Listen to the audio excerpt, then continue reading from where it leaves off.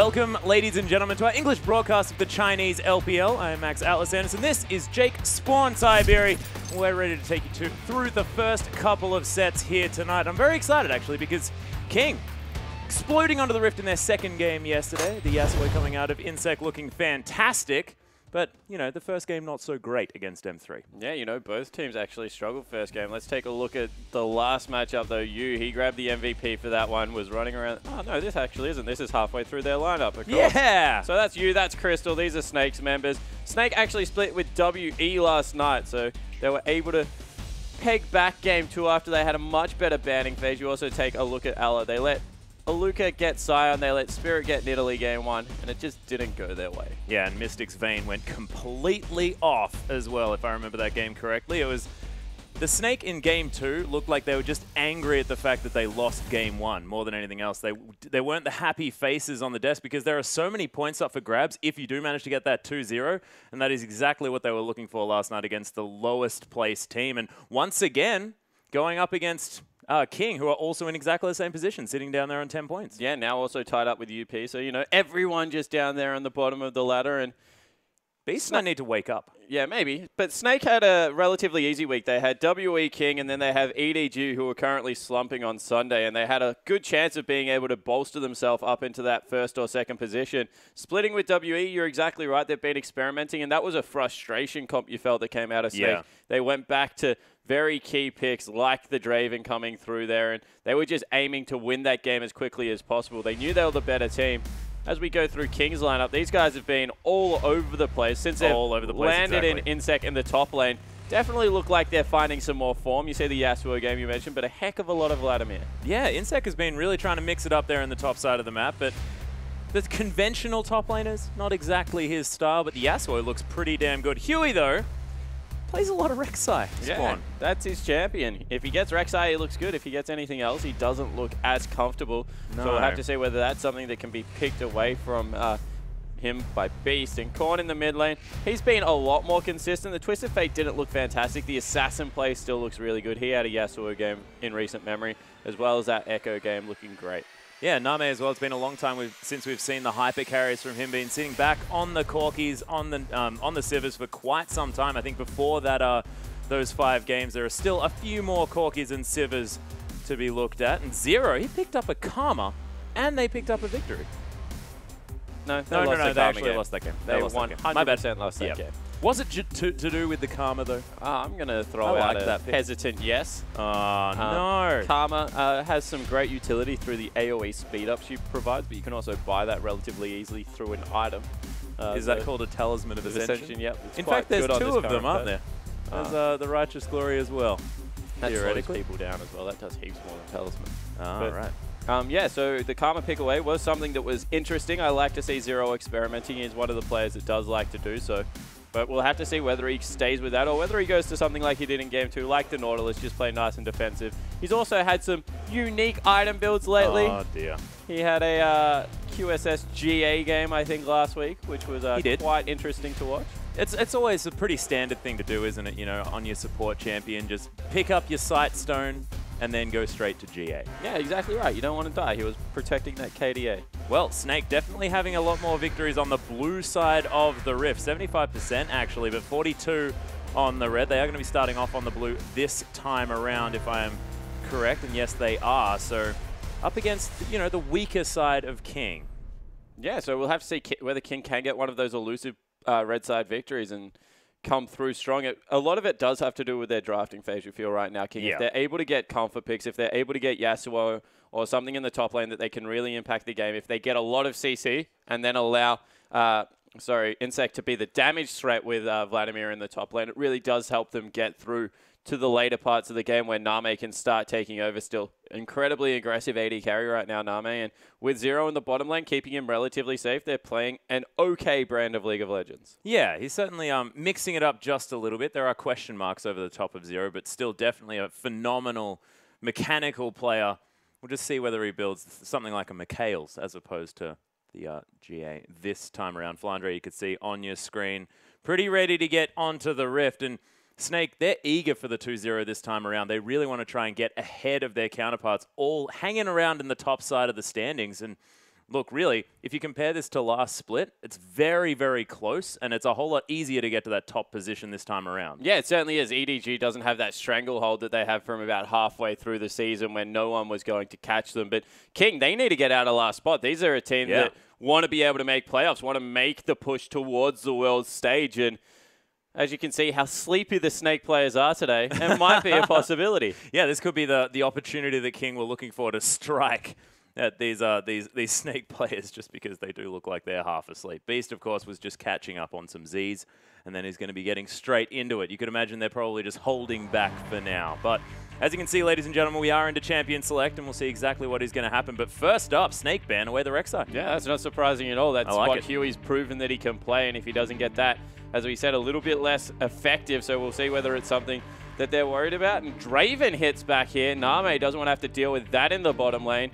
And Sivir is going to be banned away as well, so a whole lot of targeted bans, you have to think. Of course, Sivir just generally a very strong champion, but Kalista hitting the bench as well. As 380 carries and the only champion Huey can play.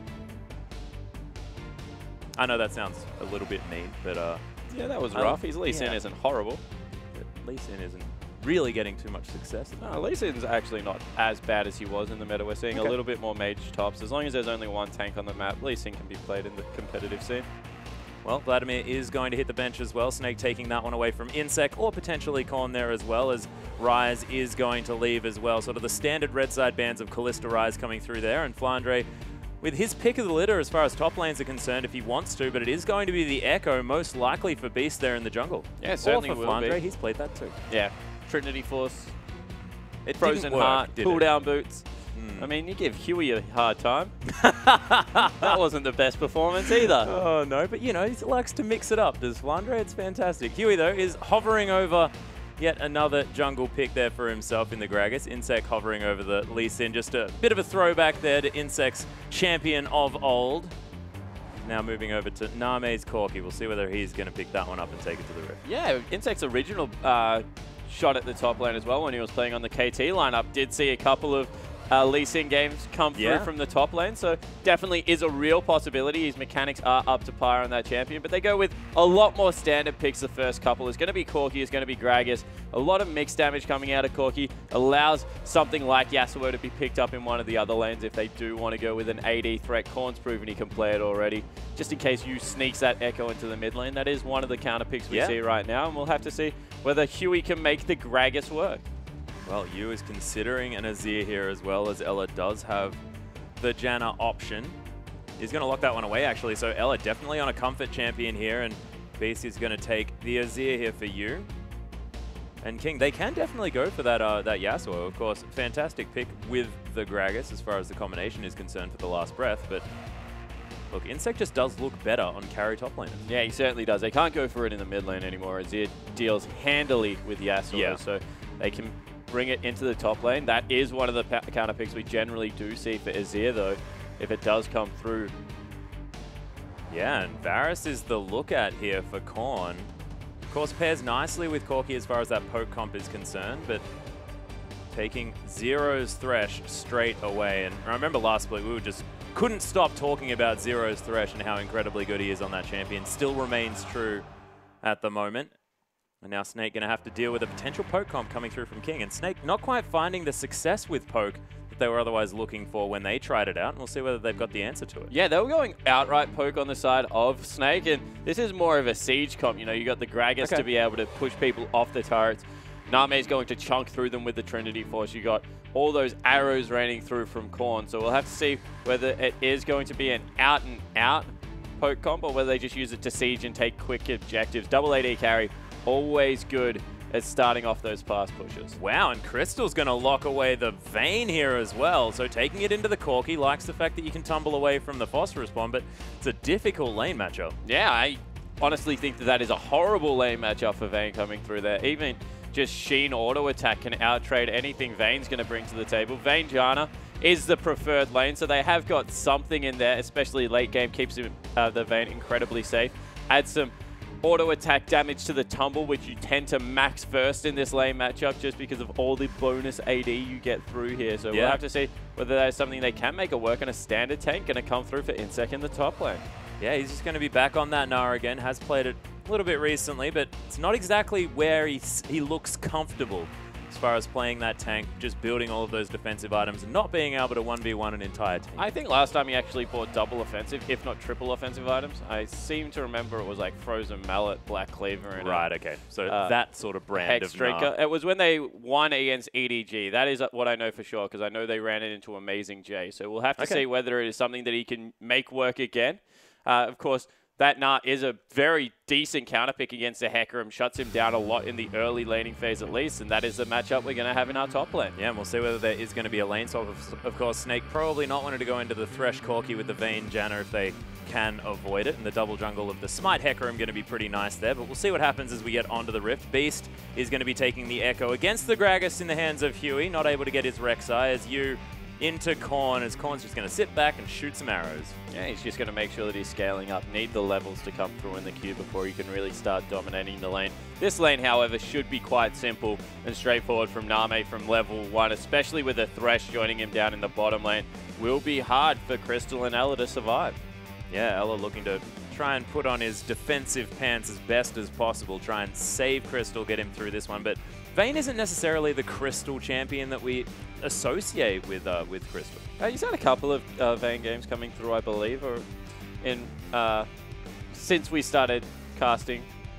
Yeah, a couple, but it just didn't not really feel like the Crystal move. He wants to be like running up ahead, smacking people with axes on his Draven. It's sort of not the sneaky style of League of Legends that you'd play, like the finesse AD carry. He's more of the brute force, I'm going to kill everyone type of AD carry. Do we have more than one AD carry like that? I'm not sure. Because he does play other things that aren't just Draven. He's a very good Kalista player. That's a very finesse AD carry coming through there. Have to make sure you're skirting the fights. I'm sure Crystal can play it. I'm actually really looking forward to this. His Cogmore was great. That's a huge positioning AD carry in there. They used to run the Juggernaut all the time. So looking forward to see whether Crystal can really hit this Vayne and get ahead in the early game. Yeah, well, we'll see whether he can. Of course, the early game, not exactly where he's going to shine, and we'll see exactly where they're going to position on the map. Do you see a lane swap being sort of necessary here for Snake, or are they just going to be happy with standard lane? I think both lanes would actually like a lane swap. You want to get the Hecarim away from the Nara at least early game, allow him to farm the jungle, get a good double jungle going, and I think Vayne Janna does want to dodge most lanes, especially if it's something like a Corki and Thresh, that with the empowered play auto attack, just going to get a lot of work done in the early game. So we'll have to see whether they do go for that, but pressure on King now to be able to get that deep vision out and make sure that they can catch the lane swap if it does come through. Yeah, and I want to touch on the jungle just for a moment. Of course, Echo versus Gragas here. And Echo, as far as his power points, is he still strong in the early stages of the game where Beast likes to create his impact? Yeah, Echo's got really good ganks. He also stays healthy throughout the jungle. As soon as you have the blue buff, you can use your W to stun up those creeps, give you the huge shield. So he flies through the jungle with any form of attack speed. You tend to take attack speed quints on him at least. And then with his passive, still has decent ganks, able to keep up with champions, continue to harass with the red buff. So yeah, I like Echo in the jungle. I think he's very versatile. Can also go for some risky dives as soon as he hits level 6 and has that huge gap closer in E. So I think that he can make it work, but Gragas is just that all-round power pick, especially when you get to that mid-game when you have the explosive cast. Well, exactly. So let's waste no more time and hop onto the Rift.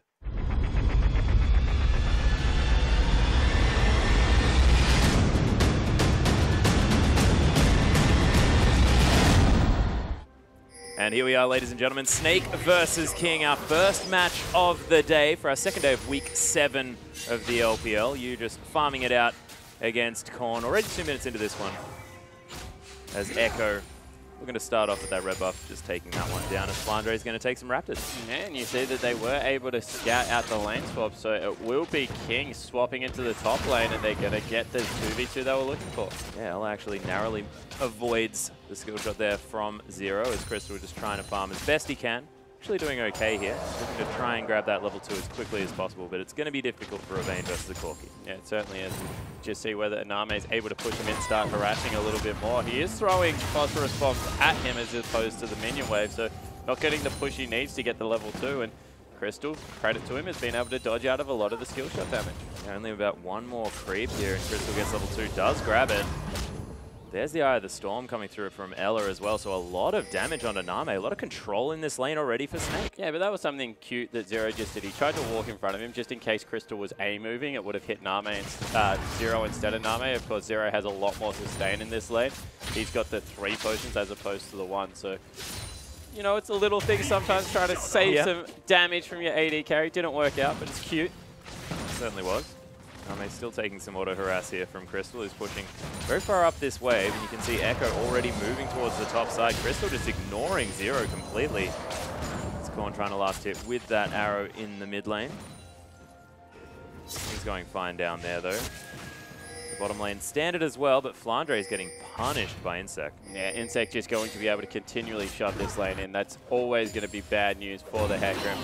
He isn't getting denied experience, which is a good thing, but that is a huge minion wave that he's going to have to catch underneath the turret and try and last hit. He's doing so here. Wallop not going to find the mark there as Crystal continues to get some autos. Huey waiting up on the top side, but he walks over Reward, so Snake just going to back themselves away. Lots of vision actually available for this Snake lineup in the top lane. Do not want to get themselves gankable at all. Yeah, hook lands. Yeah, Death Sentence onto Ella. They're flayed back at the same time as Zero. Gonna take a few pot shots from Crystal, but he's just trying to defend his Janna. Yeah, so that was actually a really good trade coming through in the end for King. Able to get everything in their favor.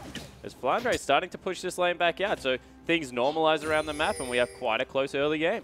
Yeah, and due to the fact that he was able to take down those Raptors early as well, does have that cloth armor in his back pocket, able to at least keep himself relatively safe.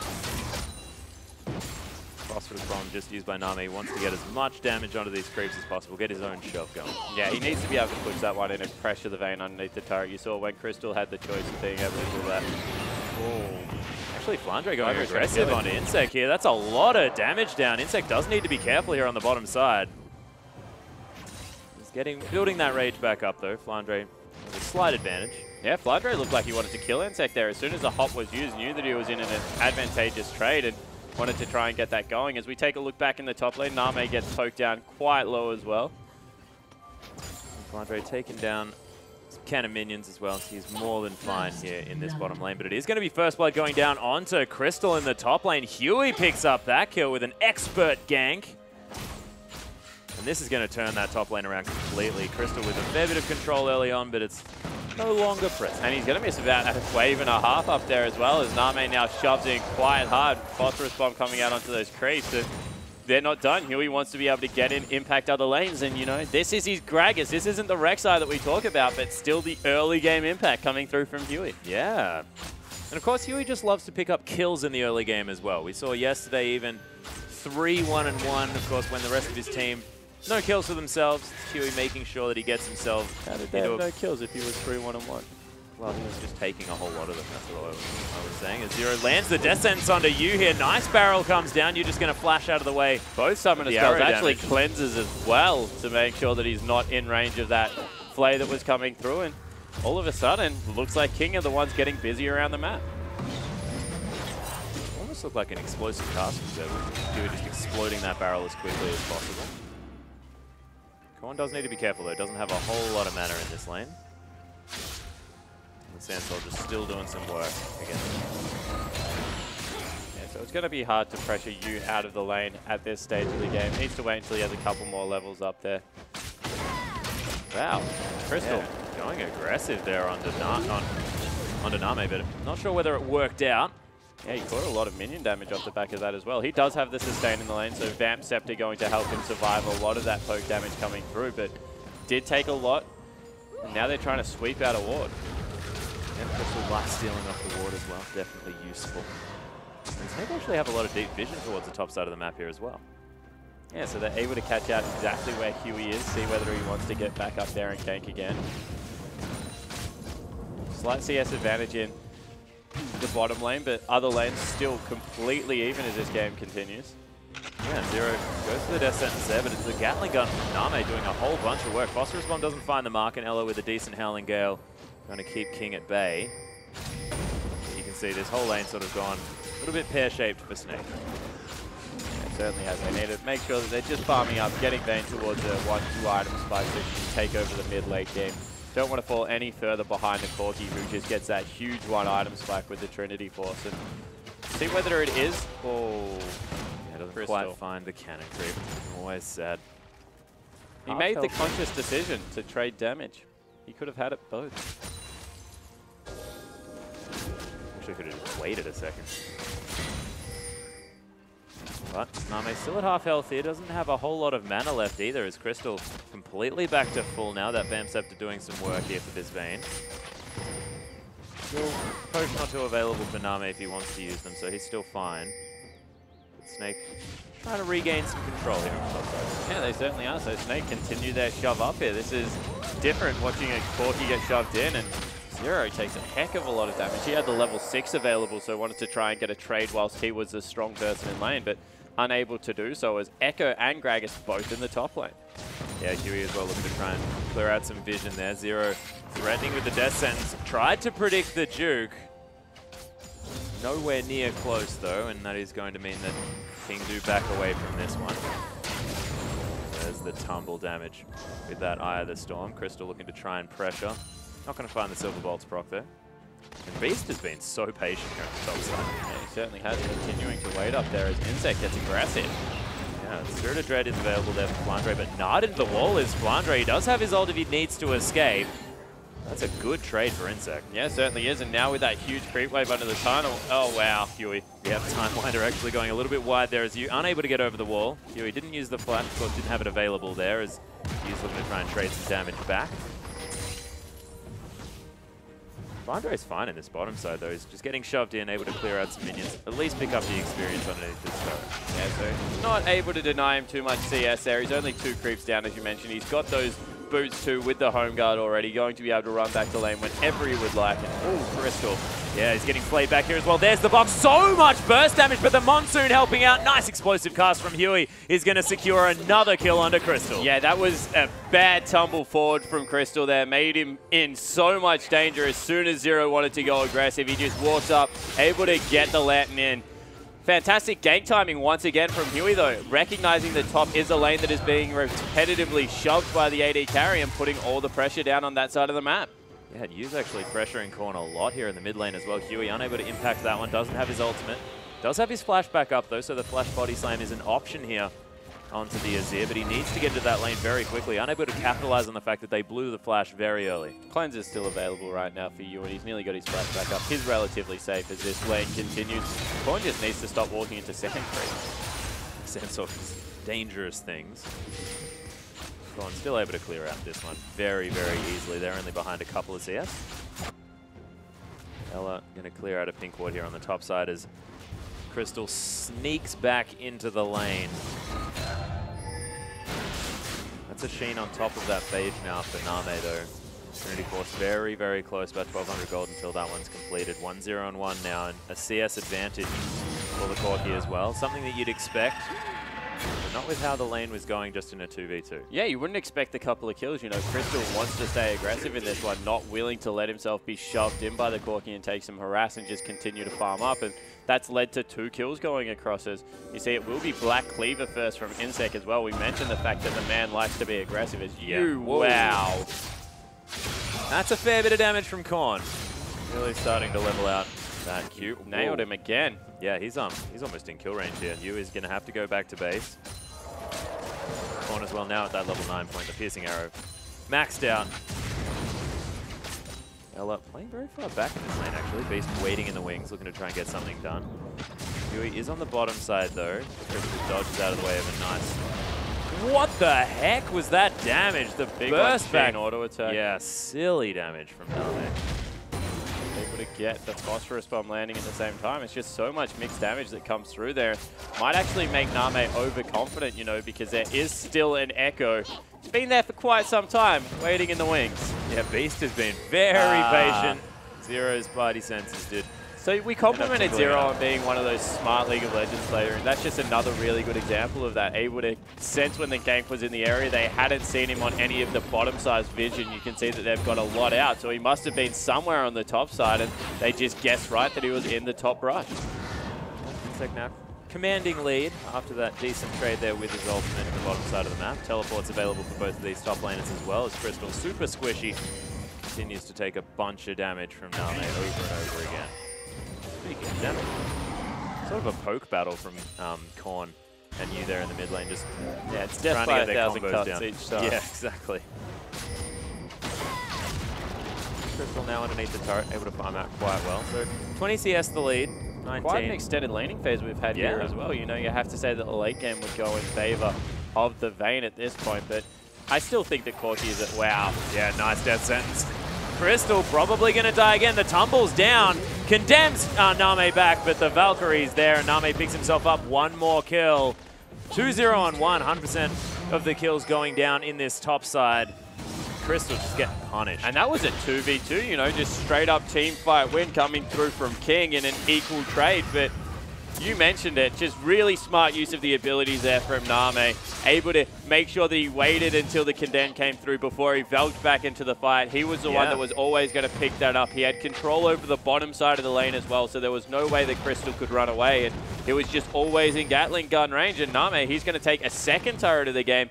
King with 2 before 14 minutes in standard lanes just shows how dominant they've been in this early game. Yeah, the laning phase definitely treating them well here. 3,000 gold, 4,000 now approximately as King take down the top outer as well. Looking to probably rotate around, pick up that mid lane turret. And this is exactly the position they want to be in. You mentioned the fact that this is a siege comp, and now they're well and truly set up for that. Yeah, they certainly grab Trinity Force. They're going to send the teleport back into the top lane. Insec actually has got 2 very decent items, a Ninja Tabby as well as that Black Cleaver coming through for him. He's a legitimate threat against the AD carry if it is Crystal that decides to stick around there. And Dragon, very real possibility right now for King. Yeah, Beast looking to steal away a red buff here while he can, but he's unable to have the impact that he wants to in this game thus far on the Echo. We'll see whether it can grab any more advantages as this game moves on. Ella making his way towards the top side. Parallel convergence onto Insect as he bounces through. Not going to get the stun as Timewinder comes down. Beast does proc the passive there. Gets himself a shield.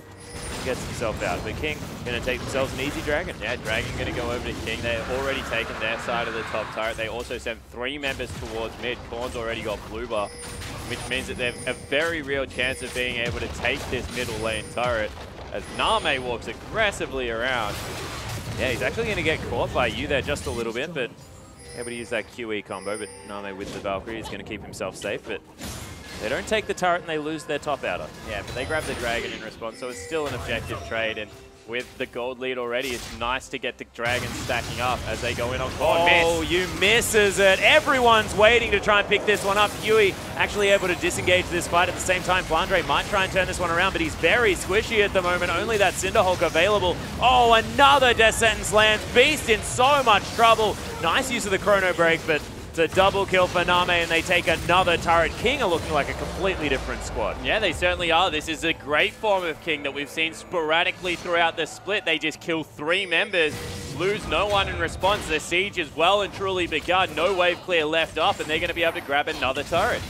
And Zero has just been throwing out death sentences, and the ones that he's hit have been absolutely amazing. Some of them look very optimistic. Miss 90, no, you miss 100% of death sentences you don't Exactly take. right. That was going to be my point. But do Snakes still have the scaling potential? 6,000 gold. Is this going to be enough for King to be able to push this advantage towards a victory? Probably yes at this point in the game. You know, Snake, they do get stronger as the game goes on, but you have to look over at the King lineup. They don't really fall off too far either. You can make an argument for Corki potentially, but Varus is a very real late game threat. We've seen Godfrey dominate late game team fights on Varus. Yeah. Nara is amazing in all stages of the game. The transform, the CC, AoE CC that he has in his kit as well, just means that he's always going to be useful. And right now, with how much of the map they've opened up, they've got a stranglehold on all the objectives, only losing one themselves. Was close to the perfect game, honestly, from King so far. Yeah, it's looking very good. They have lost 1 turret. That is about it as far as King's concerned. But he's going to try and grab himself a Rift Scuttler there, so a win for the jungler if he does manage to get that. But need to be careful. Death Sentence is going to be on that little buff. Someone going to lock that one down. Yeah, so Korn able to pick that up, and you know, the poke is definitely at the optimal stage right now. He's got all the cooldown reduction in his build. Able to pick up the more Manamune already, so have to see whether he continues through with this path. Maybe goes for an early Last Whisper as well to just continue the dominance. That's generally what you see, of course, those 3 items as soon as you get that transform as well. Is it a little bit like Jace here on Varus? You don't necessarily need the transform. Yeah, the transform's like the luxury part of the build. You just need the mana pool that it gives you, honestly, and all the bonus AD. So as all things, it's nice to have. It's not like it doesn't help your kit. It definitely does come through there, and auto attacks into your abilities proc a lot of percentage health on Varus, but it's just one of those things that it's not the be-all or end-all of the kit. It's not like, I'm trying to think if it really relies on that transform. Blue Ezreal really relies on the transform. It's not a Blue Ezreal. I think that's actually where we sort of got the conversation about getting that fair amount of transform in from sort of the prevalence of that Blue Ezreal. But here's the team fight. Beast just getting locked up, tries to stun the team, but doesn't find anything. Korn going to grab that kill. There's all of the CC down from Huey. A bit of poke damage there as well, and King looking to continue this fight. Phosphorus Bomb on a Flandre, not as tanky as he wants to be at the moment. Going for that Trinity Force as his next item. And they don't lose the turret. They take a member and they just throw the explosive cast out, make sure that they get the reset on the team fight, then just continue the poke. And from that, they're going to be able to pick up another objective for themselves. King unrelenting. Yeah, able to take down another one here. 5 turrets to 1 now in favor of King. The bottom inner turret is possibly going to be the next option. King actually having a bit of a slow push there as far as the bottom lane minions are concerned. Now heading back to base, picking up some items. This is just crazy to see out of King. This is a different team. Yeah, 4-0-2 Name is so accelerated right now. You have a look at his items. He's got Boots, 2 Trinity Force, and a Cutlass versus Boots, 2 and Bladed Through and King. He's nearly a Trinity Force ahead of his lane just based off his scoreline. And we mentioned Crystal might struggle on something like a Vayne where he's more known for the brute force AD carry. He hasn't really got a team to help him position around this, although Ella and you will be doing their best. It's just been heat-seeking death sentences picking him off time and time again that have forced him into this bad situation. Yeah, you still farming up fairly well. Flandre with a 10 CS advantage over Insec as well. But with all the global gold that's gone down in favor of King, they're just so far ahead. Yeah, exactly right. You know, it's the incremental advantages they've been able to grab in 50 seconds until the next dragon. You expect that they're in prime position to be able to take that one. Doesn't even look like Snake can contest, honestly. Good way to figure out how far ahead teams are is by looking at the supports or junglers, because they're generally less involved in all the farming that's going on. They're relatively similar, and you can see Talisman finish with Ruby Sidestone just compared to a Blue Sidestone and the upgrading point. So no chance right now that Ella is anywhere near Zero's effectiveness. And if you look at jungles, it's even a worse story. You have nearly a Locket of the Iron Solari to a, I don't know, Sapphire Crystal? Yeah. That is about it. Not even entirely sure what Beast wants to be building in towards. Probably that Frozen Heart. If I've got that correct, the Glacial Shroud going to be the next option here for Beast. But yeah, you're exactly right. That's a whole Aegis and a Kindle Gem ahead of his opposition. And Sapphire Crystal just doesn't offer this any combat stats right now, as opposed to that AoE combat readiness that's going to come through from Huey. So right now, Snake, they just need to delay, make sure they're doing what OMG were able to do yesterday to Vici and just drag the game out for an incredibly long time until the AD carry is once again ready to fight. Yeah. Well, now with the CS advantage after a bit of a split push there from Crystal. So doing well, did pick himself up a Sheen at the same time. So going to be towards either the Phantom Dancer or the Static Shiv relatively quickly. And I have a feeling it'll probably be the Static Shiv, just trying to get the cheaper option as a completed item and then move towards that last Whisper. Yeah, potentially, but you know, mid-game's already sailed. You may as well just invest on the late game because you're not going to win otherwise. And it's a good point. Phantom Dancer is just so much more combat effectiveness for Vayne. Doesn't really need wave clear at this point in the game. Just needs the ability to be able to win straight up duels. A 55% crit definitely gives you that. Oh yeah. Beast taking some damage here. Wow. Oh, teleport coming in. Beautiful chain of corruption there from Korn as he tries to get out. Phase dive is going to be used there. Emperor's Divide to try and save him. Heads back in with the chrono break because he can. But it does mean the King pick up another kill. Yeah, and you know, you saw once again, you got caught out by a nice death sentence from Zero. Has to cleanse again, so another important summoner spell on cooldown. They're heading towards Baron. Might just be a bait right now, but they do have a lot of damage to be able to start this one up. Yeah, King now, looking to try and get themselves into a position to try and catch someone out. Ella takes half of his health by that Q.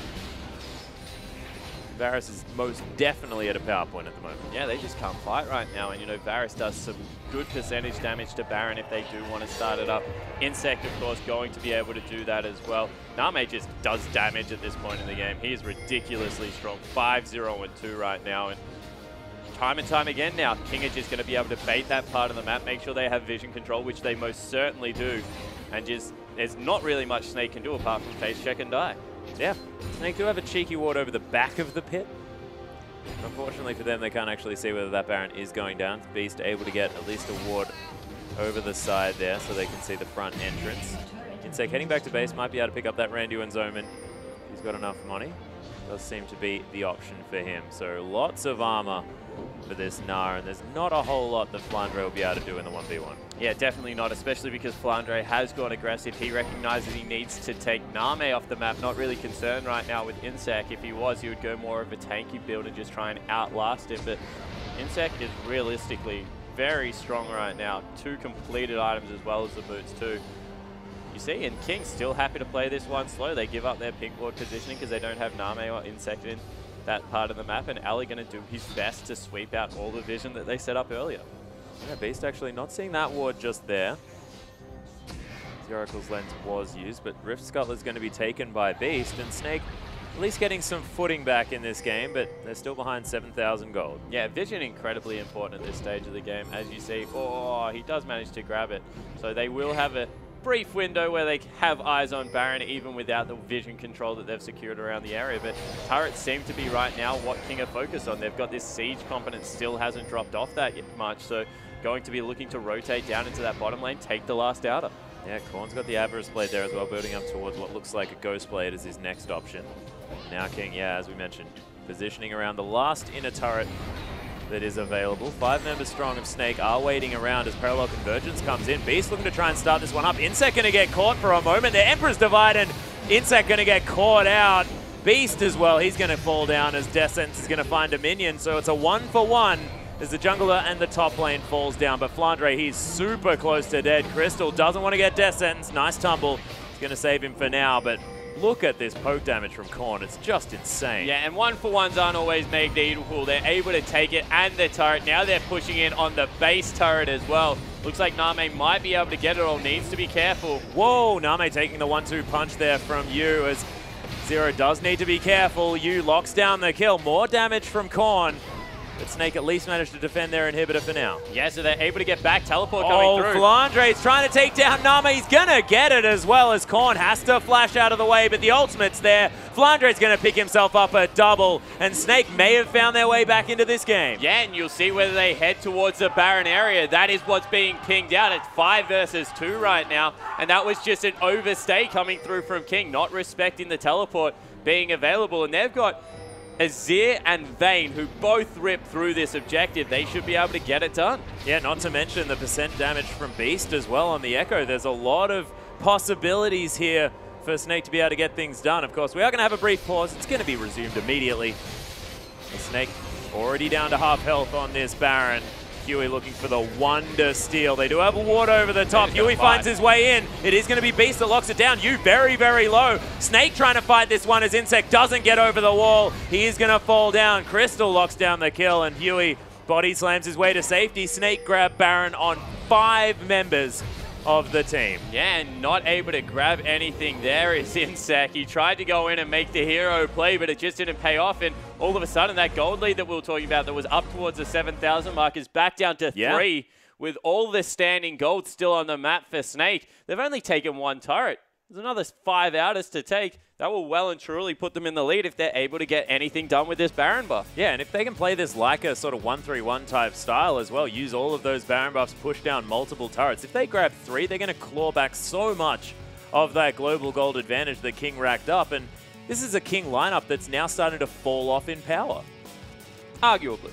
I honestly don't think they're falling off in power anytime soon. I'm just looking at the Varus build, thinking like, that was about the strongest you get when you've got like the Brutalizer and last. We keep saying that, but then like Godby showed up to a 55-minute Baron fight and killed everyone by himself with the exact same build. So I'm not sold that it actually falls off at all.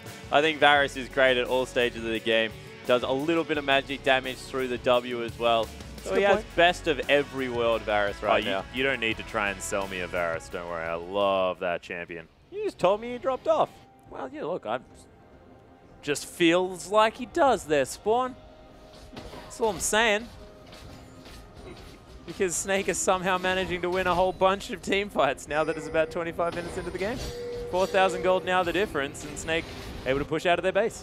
Yeah, so they're able to get that Baron. They're now shoving up waves, looking to see if they can get aggressive. I still think if they run into a team fight, they're in a lot of trouble. Name's build was actually interrupted by some armor that was coming through. He went for a last Whisper instead of the completed Blade of the Dawn King. Not sure I'm sold on that. But he is one of the better builders, item builders in the game. So we'll have to go with his word on it right now. Yeah, just decided that he understood double Frozen Heart. Just to be able to get some more damage down. You just finishes the Zhonya's Hourglass as well for this Azir. Blasting on towards what looks like a Void Staff, most likely. Insec is just all in on the armor here as well. I mean, he's got the makings of that Thorn Mail now as well in his back pocket. Drag number 3 going to go down for King. They can push towards mid lane. Actually don't want to fight it. They let their turret go down. We'll see where they go for a flank. Yeah, out of turret falls. Time Winder from Beast just trying to zone away, but Snake going to rip through this inner turret. Nice zoning use of that parallel convergence means that Snake just going to run around the map and pick up as many turrets as they can. Yeah, so back within 2,000 gold. We mentioned that lead continuing to shrink right now. Crystal also getting some much needed farm. He surpassed Name because of all the grouping that was going on. Yeah. I think that King could have gone for the fight there. They were a little bit hesitant, didn't want to go for it. Instead, they're teleporting very deep in the bottom lane. What? Insec is by himself, but he's going in. He's most certainly attempting to do something. Oh, Descent's not going to find you. He's got the Zhonya's Emperor's Divide going to be there and picks himself up a shield from that E as well. Huey does body slam his way through the wall, but the rest of Snake make it to safety. I was sure you would be picked there. But maybe we're going to have a form of a base race right now because Flandre is going for the base turrets and no one from King is respecting it so far. They're still pushing in. Yeah, Baron minions doing a lot of work. Empowered Recall still available here for Flandre, who has the Home Guard boots. This turret very, very low, though. Ella and Beast not going to be able to defend it for long, but Flandre, he's launching his way into this fight. Nice use of the Chains of Corruption just to stop Snake from getting there. Inner turret's under fire. Crystal also came back into this one. It's Flandre just galloping towards King majestically. So King get a turret back against the flow with the Baron buff now expiring for Flandre and Crystal. Otherwise, I'm sure they would have invested and kept going for that. It was a deep, optimistic teleport that came through from Insect, but in the end, it nets them the objective. Yeah, King actually positioning. Oh, sneaky, sneaky. Yeah, going for some sort of interesting play here. Not sure whether Snake are going to face check that one, but it's a nice idea. Outer turret is going to fall. Multiple forms of poke heading towards that turret, but it's not going to deter Snake this time around. 4 turrets now to 7 when it was looking a lot more like a perfect game for King early on. This gold lead's down to 300. Yeah, so non-existent right now. Everyone back to square. You can see 3 completed items coming through for Crystal. He did go for the late game build as well. Went for the Phantom Dancer. So now, much stronger than Name at the current point in the game, you have to say, because Name's gone the more spell-weaving build coming through from Corki, even though it's still 6-1 and 2. We'll be able to get a lot of work done in these team fights. Flandre's caught up to exactly where Insect's at as well. And across the board, this has become an incredibly close game when it probably didn't have any rights to be so. Yeah, King just had so much control and then threw it all away. And sort of the turning point looked to be that overstay on the bottom side of the map. But how did Snake manage to take so much from that? Yeah, they just had the teleport available. And Flandre held onto the ult, made sure that he was the one that was doing the cleanup work off the back end of that. And then some good shot calling made them recognize that they could go for the Baron. It was actually a 50-50 Baron if Huey went over the wall, but it was just Insect that was able to get in there and try and impact everyone, and Beast secured the objective. So huge props to Snake's top laner and their jungler to be able to make the plays they needed to get back in the game. Yeah, really looking strong here, and Crystal showing that, you know, a rough early game's not going to deter him from trying to get things done towards the late stages. Beast still a little bit tuck it out. Doesn't necessarily look like he's all that excited, but we'll see whether he is going to turn that one around. They've managed to turn around this game. Just got to work on that frown, Spawn. There's the inkling of a smile there. From who? From Beast. Oh, was there? I wasn't talking about you. There's no inkling of a smile. I was about to say, don't lie to the audience, Atlas. Oh, Zero feeling the pressure now, though. He needs to be landing these hooks, needs to be getting these fights started, and he was doing it in the early game. Both need haircuts.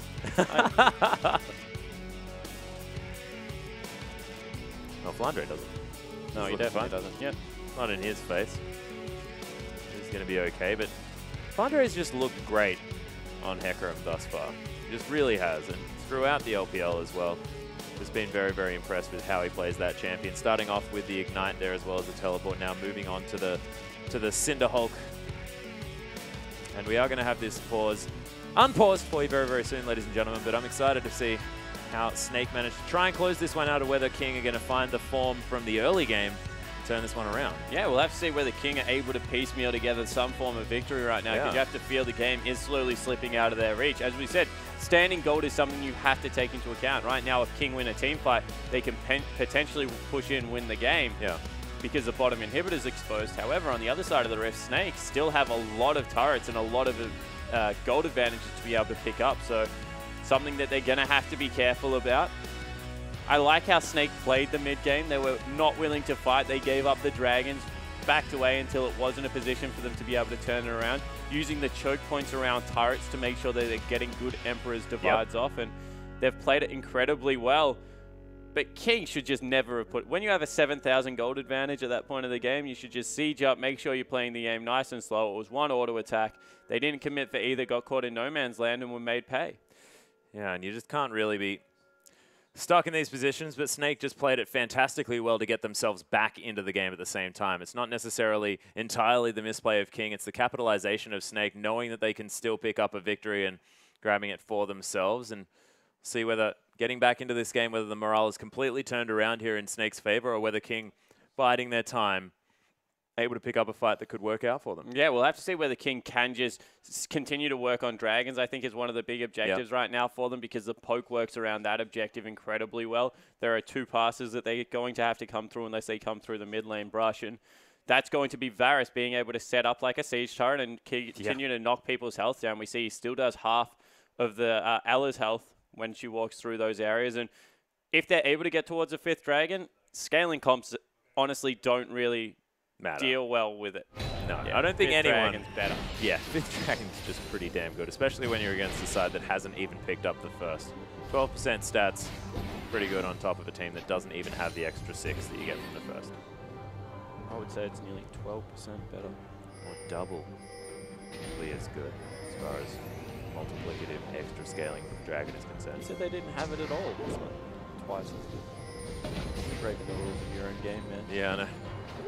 But it just wasn't really there. But we are back into the game, ladies and gentlemen. It's all completely tied at 50k apiece. Actually, Snake managing to pull ahead. 100 gold. And in goes Yu, looking for the Emperor's Divide. Insect takes a whole lot of damage.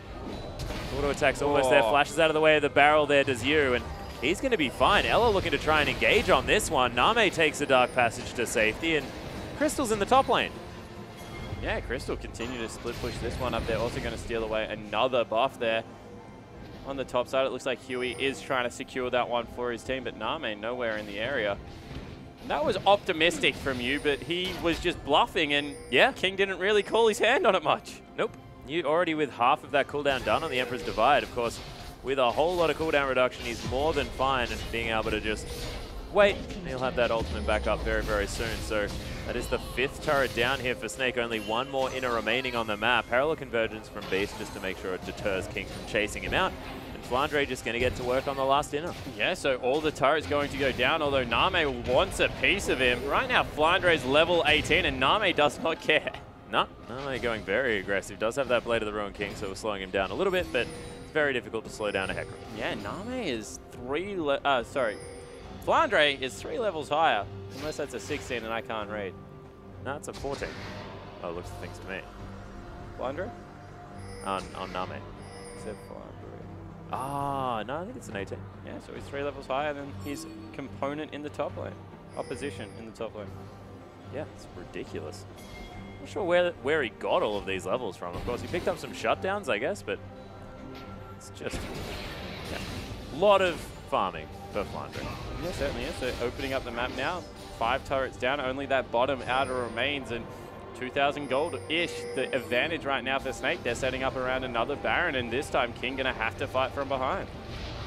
Ella now as well with that Mikhail's Crucible built up. Crystal pretty happy about that because he forewent building the QSS just decides he wants more damage. Yeah, exactly right. And at this point, he needs it. They go in. Yeah, Flandre looking for Zero here as well. Is forced to use that flash time winder down as Flandre is going to get caught by that death sentence. Mikhail's going to be used on the horse. Teleport coming into the mid lane turret. Not much going to happen by the time Insect makes his way here, but now they have position around the Baron. Yeah, Flandre is actually looking to try and get back home as well. He's got the teleport, he's got the home guard. Dragon is also available. With everyone backing away, this could be another Dragon picked up for King. It would be number 4. Teleport is available for Flandre, so they do need to be careful, but it doesn't look like the other members are in position. No, Beast actually moving around here. Teleport is going to be used, so Flandre able to get the flank if he wants it. He's looking for Korn here on the backside, who's now completely caught out. There he is, forced to use the flash, but there's the ultimate from Flandre. Gets caught by a hook, but he's well in amongst it now. In goes you. Emperor's Divide's going to clean up Korn, and Beast grabs himself one as well. Crystal just destroys Name. Picks himself up at double killing King.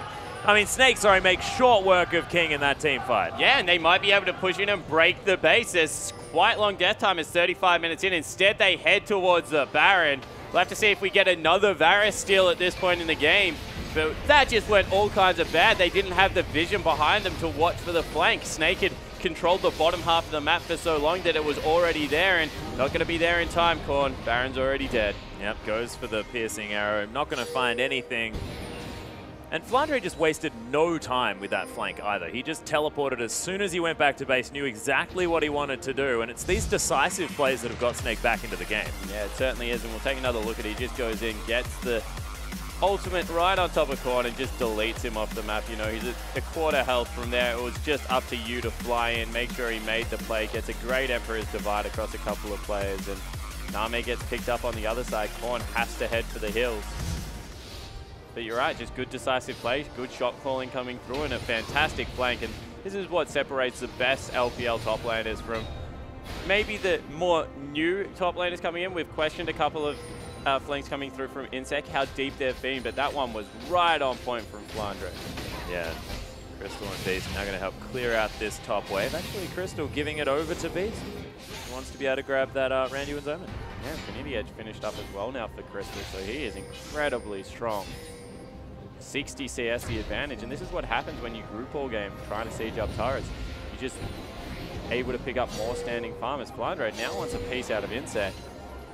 Well, it's the fact that Snake can just feel free to build only armor here as well. They've got double Randuins, double Frozen Heart, another Giant Spell there for Flandre as well. Is that going to be a Warmogs on this horse? It's just going to have so much health. Yeah, potentially going towards that Warmogs armor. And interesting against a Hyper on Insect and of course the Blade of the Rune King. Yeah, definitely, it's good. Yeah. It's always good to have more effective health. The health regen as well, very, very handy. Snake now pushing up, make a very small ARAM here for King to play in. Flandre doesn't care, he's just tanking up the turret. Yeah. Yudo taking a whole lot of poke damage from Korn. He's going to have to be very careful. Extra BF sword for the Varus. Dangerous stuff. So Snake, they do back away, not breaking the base just yet. 6,000 gold swing. Oh yeah. That is so much. I want to have a look at the match history of this afterwards. It's going to look like a heart monitor as far as that gold is concerned, as far as the difference in gold. Yeah. Yeah. That's what your heart monitor looks like? Sorry, like I just up and down and up and down, yeah. I don't think it's going back up. I think you're dead, Atlas. Oh no. I probably shouldn't have told you. I'm a bit embarrassed by my heart monitor that I've seen recently. I should be okay. You should be okay? Yeah. Yeah, that's good, buddy. Thank you. You were lost without you. Might be the other way around. 7,000 gold though the lead for Snake. They did manage to get that one dragon back. Massive minion wave pushing in the top lane. For our blue side, Time Winder going to stop everything. Oh, the ultimate not going to land on a Beast who uses the chrono break to get back through. Phase dives his way out of there. Ella with the safety of the... Okay, Beast just going to get ulted back in by Huey, and he's going to die. Yeah, so Beast definitely dead, but they use a lot to kill him. And in the end, this is what happens with Tank Echo. He is able to get in, absorb a lot of damage, get back out with that Time Winder ultimate, and then gets back in. He gets back in there with the... Cask. Yeah, the cask. It's not going to help him too much there. King, we'll see whether Snake are going to be able to utilize the fact that they use so many cooldowns or whether this is going to buy King some respite on the Rift. Of course, no inner turrets or outer turrets remaining for either side. And that bottom inhibitor turret is also dead. So King able to at least, you know, if they do win a team fight, they'll be able to make a decisive play on that inhibitor. But other than that, this game is well and truly in King's favor. That is Snake's a huge pony. Yeah. Yeah, the good news is right now is that they've got 2 legitimate tanks on King, so if they do win a team fight, they can just scream down the base and try and take out 2 inhibitors for it, because bottom is open. They'll be able to tank up the turret in the mid lane. Huey and Insect both incredibly fed at this stage of the game, but it just doesn't look like they're going to be able to take that 5v5. There's too much control coming through from User's ear. Crystal, incredibly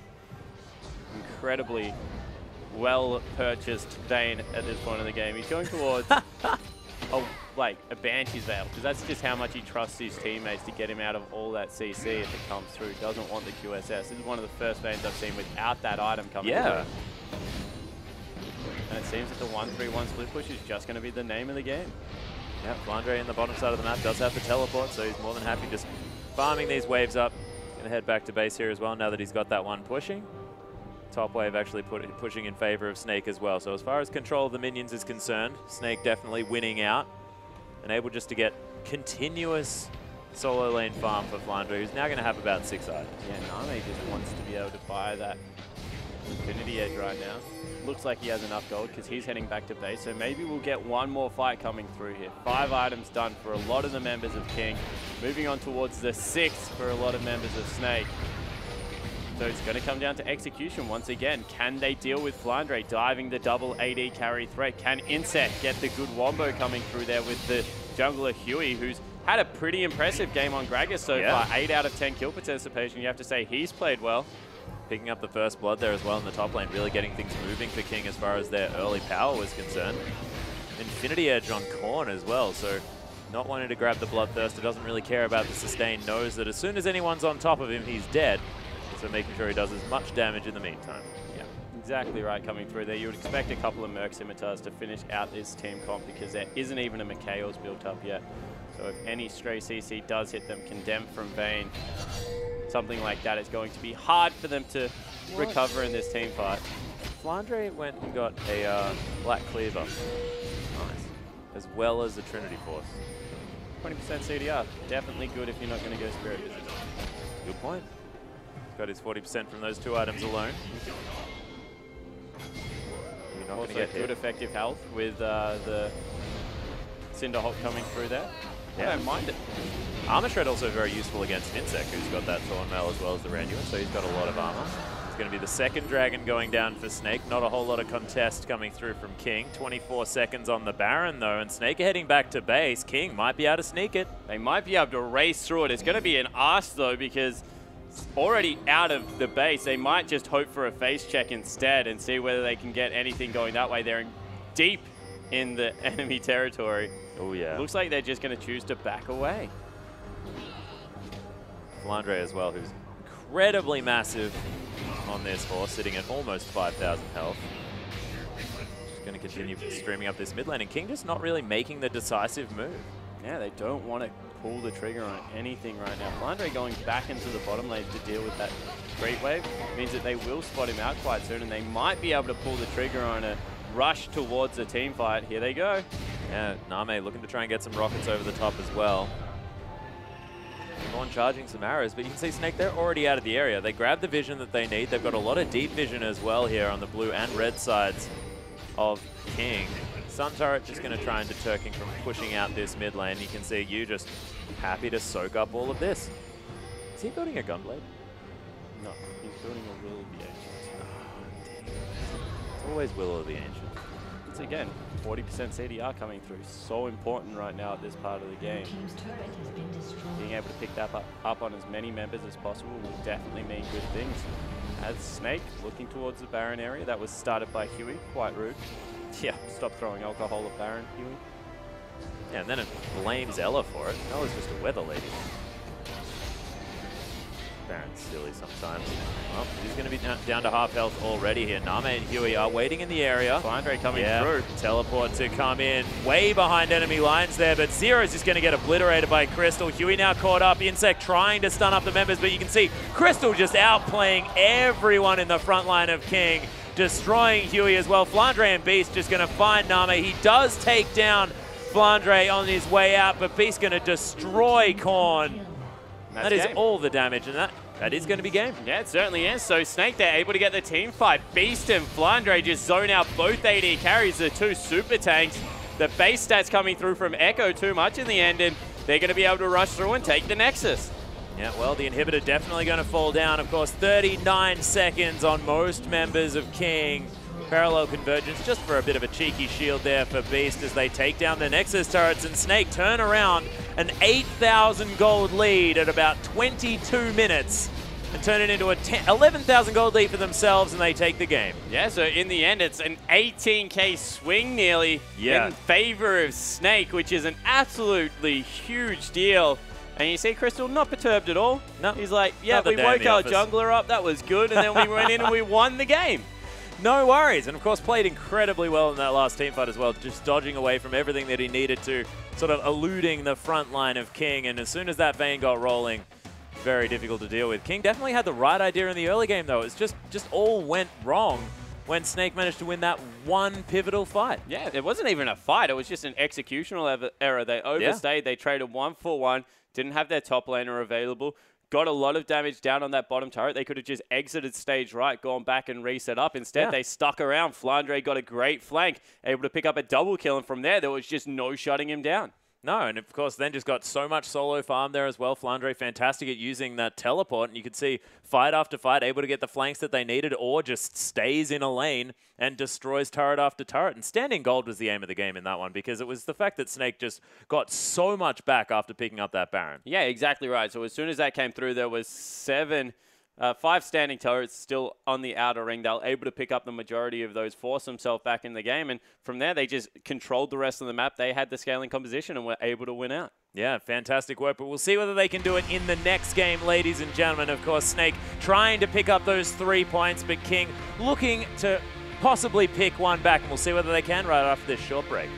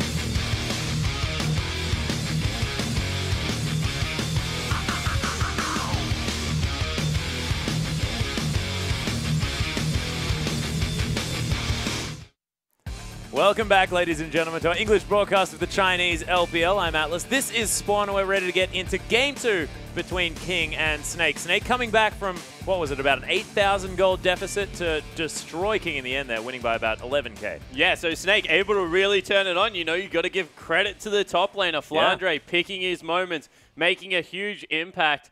It was a counter matchup. Insect took Nara as a counter pick and just wasn't able to make it work away from things like the Vladimir, like the Yasuo, and we maybe think that next game he'll go towards more something comfort. Yeah, well, we saw the fact that King, in the laning phase, everything was going fine. They destroyed almost all of their lanes single-handedly. As soon as it came to team fighting, didn't quite work out, especially there in the bottom lane. King just sort of feeling like they had a bit of a disconnect, and they got teleported on by Flandre, and the whole thing just fell apart. Yeah, King won that game until they lost, and in the end, it took them a while to lose it, but after that teleport in the bottom lane, the Baron was picked up so much standing gold, they weren't able to keep the stranglehold on the Dragons that they had throughout the entirety of the mid game.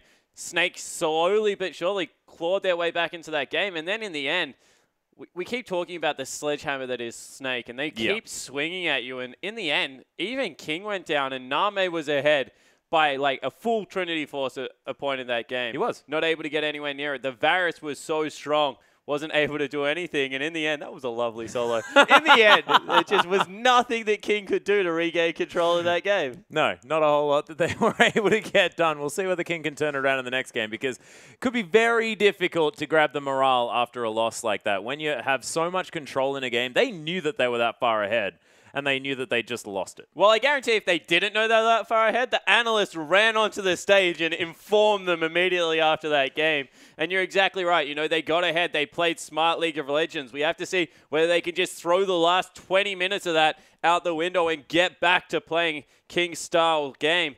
Because right now, if you ever play towards that team fight style, Snake just seem to be one of the best in the league.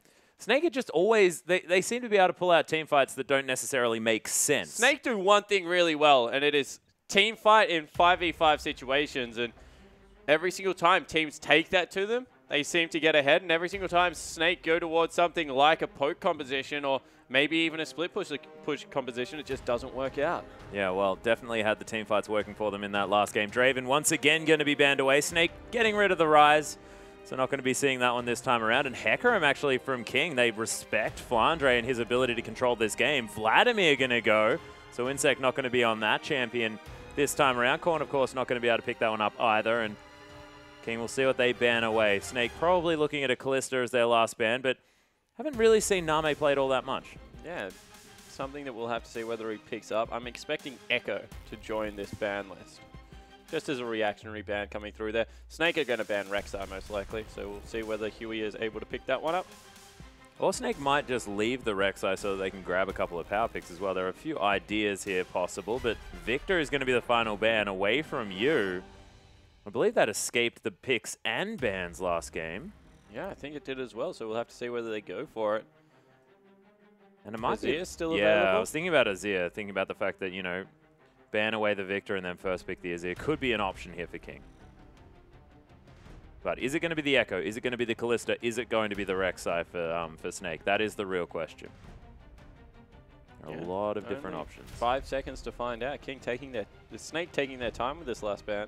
Yeah, Echo is going to be the option here. Ban away from Korn more than the rest of the squad. Of course, Korn a fantastic Echo player.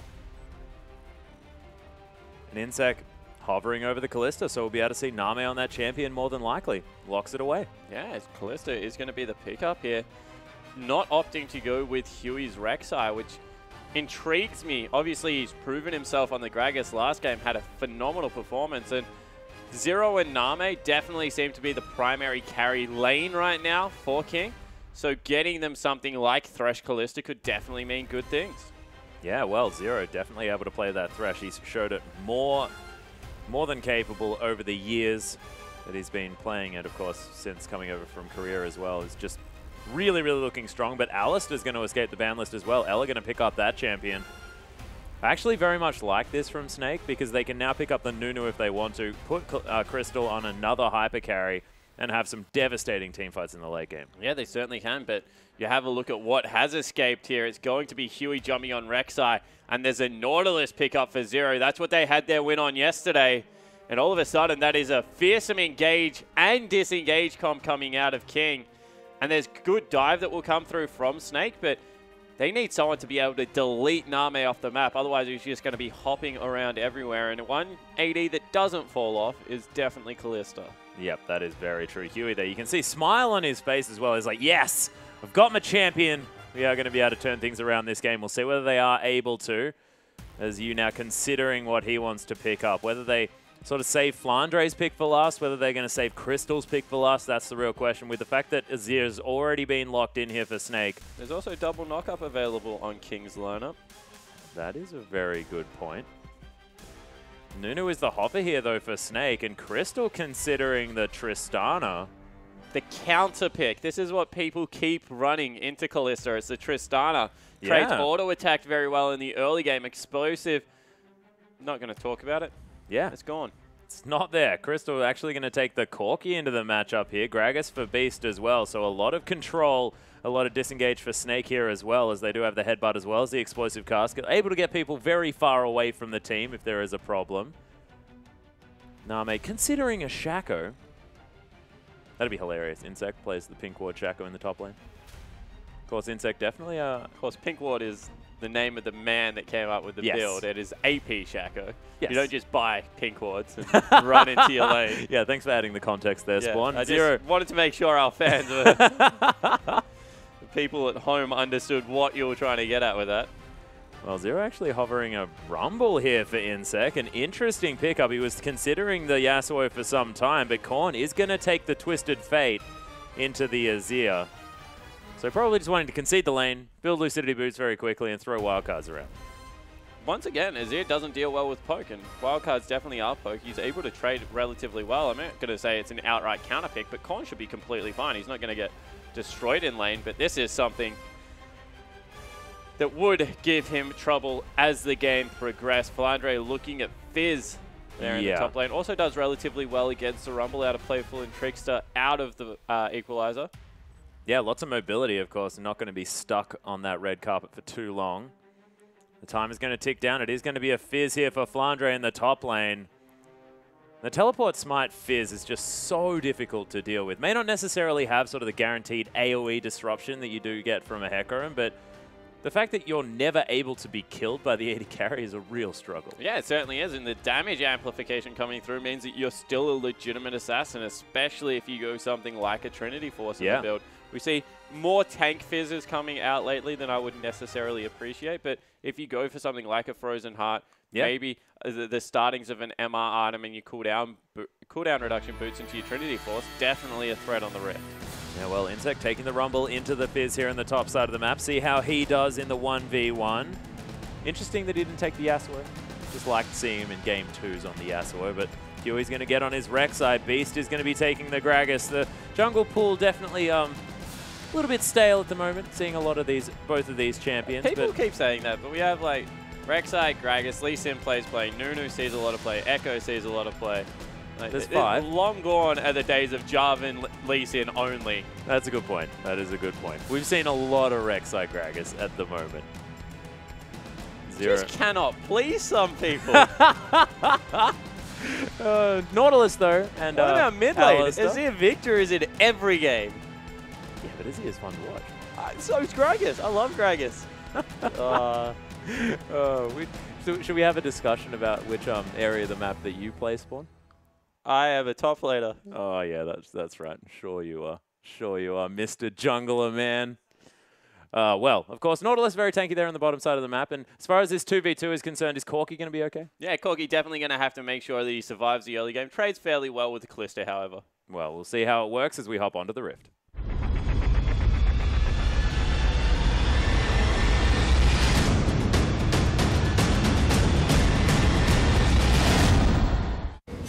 And here we are, ladies and gentlemen, King versus Snake for Game 2. Spawn and I definitely weren't yelling at each other about the jungle pool and whether or not it is stale or not. There was also a voice across the room then that informs me that this is the first time that Insec has played Rumble. Whoa. Which voice would that have been? Might have been the voice of our observer, who knows a lot about Chinese League of Legends. Oh, wow. Though hanging out on the bottom side of the map. We do have the deep wards going down trying to spot out the lane swaps, but Snake decided they do not want to venture too far into the abyss. Decide instead just to let King put down all the vision that they want, move forward. Now they are going to be able to get the forward vision. Gragas-esque coming out. I'm so unsure I love about this skin. Nah. If you're going to pick Gragas, you may as well go look hillbilly as good as Gragas. possible. You got Well, actually, Beast is going to have to use that body slam to get out. Gold card does land here, uses the flash. This Corn actually taking a bit of damage there. They're spotted out, but more members of King making their way through. There's the flash on Burrow. Beast going to get caught up here. Does have the body slam available yet again. He's going to try and get towards his turret in the bottom lane, but he's too far out. This body slam's going to be up relatively soon. Dodges out of the way of the dredge line. There's the headbutt, but Beast down to no health. The heal came through, but that's first blood for Name's Callista. Yeah, so Name able to pick that up. Huey got an assist, so he can go back and get some extra potions before he starts up the jungle if he wants. He's just going to go back towards it and probably die a horrible death. But Insect already teleports into the top lane. He's going to be fine here. Yep, Flandre is going to take the Gromp. Is Insect going to be teleporting around in this top lane as Huey's starting off on this red buff. Zero going to help him out there as well as Crystal and Ella teaming up here. Name does have to be a little bit careful. Yeah, certainly does. Got the first blood, so not really concerned about CS at this point of the game. Just wants to get experience, but Crystal has been left alone, and now they're going in. Yeah, Crystal actually taking a lot of damage here as well. Staggering blows working out here, but Dredgeline not going to find the mark from Zero. Crystal burning down with that Ignite still, and Name, he's not looking as healthy as he otherwise would want to be. Level 2 actually gained by the Corki. Name as well picking that one up. Yeah, Crystal, so that was a little bit of miscommunication of when Crystal was going to hit level 2 because he got it at the optimal time. They flashed on him, got level 2, and then he just bulked out. So definitely not what Zero and Name were looking for. Burn another 2 summoner spells and to no avail. Yeah, Zero definitely more than happy to use all of those aggressive abilities if he can. Ella just tanking up the Nautilus damage. More than happy. He's a cow. The added sustain of the Triumphant Roar as well, Snake are going to be even more happy in this lane. Yeah, they certainly are going to continue to try and bully in, although the all-in potential that comes through from Rek'Sai and Nautilus as they go again. Yeah, Huey looking for it. Doesn't have the flash, of course. Ella going to use... Oh, Crystal gets caught. Huey locks down another kill in the early game. And Name, he wants some more here. Ella down to 200 health. But Snake, again, with another nightmare early game. Yeah, and it's all on the back of Huey, who at level 3, once again, ganks after the top bottom side of the jungle rotation. Hasn't even gone near the top side of that. He's going to help them shove as well for some extra experience. And Name's happy. He's up in CS. He's up in gold because of the first blood. And now that's a huge creep wave that's going to explode against the turret that Ella can't pull. Well, at least Ella is going to be able to pick up the experience from that one, try and grab as many of the last hits as he can. Crystal's going to turn up for about half of it, so still going to be okay. Name's heading back to base, possibly will be able to pick up. I'm not even sure. Can he get a BF sword just yet with First Blood Gold and the assist? No, not sure. Not even close. No, not quite yet. But Bam Scepter is possible if he wants to grab that one. We'll see what he does decide to go with here. Oh, Red Fizz. Oh, it's adorable. He matches his creeps. He's fearsome, man. He's not adorable at all. Look at his glowy trident. The glowy trident. It's not always glowy. The top fizz, it feels like it is. So much cooldown reduction. Beast is waiting for a possible gank here onto Insect. Insect, of course, with that flash available. But there are 2 members heading top. They need to be careful of this. Yeah, Flandre going aggressive now. Urchin Strike does go down, but it's a lot of damage onto Insect. He's going to overheat himself. Scrap Shield's going to help him. They keep going. There is a jungler and a support player. Yeah, Dredgeline just misses the backside of the fat man. King are going to back away. Zero just says, okay, I've experienced this top side of the map. I'm heading back down. I came, I saw, I left without doing anything. Though, having a decent time here in the mid lane one more time.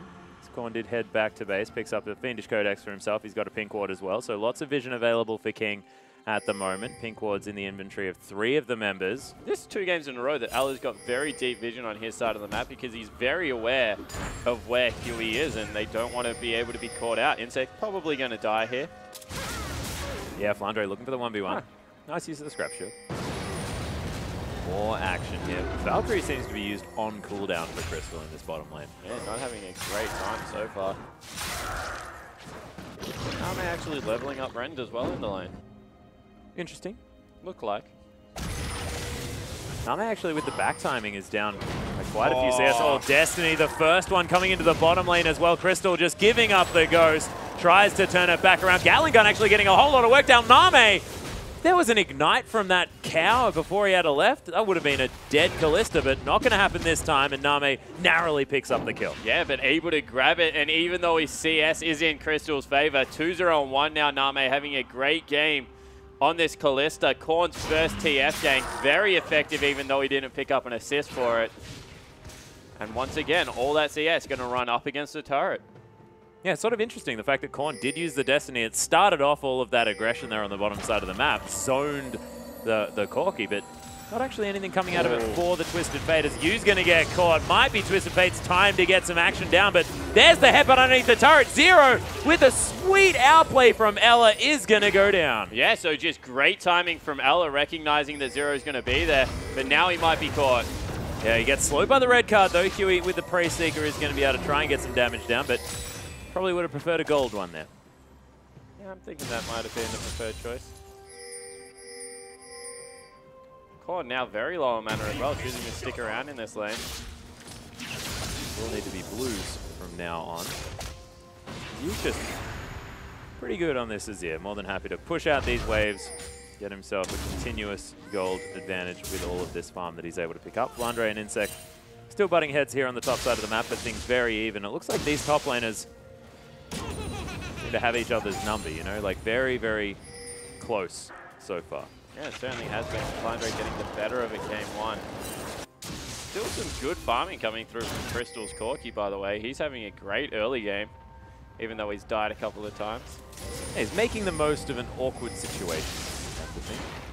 Well, he's just got a lot of attention going to him. Like, his laner picked up first blood. Yeah. And he got flashed on when his support went missing. Then he got TF ganked, but he's still able to keep up in farm. The power of Corki. Or the power of Crystal and just his aggressive play. They're going to be moving back away as I honestly don't know what is more unique, Rumble or Fizz's client sounds. As far as ridiculous noises that they make. Yeah, it's quite cool. Wildcard's going to come out from Korn, trying to clear out this minion wave. He's able to get at least a bit of damage down onto these minions, not able to clear out all of them, and it's a continued advantage here for you in the mid. Beast made his presence known on the top side, caused Huey to head off after that ward went down on top of his head. No one able to find anything there towards the top side is Huey. Going to Prey Seek this red buff and take that one away. So an early advantage once again going over to King. They are about 1,000 gold in the league. Only mid lane really struggling. Korn just wants to be able to get out of that lane and get everyone else going at this point. Yeah. As we see Insect just having a dance in his machine. Yep. Now Trident goes down. There's the fish that was used there as Urchin Strike's being waited for Flandre. He bounces up on his troll pole. Doesn't have the Urchin Strike, so they go 1 for 1. Yeah, so able to die. That is adorable. That was quite cool. So in the end, it is a 1 for 1 trade. Big creep wave pushing into Flandre's favor, and both of them have teleport available, so not really much going to come from it. Yeah, very forcing Beast off that ward. You're going to be able to pick up some farm for himself as well. Blue buff is possibly going to head over to Korn now as well, as that one has respawned. Red buff, blue buff, sorry, for both mid laners are going to be available. No dragons to be looked at whatsoever for either side. And this has been a series with one of the longest laning phases we've seen, and it's been both games. Yeah, King seem to be a side that just love to stay even in the lanes and try and get scaling up towards the late game. We've already seen that they play a lot of late game compositions like Vladimir. Name is a great late game carry, and it seems to just go to their strengths, so why not continue to try and make it work? Yeah, and it also does seem to be where they're the most successful as well. Huey able to get a lot of early ganks down as well. Oh my goodness. Is Flandre going AP Fizz in the top lane? I don't know. But I'm excited. Double Doran's Ring, and of course that Amp Tome. Beast might have been put out here. Huey wants it. Yeah, looking for the window shopping Gragas. The Destiny comes down as well. Beast uses the explosive cast. The body slams there as well. He's got the flash, gets out. The fish is down. Nice equalizer from Insect as the Chum the Waters is going to eat him up. But you see that actually blocked away Flandre's escape at the same time of that equalizer. It was fantastically placed. Yeah, it really was a nice equalizer coming through there. It's Zero getting aggressive again. Yeah, Rocket's down on top of Name as well. Nice trade here for Snake. And as I say that, the Ren comes down and Name able to actually return that one. Volatile exchanges here, though. Korn a little bit behind in his lane, but has been able to get out around the map and help the rest of his team. He's been well placed with the Destinies this game, making sure that he's always in the retreating path, not looking for the kills himself, but rather getting everyone else going. And with the Morellonomicon built first item this time around, it's going to be all about the wave clear and then just looking to get into other lanes to be successful as a unit. Yeah, and making sure he has as much cooldown reduction as possible in order to get that Destiny up all the time, get the wild cards, pushing his wave as often as possible as well. So look to see whether he picks up the Lucidity boost, whether it will be something else instead, but I wouldn't be surprised if it was that 40% cooldown reduction build very early on. Yeah, so we'll have to see whether he's able to make it work this time around, as Beast trying to get a gank in this mid lane now. Going to clear out a Sentinel there. Huey going to find him one more time. Yeah, Korn's being chunked out in the mid lane, so Huey probably doesn't want to fight Beast right now. Yeah, Body Slam not going to find him. Gets knocked up there as Korn wants to find a stun card. Going to find some wild ones, and Snake are going to back away. I like that, some wild ones. That made me chuckle. Good job. Thanks, man. No worries. Continuing to try and wave clear here is Korn. It seems like this mid lane sort of very much left alone. We see a lot of sort of mid ganks in a lot of other team comps, but not this time. Frosker tries to follow the Rex side. Doesn't quite get there. Adorable. Huey going to get some wards down though, clear out some vision as well as Insect shoving in this top side.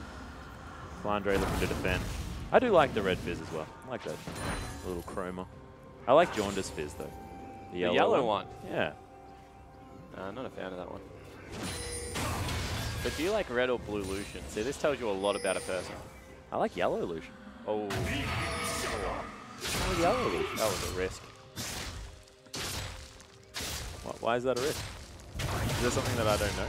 Red Shin's the best. Red Shin? Ruby Shin? Yeah. Anyway, okay. back I to don't the know why game. we're talking about Lucian. He's not even in this game. Flandre is going to get burnt down. There's the fish down as well as he uses the challenging smite. Lots of damage. The equalizer comes in. Flandre looking to stand up on his pole for a second, but he's able to trade 1-for-1 one more time as Korn picks himself up his first kill. Yeah, so Korn makes it work again, getting into another lane, but all of a sudden, 4 men deep in the bottom lane, going for what looks to be a dive. No, they abandoned ship, run away. Yep, heading into that dragon And pit. it will Want to just try be and a pick up the 1-for-1. first. Yeah.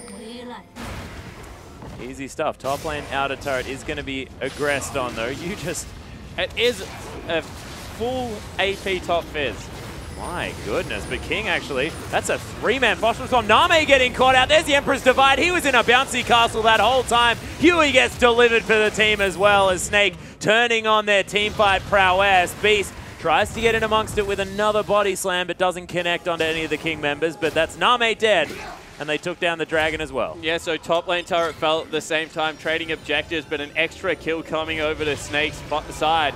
And the reason I bring up the full AP fizz is because of how how yesterday Snake were able to get you on an AP fizz and just absolutely destroy a mid lane TF. It looks like that's going to be the plan again. This time it's just going to be Flandre playing the cleanup. Yeah, and this is actually the Magus enchant, I believe, because we're not quite on to the Rune Glaive just yet. So just going to be the Magus, of course, very cost-effective item in the top lane. Yeah, 20% CDR. Gives you a lot of AP this early in the game. Fizz with the double Duran's Ring doesn't really need a Morellonomicon regardless. Doesn't struggle that much with mana.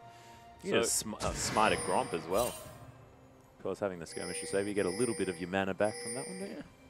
I don't know, I don't think so. I think Purple Smite. It's the only one that actually regens? Well, I know Rune Glaive definitely does as an item now, because I never run out of mana. It's great. There we are. As a top laner, I mean. Yeah. Oh, yeah. Sure. Abyssal Scepter, though, completed there for Insect. He's got his brown bags for his boots as well, so he's going to be moving a little bit quicker. Probably wants to upgrade those to some sweet sneakers if he can. But 102 CS to 96. He takes down a Rift Scuttler. Zero just doing some weird stuff in that lane. Ella going to do the same thing. Oh my goodness. Boogieing. They certainly still have their sense of humor. When did Zero ever lose his? He did. He certainly did. Well, that's a Blade of the Ruined King first here for Name. Does have his Berserker's Greaves as well, so doing his best Bane impression with that build. But how do you feel about this as opposed to sort of the Bloodthirster into the Hurricane? Yeah, well, if you're going to go for a Ren startup, you generally go for an attack speed item. Blade of the Ruined King keeps you healthy in a poke-heavy lane, which is what it's going to be up against that Corki. So I don't mind it too much. It still has the same 3-item spike coming through there if you go for that, as well as the Runar's Hurricane. Although we see a little bit more single target coming through with like Static Shiv in China right now. Yeah. So yeah, I'm a fan. I like Hawk as an item. I know Name definitely does as well. And builds it on the majority of his carries here. By majority, you mean all. Yeah. Just don't like using absolutes. I like the Sith Lord. I love that that was said by a Jedi as well. That is the best contradictory phrase ever. Only Siths speak in absolutes. He says absolutely states. Yep.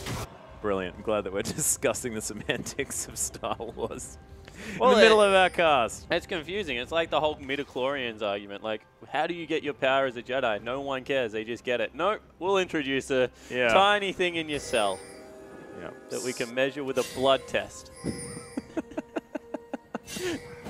Wait, didn't that happen in the first one? Didn't we decide that all of those sort of prequels didn't exactly exist? Yeah. I have a feeling that's how it sort of went down. As Flandre, he's going to take some Krugs in the top lane. Yu is just going to be standing around. Just trying to get, you know, a little bit of attack damage onto Huey there with his Sand Soldiers. There's a reason why we're discussing Star Wars. It's because this game has slowed down a whole lot. Yeah, it certainly has. So we're in the mid-game now, and everyone's still content to lane. Only one turret's full. One dragon has been slain as well by Beast the Dragon Slayer, and quite a slow mid-game as to date, especially for LPL standards. Two games in a row, not really much fighting. Well, there's a dredge line that comes down. Zero's trying to start a fight. Huey does have the flash. Well, doesn't actually, as Ella is going to have to try and get out of there. Does have his flash available. Pulverize is going to stop Huey from getting any further. And King just going to back away. Yeah, that was an optimistic gank. That was Alistair with flash available and his ultimate that they were trying to chunk through there. So in the end, they try to make it work, but not really much coming from it, and continual farming on the rest of the map. Yep. Huey is going to use his Void Rush to get towards the top side of the map. Another dredge line lands. Ella might be able to turn this one around. Fate's Call comes in. As Ella's going to get caught out. 70% damage reduction is going to be necessary here. Name looking for the Ren. Doesn't get the kill on Ella just yet. Crystal, he's going to get caught out. A little bit of target misprioritization, but the fish doesn't land. Korn takes a lot of damage. Ella with the massively optimistic play. They lose 3 members. Zero's going to get chunked out as Huey's onto Yu. Yu's going to die after a decent Emperor's Divide. And now it's going to be the dive onto Beast in the bottom side of the map. And the ace comes through for King. Yeah, welcome back, China. We get a huge team fight in the bottom lane. And King clean house picking himself up a huge advantage. And all of a sudden, that gank on Ella beforehand was completely noteworthy because it chunked him out, made sure that he wasn't able to impact that team fight, and a great teleport coming through from Insect. Nailed the equalizer, and Korn, surviving on no health, just made sure he was raining gold cards down for days. Yeah, and Crystal as well. He went back, he picked up the makings of that Bilgewater Cutlass, completed his Trinity Force. There was so much gold sitting in the back pockets of these bottom laners. That's a full Renan's Hurricane for Name now completed as well. So it's the fact that that bottom lane was just so underpowered on the side of Snake, and the fact that Flandre came in, that was one of the first times that we've seen him mess up his teleport game. Yeah, it certainly was. He was behind everyone, and he isn't this big tanky fizz. Let's take another look at it, because Name's coming in, and he gets some good damage out, misses the fish though, and you can see he's not a tank right now. He used the troll pole, but he just gets completely chunked out. 40% CDR, not yet enough, and you got stunned up behind his Emperor's Divide, wanted to get through the end of that, and Insect just continues the aggression to clean up the back end of that ace, along with Korn. It was just a really well-coordinated gank. Yeah, and King now going to be able to start themselves up a Dragon as well, trying to even that one out with Snake. Turret does fall down on the top side of the map, so Snake trying to claw themselves back some gold. 3,000 is going to be the lead here for King, as that one's going to fall down. Big power spike here for Name, like you said before. So Renan's going to mean that the next team fight possibly going to go their way, but with the Trinity Force now completed for Crystal. It's going to be difficult. And the reason I like Runans in this is because single target builds with some crit in it, generally good if they have multiple tanky members. Right now it's Beast, Soul Tank. Yeah. Ella you can put in there when his ultimate is on, but right now not going to be that tanky because he's going towards the Mikhail's Crucible. And Flandre, he's an outright assassin right now. He's looking to carry the game. He doesn't want to tank anything up. No, and he's got the 40% CDR from the Magus and, of course, the Lucidity boost, so he's able to cycle a lot of spells. But, yeah, there's no tankiness at all. I mean, Arm Guard, I guess. But he's against a magic healer up in the top lane. He's probably dead again. Yeah, Trollpaw comes down, throws down a fish here, but the equalizer's there. Flandre gets burnt to death. And Insec able to lock himself down that kill. Insec is 5-2 and 4 up in the top lane, having a beautiful performance on Rumble up there. They do lose mid lane turret for a successful gank, but right now keeping the assassin down is going to do wonders for the endgame team comp. Because you feel if they're able to keep Korn and Name alive, they'll be able to win out a lot of these fights. And you see, now they're shoving into you. This is a hard ask. It is certainly, of course. Considering the fact that that turret is also there. Yeah, they're looking for the kill there. There's the depth charge. Flashes over. Emperor's Divide's there. That depth charge went a long way. Ella now finds himself stunned up under the turret. King are able to take down the objective, but they don't find the Azir. Yeah, but they get two really important cooldowns. They get the Emperor's Divide and the Flash out of you, so definitely worthwhile. And Korn, he runs super quick right now, going to clean out the bottom lane farm, and everyone else will stick around and see if they can defend tier 2 in mid. Yeah, Korn now with a lot of items as well. The Zhonya's completed on top of that 40% CDR from the Nomicon and as well as the Lucidity boots. Now with a sort of luxury Void Staff going possibly towards the Rabadons or, of course, that Void Staff for his third item. And against a fair bit of magic resist, I can understand that, especially in his lane there with the Abyssal Scepter. The rest of the map, not really building it up yet. Magic resist is one of those stats, if you don't go the boost especially, you need to grab it early on because you never want to be at this stage of the game where you get behind the MR curve. It's still a really gold efficient item, Void Staff, even on base stats, so wouldn't be surprised if that is what Korn goes with now. As well, Void Rush going to be used by Huey. They're looking to try and get themselves some pressure on this bottom side. Crystal looking at over the wall. Yep, is going to do so. This Talisman actually going to be blown by Ella as well. Snake looking scared on the bottom side of the map. So that was an early Talisman by Ella, actually not going towards the Righteous Glory? No, Mikhail's Crucible. I was expecting because Korn was on the map that's what they want to get Ella first on Ella to make sure that they can keep Crystal and you safe, but instead he goes for the movement speed to help out with the mid-game objectives. Curious. Precurious, as you would say, Spawn. Thank you. That made my day. Says with notable sarcasm in his tone. You will often bag non-English, non-native English speakers. What? Of course, I speak Australian, which is completely different. I don't even. Okay, Crystal, though, he's going to complete the Blade of the Ruin King. He's got a long sword sitting there as well, and don't look at me like that. You cannot prove anything. 0-3-1, though, for Beast. He hasn't really found his way around this map as much as he'd otherwise like. He's now looking for that Aegis of the Legion, sitting on the 10% cooldown reduction and some armor of the Glacial Shroud. And he's just sort of sitting on a lot of components, not really quite getting towards any major items just yet for this Gragas.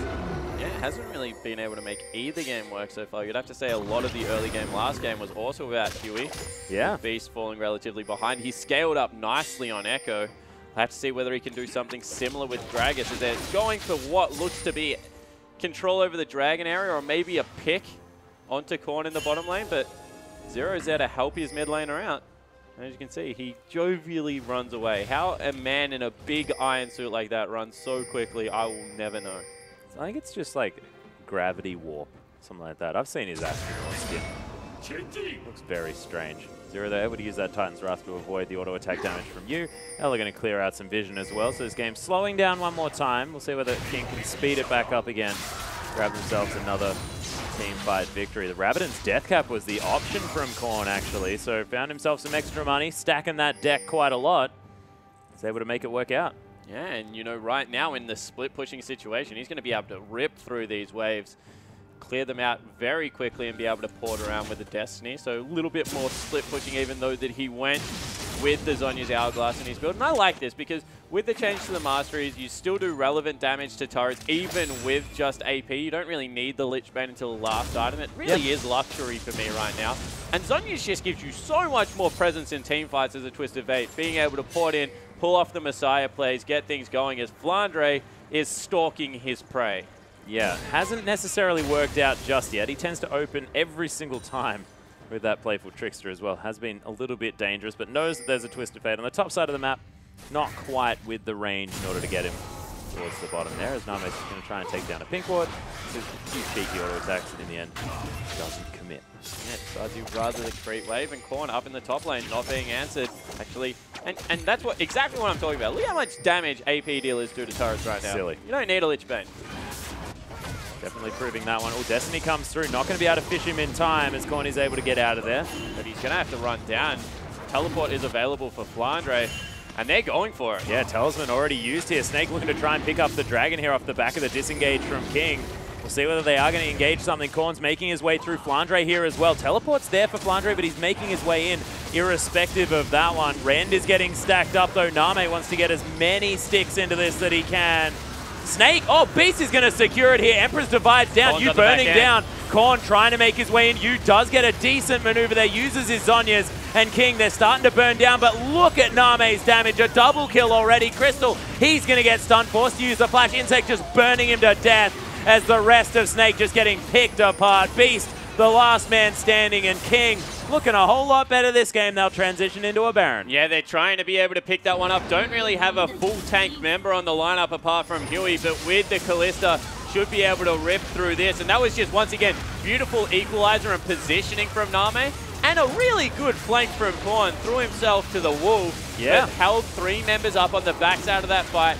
Got a good Zhonya's Hourglass, and that will be a 27-minute Baron going over to King. And I have to say, for the first Rumble game that Insect's had, he's looking brilliant. These equalizers, it's not easy to get that ability in exactly the right position. We see that messed up by pro players all the time, but you can see, there it is. Yeah, exactly right. Lays out the red carpet for you. He has to run back over it. You see Korn on the back end, keeping Crystal as well as you and Beast busy, and that just meant that the front line was able to do so much damage. Insect flashes after Crystal, gets him off the map. Great hook by Zero, point blank range, able to land that one. And once again, Snake, they need to start turtling because 7,000 gold is the lead. Yep. We've seen this one before, though, ladies and gentlemen. We'll see whether Snake can turn it around one more time and whether King can actually close this one out. And Korn once again, he's picked up the Sheen now, back in the top lane. Going to be looking to fulfill his part of the 1-3 split push duties. Wow. 1-3-3-1-3-1 split push. Yeah, they got a couple of extra members and added some lanes to Summoner's Rift lately. I liked it. Spoiler alert. Oh yeah, sorry. Korn just going to eliminate that turret with 1 blue card. Helped that it was at about 200 health. Less Sounded dramatic, better. I know. Sounded better this way, but Snake, it's actually going to discover the mid laner here. Uses the Zhonya's. Crystal took us so much damage, but Yu's going to be able to lock down the kill. So they lose the mid laner on the side of King. Can they get anything done, though, off the back of it? Yeah, and now, wow, Beast going aggressive on Huey. Oh, Fate's Call actually in there from Zero. Does land it on the wall as Beast is able to take a drink. Body slam onto Huey. The rest of Snake now coming around. Flandre looking to get in amongst it. Uses the Playful Trickster. Flash out from Huey. King is very scared. They know that they don't have their mid laner. Chum the Waters is down. Flandre misses that one. The rest of Snake going to back away. Yeah, so Snake, they get a couple of flashes out for that. Not much else happening. And now the re-engage being looked at very seriously here by Zero. Yeah, Valkyrie out. Crystal wants to make himself able to get out of there. Back from these soldiers, still doing work. Zhonya's still making some noise, as you can see. Korn, 2 seconds until he's back up again. Thank you for letting us know. This Name's just going to keep trying to get damage down with this turret. So a lot of wave clear. Yeah, Baron's still available here for the Snake lineup, King lineup, so they're looking to push that. He's the chosen one, Atlas. You can hear it. My goodness, we're going to know when Korn's coming in. And here he is yeah, right now. Yeah, Destiny going to be used. Just going to make sure they can see everyone. Not going to port in, though. You're going to be able to clear out the minion wave. There is a siege minion there doing a whole bunch of work. Smite, not quite enough. King might need another wave in order to get this turret down. Aww. He stopped making his moves. That's alright. I'm sure he'll go back to Zonya soon. I only hope. Last Whisper has been completed by Crystal, though, as well as the Blade of the Ruined King. So it's 3 items for 3 items. Merc Scimitar finished up by Naminé. So really valuing the extra movement speed. I like it on Callista only to complete, because when you get the short burst of movement speed after the cleanse, you're able to put some distance between you and the person that's on top of you, and then you can get your hops going again, which means that she's very elusive and hard to get on top of. So generally, as a rule, you don't want to finish that item off until you have all your other BF sword items that you want to complete. But on Callista, it's actually not as bad as it sounds, because people go like, it's 1800 gold or whatever for just the ability to walk quick for a little bit of time, 2 seconds I think it is, but it's a heck of a lot more than that when you're able to create distance between you and maybe a killer Fizz, for example. Yeah, Fizz definitely something that you want to remove, especially when he's built this much damage on the side of Flandre. Last Whisper now going to be the choice for Name, as he does have that pickaxe there. Crystal just with a bit of split push action. Does still have a CS advantage, so 22 in the lead here for the Corki. Insect going to be pushing in the bottom side, but you can see there's a gank in the top. Destiny was used by Korn, flashes into the gold card there. Name's going to get traded. Crystal not even dead yet, uses the Blade of the Ruined King. There's the mini equalizer from the Valkyrie as the Zonyas comes through as well. Flandre looking to try and finish off Korn. Urchin Strike going to lock that one down. Insect comes through with a pretty late teleport as Flandre's looking for his final trickster. He's going to fall down though, as the rest of Snake looking to try and take down Huey.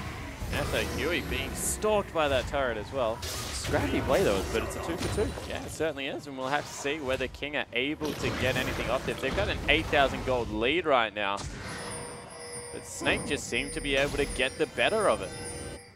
Yeah, 7-2-7 though for Insect. He's able to get so many kills in this game. 14 out of 18 as far as that kill participation is concerned. Huey, he's gone all in for that magic resist. Does not want to be taken down by you or, of course, Flandre on that Fizz. And you as well. He's got 4 items at the same time. That's a Void Staff completed. So Sazir starting to do some work. Huey's going to be rough for him to kill. So see what they're going to be able to get done. In fact, the Snake lineup, it's a lot of magic damage. Yeah, it certainly is. And you know, you look at Crystal and we mentioned the fact that he was still sitting on boost 1. That's why probably might want to go towards the Berserker Greaves as a late choice to be able to get all the extra auto attacks out, because if he picks up an Infinity Edge, all of a sudden he's got that pseudo magic damage carry. Yeah. He's just outright AD. Exactly. Well, he's holding on to his boots choice for quite some time, yes. Doesn't want to rush into the decision. He's only been playing for 34 minutes. Exactly, exactly. You really got to hold on. I mean, this is a decision that's going to affect him for a long time. At least the next 10. Exactly, exactly. Korn was waiting for that blue buff to come out of the brush. Did eventually. Korn back in the top lane. Has finished up the Lich Bane now. Hasn't been able to get anywhere near turrets though, so hasn't really done as much work as they would have liked. And you see Crystal, he's stalking him. He's like, that's a big wave. Looks like something Korn would go towards. Yep. I'm going to kill him again. He doesn't have the QSS. He could have gone back and picked that one up, actually, as he decided to get a BF sword instead. Is the Crystal way. As Destiny's going to be used. Yeah, that's a trigger on you. Yeah, they're looking to try and grab him. There's the equalizer, burning half of the health off this Azir. Beast forced to walk through it as well as Gold Card comes down. Wildcard's not doing so much damage there to Beast, as he does have that locket built up now, finally. But Snake taking a bit of poke damage, but the Destiny not quite as successful that time around. Yeah, no teleport available either, as with the Destiny down, no one going to be able to push out that big bottom wave. Insect is heading down there, and there's a lot of vision in the jungle, so they know right now that Snake can move in for positional advantage. Yeah, exactly, no teleport. That is the big deal from Insect moving into this bottom side. So King with 4 members not going to be able to stand up to Snake, and we'll see whether Snake actually know that they can grab all of the vision control that they want around their Baron buff, as it has respawned. And the thing with Snake is they just can't let King start the Baron, because as soon as they're put into that situation, then Name just has the Rend always there. They can finish off that Baron very quickly. Snake aren't going to be able to take that one down. They're fighting this Baron on top of a pink ward, though. Yeah, they're just trying to bait the fight to come in here, and looks like Beast might be looking for it. Yeah, they're going to use the Talisman, trying to close in on this. The Harpoons come down. pierced there as well as Ella trying to be in that front line. Dredgeline doesn't find it either as Huey. He's looking to get in there. Nice body slam, but the equalizer's back up again. Huey flashes forward. Yu does use the Emperor's Divide, flashes out. He's not dead yet. Name trying to deal with Ella. Flandre's in here as well. There's a playful trickster. He takes down Name.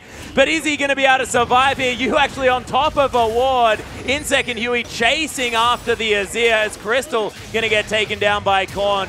There's the flash with the Flame Spitter. It's a kill for Insec at the same time, and it's a 4-for-1. Yeah, so Beast, he's trying to be elusive, see if he can get away from everyone. They are pinging out Baron.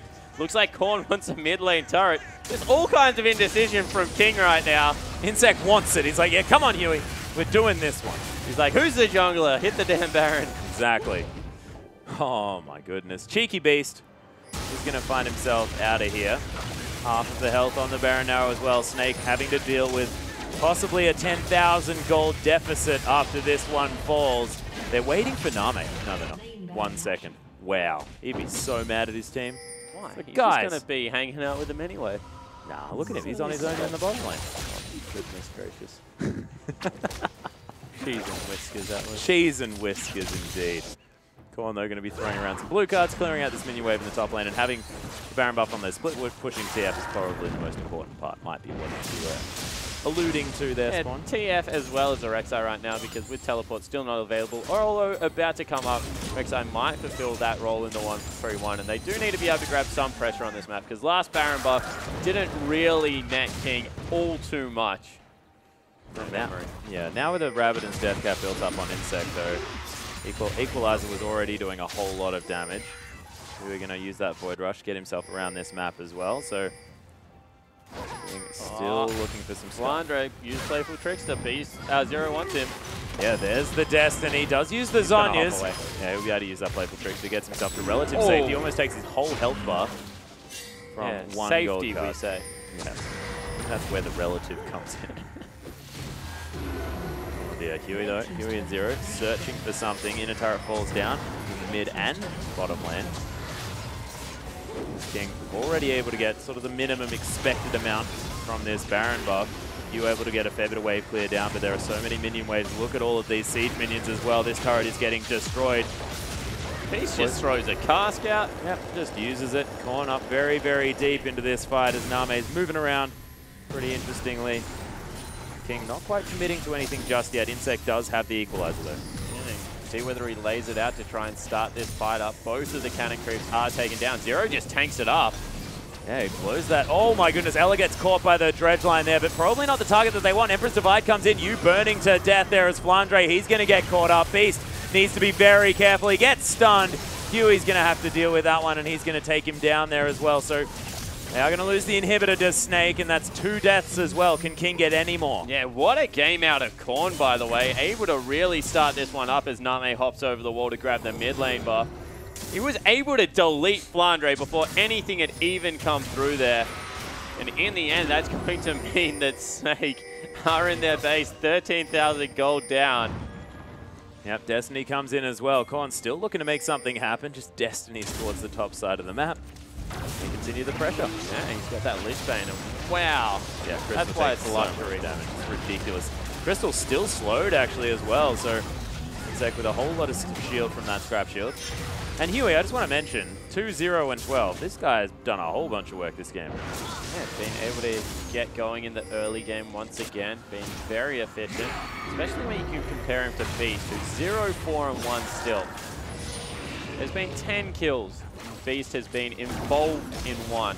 Well, 5 technically, but 4 of them in the wrong way. Very true. Third dragon going to go down here for King. Snake have lost 2 inhibitors. So at the moment, things definitely looking a whole lot better than it did for King in the last game, and it's much more difficult to consider this another possible loss for King at this point. Yeah, so King, they're going to split again. Snake are going to split with the bottom 2 teams this weekend, it looks like, and heading into a game with EDG. Yeah. You would think they can steal a win, but if they can't, 2 points in 3 series is definitely not what they were expecting from their Super Week. Oh, heck no. Especially not when these are the points that you're expected to take, and when they're very, very close to M3 on the standings. Another team that has a decent week running through. Might be M3's chance to really get over the top. Another Destiny going to be used by Korn, interestingly enough, towards this top side. That was literally to just jump on very quick. Yeah. Also to spot everyone else out on the map, so I understand what he's doing, but it just looked cheeky. Did look cheeky indeed. 6 items here for Name as well, as he's got the home guard boots on top of everything else. Banshee's Veil was his desired second defensive item, if we include Mercurial Scimitar as that. Snake looking to try and defend. Yeah, but Zero looking for the flank already. Snake going to have to engage something very quickly with 2 waves of super creeps heading towards the base. No Baron buff yet remaining on King. And the Banshee's Veil just popped onto Name. Snake might be able to get something done. It's going to have to be a quick Ella maneuver. is on the bottom side. He wants the flank here. They're going to get home guard boots on Beast, and you think this is when they will go. Yep, they're starting to lose this one. Ella makes his way in. There's the flash. Pulverized Korn might get caught up here as the fish is down onto Insect. He gets eaten just a little bit as there's the Fates call. Trying to get back in. Look at the bouncy castle. Name starting to go off in this team fight. 4 dead already. Tries to hop over the top of the Emperor's Divide but doesn't get in there. Crystal, he's going to die. That's the clean ace. And King, they're going to win game 2. Yeah, what a good initiation coming through from Ella, but it was just all too little too late. Way too big right now are the members of King. They'll take game 2 as they did last night. Yeah. And it's going to be another split. Another split for Snake. Just can't seem to make it happen against these top teams. These bottom teams, I apologize. And look, we'll see whether they can take a couple of games from EDG. Might be the sort of other side of the table that they can take victories off. Yeah, it definitely is a possibility coming through there, especially with EDG's recent form. But that was just how King need to execute in the later games. They always had control of that. They were split pushing, dragging Snake around the map, making sure that they were playing proactive League of Legends. You felt after that one mistake in game 1, they just went to reactive play. And, you know, King are going to be kicking themselves because they desperately need to make the top 8 right now. Yeah. Preferably into that 7th position. And every time they give up the game 1 victory, they have to work so hard to pick up the point in game 2. It just makes that climb more and more difficult as the season goes on. And they'd be kicking themselves as well because it looked like a gimme in game 1, honestly. The fact that they were so far ahead, they just weren't able to close that game out. And that could have been 3 points available to this King lineup. Yeah, finally put some distance between themselves, UP and World Elite, all sitting down in the bottom of the standings. And you're exactly right. When you're 7,000 gold up, you want to be able to close out those games, especially when you have veterans like Name, like Zero and Insect running around the Rift, Korn in there as well. But much better game 2 performance. It didn't turn into the Name show. Insect, great showing on Rumble. Korn, really good TF game this time around. And Huey, as soon as he gets Rek'Sai, he just looks like he's relevant at all stages of the game. Yeah, it's a very, very different experience. But, ladies and gentlemen, we are going to have another series coming up very, very soon. It's going to be Unlimited Potential versus OMG, so don't go anywhere.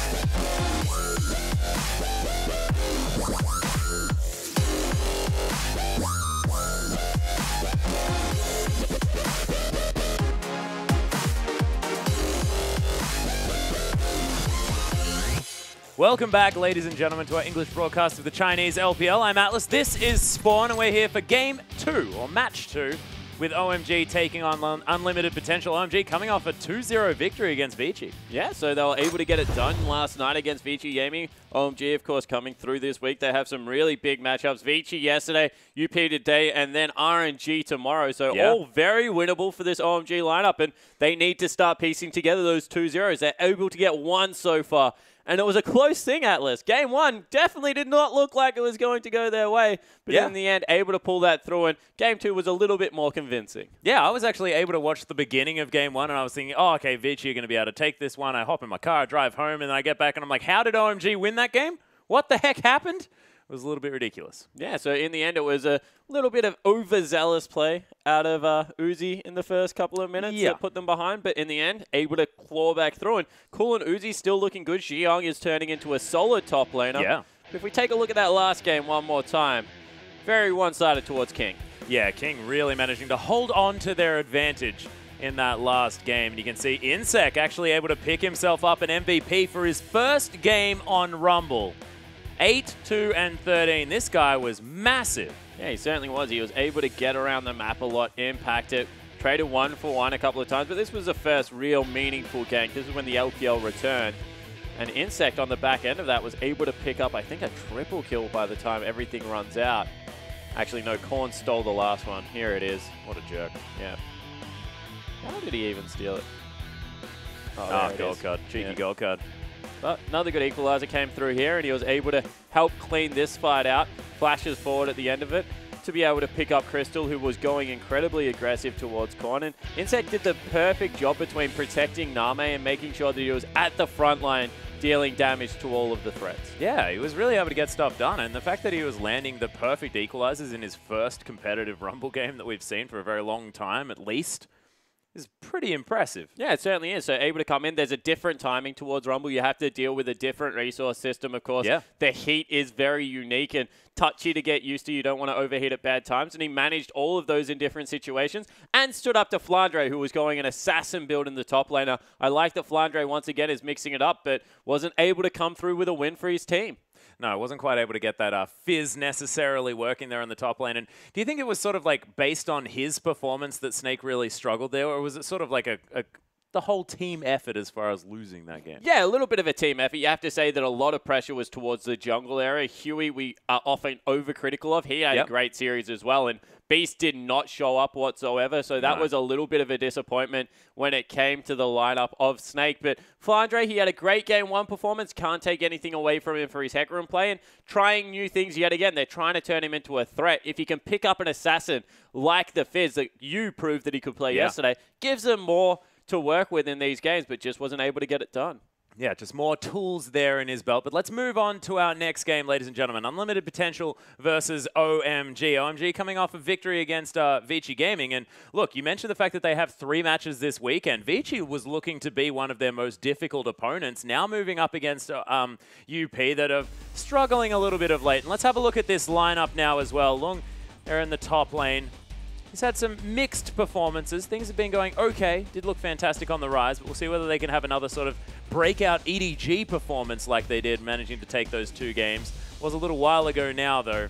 And Amy there in the jungle, he looks to be the shining light for this team. Yeah, it certainly does. The last time these guys played, and I think it was actually only a week ago or 2 weeks ago, they were able to split. Long actually lost on Rise in those performances. His Heck Room is the one that I want to point out as we make it towards the mid lane. Punished in for this game, playing a little bit of Jace. We'll see whether that changes even more when the next patch hits, but Zed, Azir, quite standard, but some assassins in there as well. Yeah, and here's Sketch in the bottom lane as well. He's been able to mix it up, has played a lot of that Sivir, but you can see there some Kalista, some Ashe there in the bottom lane as well. So he plays a heck of a lot of Ashe. I think he has 3 Ashe games coming through, which is quite high for an AD carry in the LPL.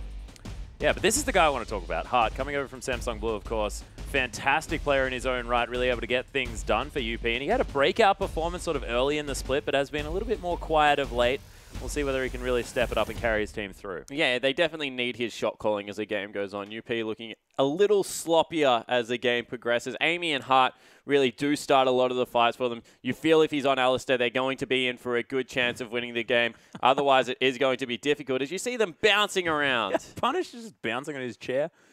Having a good time. You can see smiles on the faces of UP, so confident moving into this game. We'll see how OMG are feeling as we have a look over there. A few Hart fans in the audience there as well.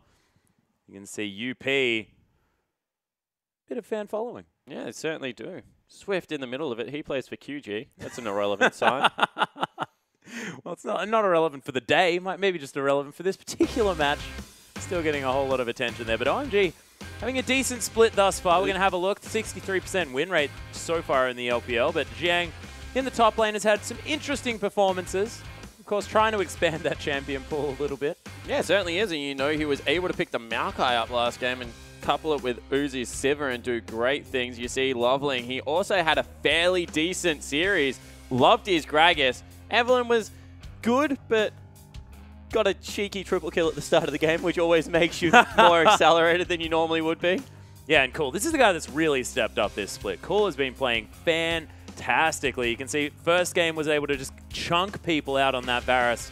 The next game able to follow it up with the Azir. Uzi looking terrifying as per usual, but he's been playing a whole lot of different champions, still demanding all that respect in the bottom lane. I feel like that's an old Uzi picture, because he definitely goes for more of the smile, he's warm so much guy more right smiley, now. yeah. He certainly is, and playing with amazing down in that bottom lane. Annie is something you have to talk about as soon as you mention this guy. Also plays a lot of Alistair, but Annie definitely is the champion they want to try and get him towards and do good things. There's many sort of engage-heavy support champions as well. He really likes to get in there, get things going on, but his Annie has been the most impressive, landing Tibbers in exactly the right positions, getting things going on for OMG. But apart from that, aside from his Annie play, Amazing's been lacking a little bit in a few other areas. Yeah, it's just an inexperienced thing. He's playing with an incredibly aggressive AD carry in there in the support position, and if you don't look completely on the same page, you do get overexposed. As we saw Uzi before, he was having a yawn.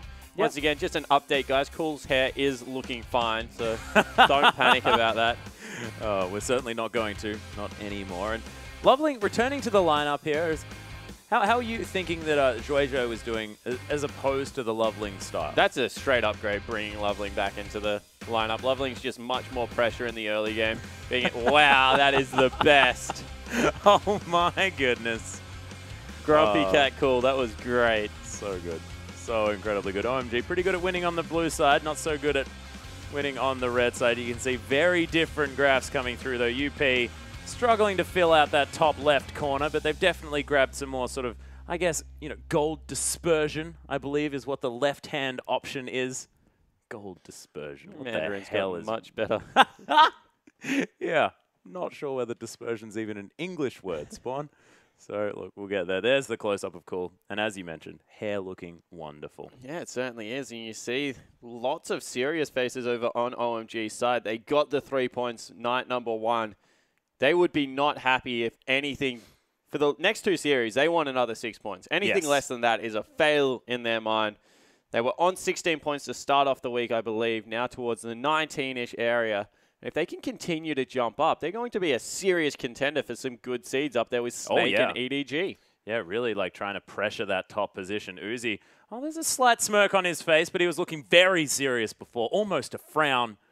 My goodness, that's not the Uzi that we're used to seeing. Split 2. Split 1 Uzi. Bit of a throwback there with the smirks. But UP, they're just jovial at the moment heading into this game. I'm going to say a little bit hyperactive because they're very active in their chairs right now. They are. They're also very young players as well over the side of UP. So, look, maybe just a little bit too much red cordial before this game. We are going to be getting into Champions League very, very soon. We'll see what UP's game plan is going to be moving into this one. Whether they're going to be, of course, banning away the Callista, of course. That is going to be something that will happen. That will 100% happen. Yep, that's going to happen. But we'll see what else they're going to do, whether they're going to be throwing any more wrenches into the OMG party. The Maokai and the Sivir have been the popular bans, and Maokai, as we say it, first ban away. Yeah, and OMG take away Callista. This is something they do every set. They will pick it on the blue side. They will ban it on the red side. A lot of respect coming through from that AD carry. We'll see what the follow-up bans are here. Of course, Sivir Maokai 100% still for OMG, so good news to break that pair up. Definitely don't want to see that one. UP might go for a Sivir first pick, so they may not necessarily choose to ban that one away, but Alistair is going to hit the bench. Amazing, not going to see that, but neither is Hart. So not wanting to first pick that champion this time around. And that definitely is a first pick champion to come through for Hart. So taking that away for UP is an interesting tactic. And Hecarim also joins Alistair on the ban list, but this time directed towards Long. Jiyoung really doesn't play that one up in the top lane to great effect. Yeah, UP taking a bit of time here, but it is going to be the Sivir. So Sivir Maokai being completely removed from OMG, not going to pick it away, just going to ban it straight up there for UP. OMG now looking at a Rise ban. Is almost definitely going to be it. Unless, you know, they just think that Lung, it's been capitalized on before. The fact that he picked the Rise may not necessarily have had the best performance. Might decide to leave it up. And Annie is going to be the ban away. So Hart, a couple of his champions removed. One removed by his own side. But UP sort of funneled into a Rise first pick by the looks. Yeah, it definitely is something they have to consider. Jiyoung plays it up there in the top lane. And last time these guys met, as I said, it was a Rise game 1 that went over to Long. It did not win the game. So that is one of the dashes against Rise as a negative so far, but Jiyoung also played Shen last night, looked fairly comfortable on that champion, able to get around and affect the rest of the map.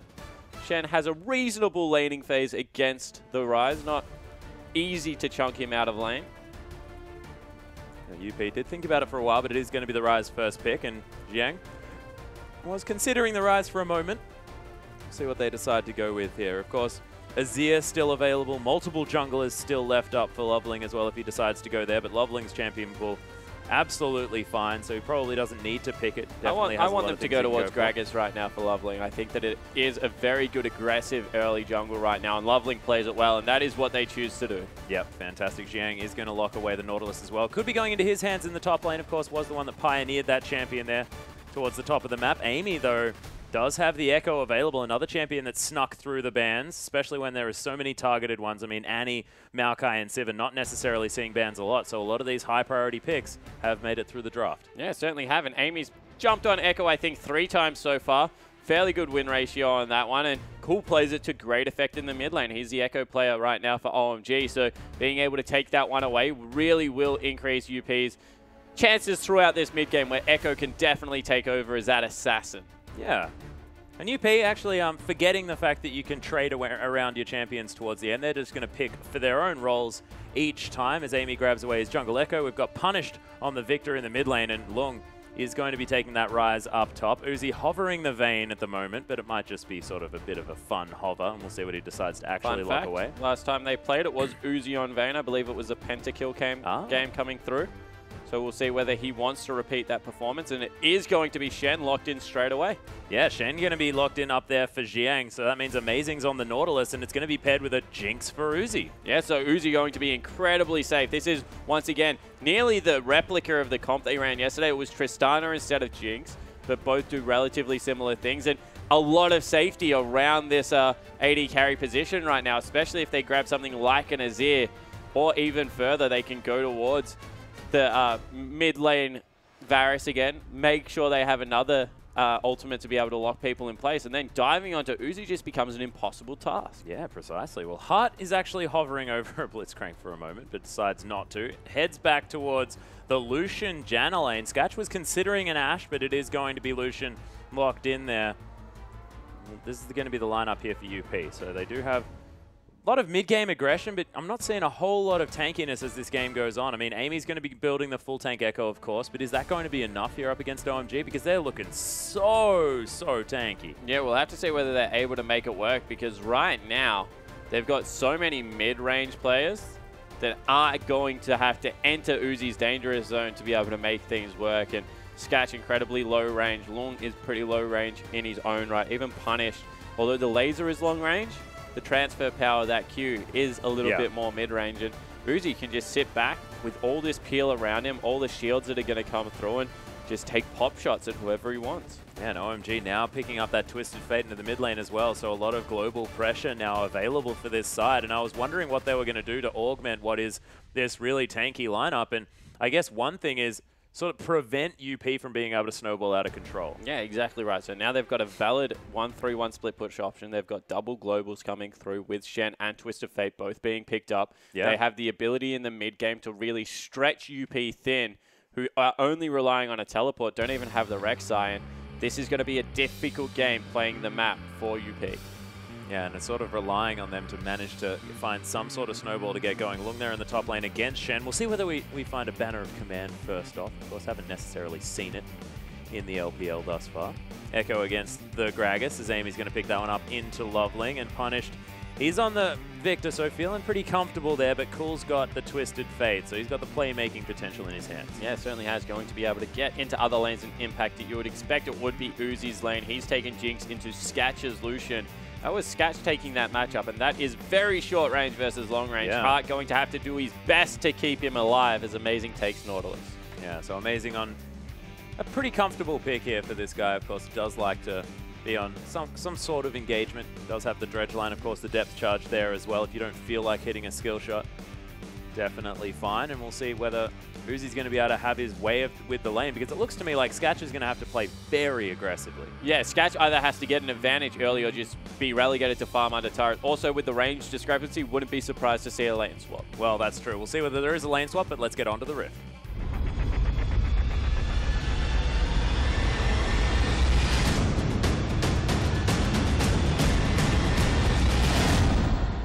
And here we are, UP versus OMG for our second matchup of the evening here for the LPL.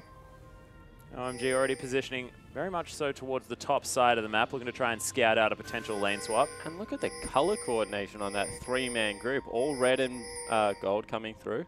Yeah, Loveling just hanging out at the front there on this Gragas. Black and white, but I mean, he's a bit of a hipster. Yeah, he's a hipster. Cool's just a cowboy. No, he does whatever he wants. Damn right. A lot of wards getting pinged out here for UP, though. They know exactly where these sort of lane swap-esque wards are going to be put down. Uzi already positioning himself towards the top side of the map. Yeah, but now looping back around, so trying to get back into a mid lane position where he can go either side. See whether he's able to sneak through the jungle and get his 2v0. Yeah, Hart was just on his own there. Only one cheeky little ward to try and spot things out. No, Uzi going to stay towards the top side of the map, so it will be a 2v2. Just a little bit upside down. Skatch and Hart, they are going to walk over the top of this ward, but they're hoping that they're going to grab it at exactly the right time. Well, right now it's just too late anyway. Even if they are spotted out, they just can't get back there. Although they do see Uzi now, and yep, they're happy to take the 2v2 lane. Yeah, moving to the top side, pings out. Actually not on top of UP just yet, but they are going to be able to make it towards that lane. Yeah, and Uzi starts the push already, trying to get level 2 early. No CS will be denied, although it's going to be a close thing. Yeah, Hart did manage to grab at least full experience for that one. Might have been able to share it with Skatch, but the jungle follow from the Rise with the Echo is going to be happening. He's going to be heading back towards his base. Level 2 now already, so he's going to be teleporting into the bottom lane. Yeah, keeps Loveling nice and healthy, and the bottom lane is already stacking up and pushing in Xiong's favor, so he can just freeze that one out if he would so like. Probably needs to get it shoving because of the fact that Rise will harass him under turret a lot. And we're going to have a Shen versus Rise lane, something that we haven't really seen much lately, but I suspect is going to be difficult for Rise to really bully Shen around like you would any other melee top laner. Especially not when Spectre's Cowl is going to come through, some sort of magic resist for this Shen as well. Really able to utilize that Vorpal Blade, make sure that he's got as much safety in this lane as possible. Amy going to be taking down his blue buff. See where he decides to go first. Amy, Riptide doing a bit of work there. Skatch able to pick himself up some farm, but Uzi with a definite shove on early in this game. Yeah, so able to shove Skatch in underneath turret, use that superior range. They're looking for the Scuttle Crab as well. Not able to find it, just get some deep vision. Amy going to pick that up on the top side. Loveling on the bottom side. Full clear coming out for Loveling actually, so he's just trying to get as much experience early on as possible. Yeah, 13 to 13 though, so his jungle is very close together. So we are going to have Amy actually heading towards the jungle of OMG. Loveling round the Baron Pit, going to get over this wall, so he might be able to take some Krugs. As soon as that Does actually come back up again. Long does have a ward there in the brush, and he's going to be pinged out. Yeah, that was some impatience from Loveling, actually. He was in right behind, and Long's going to spot him now. Yeah, Flame Shot is actually going to be used here. Oh, very close. Parallel Convergence gets the stun into Amazing, though. Does need to be careful. There it is. The passive going to net Scatch the kill, and that's going to be first blood for the Lucian. Yeah, and as we speak, Loveling in a lot of trouble. He is being hunted down by Long. Yeah, Loveling might flash for it. Yeah, the body slam. He's going to get burnt down by the laser, but Long able to pick up the kill, and that's double buffs for Rise. Things going all sorts of wrong for OMG in the early game. Yeah, certainly is. So 2 kills to nothing, and Uzi shoved away from his Krugs as well, so no luck right now for OMG. We'll actually approach the wave again. That's dangerous. Yeah, Hallingo going to knock him up, just going to push him into the wall there a little bit. Amazing making his way back towards the lane. At the moment, Xiang actually managed to at least capitalize by picking up a lot of farm onto Lung. Yeah, but double buff Rise, wow. Yeah, that's going to be a problem. Just looking for some positives there, Spawn in the bottom not side. many is the problem right now. Well, Xiang making the best of a poor situation. Lung able to take down that cannon creep quite nicely. Loveling going to come back into his jungle with a lot of vision available. See whether he can get anything done. Needs to try and pull OMG out of a difficult time. Yeah, it's probably Cool's job to do that now. Need to wait for level 6 to come through on the mid laner. Make sure he's able to impact the map. Really smart move here by Xiang. Going back to base because he knows double buff is on. He's just going to grab some early items for himself and be able to stay relatively safe away from that Rise that is just ridiculously farmed already. Yep, 27 to 39. Long going to head back to base as well. Sapphire Crystal as well as the tier is up there. And Long actually going to swap back as well. So UP moving towards the bottom side of the map, starting up a 2v1. Yeah, because both went back at the same time. I think it was actually UP expecting the lane swap to come back through, but Uzi stayed in the top side of the map. And that means that right now you'd say advantage over to UP as Cool got ulti. Yeah, there's a Chaos Storm on top. Cool is just happily wandering around in it. He's able to lock down that cannon creep as well as Punish. He's got control of this lane. Certainly does. He forced him back early once already. Cool has level 6 now as well, so we'll be able to impact the lane with Destiny. We'll see whether Rise at level 5 is going to be ganked here, as Loveling also heading up into the top lane. Yeah, a bit of a gang up situation here for Long in the top side. Is Amazing and Loveling looking to try and find their way in. They're going to go around and dive in. See whether they bring Cool as well. Same kind of idea happening for Shen right now. That is a much more difficult to execute dive though, because Shen is very tanky. Rise, on the other hand, has a tier. Yeah, Long's actually blowing the ultimate here as well. The zap's down. There's the dredge line as everyone's here. Of course, Shen able to get around with that level 6, the ultimate there coming through. So OMG, they grab a kill back. Yeah, so they're able to use one of their globals to grab that kill. It will mean that Dragon is the objective started up by Amy. They also might be able to trade turrets here depending on how well Scatch can start shoving in. But that's good news. Right now, OMG, even though they gave up 2 kills, equalized gold at this point of the game. And now that CS advantage is meaningful for Xiang because he picked up the kill. He's got the 10 CS advantage. And the double buffs are no longer around for Rise, most importantly. Yes, that is definitely important. But also going to be able to pick up that Spectre's Cal when he heads back to base as well. So he's going to be able to head into lane. Feeling a whole lot better with the extra regen that will be available. Yeah, they're also staying on this side of the map, making sure that they're shoving Lung off as much CS as possible. He's going into the jungle, might actually be spotted out here. Oh, Destiny actually going to be used here just to get to save Cool underneath the turret. Yeah, save the bottom lane turret. They're going to rotate Loveling into the mid lane, see if Cool can save the bottom lane turret, and if so, big discrepancy now on the map going over in OMG's favor. Although Cool's not going to be able to save the next wave, so it's probably going to fall. Yeah, Cool just going to be heading back to base as well. Decent, valiant effort there, making sure that he gets at least the experience as OMG pull themselves ahead by about 1,000 gold. Amp Tome as well as the Home Guard Lucidity boots here for Cool, so he's really wanted to get around this map. Yeah, he wants to be the dude that absorbs all the farm early on the game, let Xiang roam around and help Uzi pick up some kills, but Cool just needs to be the second carry that starts to get farmed. Turret does fall in the bottom lane. It's going to start shoving back in UP's favor. But overall, good start of the game for both teams. You have to say UP with some early advantages, but good strategical play coming out of OMG. Yeah, and Scat, now that he does have that first blood, of course he's feeling good about that one, but Avarice Blade as well as the pickaxe for Uzi. He's got a decent CS advantage at the same time. Yeah, so a little bit more of the greed build coming across. Loveling also has level 6. We'll see whether he can get any ganks going at this part of the game. Gragas with the flash available, coming back off cooldown, is going to be quite devastating as he sets those ones up. Being able to clear himself out at pink ward at the same time. So look, he's trying to split push.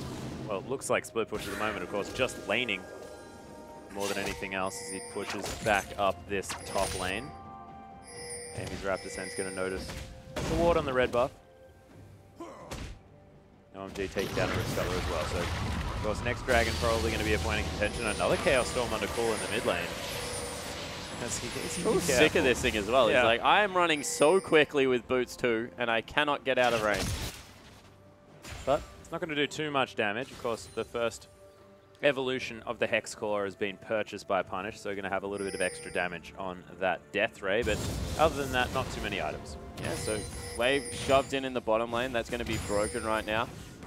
Everyone heading back to their respective sides of the map. Really only Loveling that is congregating around Uzi's lane, and Cool doing a good job at farming up against Punish, who's just dropping his ultimate at cooldown. Yep. Making sure that he's keeping this Twisted Fate as low as possible. And I can understand that strategy. Of course, you don't want him to be destinying in, able to stay at, you know, high health. Maybe if he destinies in with low health, he can just be killed. Yeah, he can just turn around and pop him. And he has gone for the split pushing build right now, Cool. He's gone with the Sheen first. Sketch stuck around to farm out the bottom lane. Uzi's still with a 12 CS advantage, and that Avarice Blade means that he's quite far ahead at this point. And a nice controlled early game, and this is what we like to see out of OMG. They're at their best when they get into the mid-game unscathed, maybe a little bit ahead, and then Uzi and Cool can just turn around with some great team fighting prowess. 2v2, 3v3s, OMG really are one of the better teams. Maybe not outright 5v5s, or even though last night against Vici they proved that they can definitely put on a good showing of that, has really been in their skirmishes where I found them most impressive.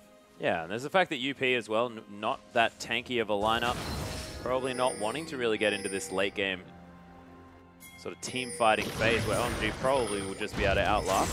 Whoa, a lot of damage down there. There's the ultimate to come through, but Cool's going to get destroyed immediately. Amy flashes out here. Chaos Storm on top of Loveling. There's Lung starting to go off, but he's very low on mana. Punish wants to find the laser beam. There's the Q, and he locks himself down that kill. 4-1 now in favor of UP, and Amy even grabs a Rift Scuttler. Yeah, overcommitment there from OMG. They thought with the Shed ultimate they would be able to push it through, but not able to do so. And Uzi goes low in the bottom lane as well. He needs to be careful. His Heart's heading around the back end. Yeah, Heart with the Janna flank with an interesting play here. He's going to be able to spot him out. Does have to try and juke out of the way of the Howling Gale, as Amazing and Uzi are going to be able to at least get this one done. Teleports multiple times coming into the bottom lane. Both cancelled. That's good. No top laner wanting to get down there, of course. Does sort of work in favor of Zhang just a little bit because, of course, the Stand United is going to be available a lot sooner than the teleports on either side. So he's going to be able to move around this map more often than not. That's untrue. He will be able to move around the map less often than not, but still more often than not. That was one of the most confusing sentences. I think it still managed to get the message across. Cool. Farming out this mid lane. This mid lane outer turret actually hasn't taken any damage yet. Punish probably just been Chaos Storming minion waves, making sure that they don't get anywhere near the turret. He's just pretty good at using that ability as often as possible. Death Ray able to clear out the minion wave very well. Blasting one now on top of everything else here to Punish. That's interesting. They're not going for an early Merlin Opcon or anything like that. Do you reckon that'll be an Abyssal Scepter? Yeah, I think that'll be an Abyssal Scepter coming through in the first item. I definitely think that it is different, but you just looking at the top half of the map, majority magic damage coming through there, wants to make sure that he's as safe as possible. We've already talked about the mid-range problems that will come in here. Yep. Shiyang stacking up that minion wave, making sure he can get a freeze and try and deny some CS from this Rise. Dragon is up in 17 seconds, however, so maybe a better choice would be to shove it and be able to join your team. Yeah, Stand United not actually available just yet, but probably will be by the time this Dragon is going to be contested from either side. Uzi making his way down the lane, BS Sword now in his back pocket. Infinity Edge unable to be picked up by Scatch just yet, still needs about 670 gold. Would have probably liked that just because that power spike is a little bit more effective on the Lucian. Might use there by Loveling. Very strange. Does he have? Yeah, he does have an extra charge available, so we'll have that up if he wants to contest this dragon. So far, UP. They need to catch Lung right now. He's the guy that does a lot of consistent damage. So we'll see whether they go for it. Cool, going for the flank. Yep, Stand United available as well as Jiang can get his way in here. Destiny is popped and Parallel Convergence is down. Amy is able to lock down the dragon. They're amazing. Goes down incredibly low. There's the explosive cast. Loveling though, he's going to get destroyed. UP with so much burst damage. 2 kills already. Jiang goes down low. Cool, trying to get some work done. Wildcards in there, but Stack Deck was not available for Cool. Uzi trying to get the rockets off. Jiang flashes forward, doesn't get the taunt. Heals down for Uzi. The laser comes through. Jiang so close to falling down. But OMG lose the dragon and 2 team members. Yeah, and UP able to come out ahead of that fight. It looked like it was beautifully started. Loveling got a great cast onto the backline, but it's just so hard to kill this Echo. They need to prioritize someone else because Amy got the ultimate across onto 3 people as well. The base damage is quite high. And right now, OMG just falling a little bit behind. Yeah, 6-1 in the kills at this point. So 14 minutes into the game, that is going to be the Rod of Ages completed for Long as well as he heads back to base. 2-1 and 3 for this Rise, and that's a pretty good clip for the Rod of Ages. Yeah, it certainly is. So having much more of an impact this early in the game than what Xiang is. Xiang not able to go into split push mode quite yet. Has picked up a Barmy Cinder for himself though, so you expect that's what is coming from the Shen. But they're not just using, they weren't using their double globals correctly. They should have been pressuring bot with Cool, making sure that they were able to get a shove in on that turret. Shoving top out with Jiang, making sure that Lung wasn't able to just wander over, had to use the teleport to join. Because when you allow UP to just set up like that, they're one of the better team fighting teams. They were one of the first teams to take games off EDG with their full lineup just through how well they were playing. And how well they were coordinating around these fights as well. And it's no different this game around. I have to say that Punished as well, he's able to just obliterate priority targets, and they were able to keep out of the way of Uzi. Uzi didn't really get too much done. Punished also ate the hook at the start of that fight. No tactical. It was not tactical at all. He nearly died. Yep, that's a good point. Okay, well, look, may not have necessarily been Punished's play, but he's doing a fair bit of deeps on this Victor, irrespective. Yeah, so. Oh, sorry, Punish. I thought we were talking about Scouts. Yeah, Punish game has actually been really impressive so far. Oh, right, for a couple of, Hex Core upgrades, and off the back end of that. Yeah, look, going aggressive under Jiang here. Look at how many room prisons there are available. Loveling might need to be careful as Amy's going to start this one up. Hearts around as well. Depth Charge is able to get a double knock-up, but Loveling does need to continue being careful. Punish. Some work done. The barrel is down. Amy does have the chrono break if he wants to get out of here, but Cool's going to lock down that one. Oh, the Super Mega Death Rocket not going to get anything here for Uzi as he's trying to make his way over. UP, 4 members strong, going to steal themselves a red buff. Yeah, 1-for-1 in the end. Cool falls for Heart. Cool able to pick up that kill. I think it was Punish that grabbed another kill for himself, and a lot of pressure once again on OMG's lineup. Uzi was nowhere near that, and you could see they did not want to fight. Loveling once again going with the W level on his Gragas, so he gets a surprising amount of burst damage. Amy figured that out firsthand just then. Yep. OMG looking to defend this outer turret in the mid lane, but it's very, very low. The relentless shoving of Punished actually starting to pay off now as well. He's got a bit of a CS lead in that mid lane, 2-0 and 2 now as well. Lucidity boots as well as the blasting one, so decided to go for a bit of cooldown reduction before finishing the Abyssal Scepter. The ward just disappears as UP actually going to replace that one. Heart putting down his ward. Able to get rid of it. And now the siege has started in the mid lane, and we mentioned already early advantage over to UP. 7-2 is the score. Mid lane turret also under fire, so they send Cool into the bottom lane with that Lich Bane. See if he can get some split pushing going, but Punish wanders up and auto attacks the turret. Not too bad. So that's going to be the second one down for UP. A lot of extra map control, but you can see their vision around this mid lane is gigantic. Destiny into the mid lane. Punish does have the cleanse, able to get out of the gold card. Cool gets it turned around on him though. There's the Chaos Storm. Gets another one. The barrel comes in. Doesn't even do anything as Cool's able to lock down the kill, but just not quite enough damage. Yeah, looking to try and find Cool. So maybe is Heart. Sketch. Oh, there's the ultimate. Sketch able to pick that one up with the culling. Probably could have relentlessly pursued forward and grabbed it with that too, but decides the ultimate is the safer option. Yeah, so a kill over the jungler of OMG. Loveling able to pick... No, actually it was Cool that picked it up. Cool grabbed it. No assist for Loveling either. Yeah, so he used the barrel for that, and Cool not able to get out after he used the Destiny to get in pretty deep behind Punish there.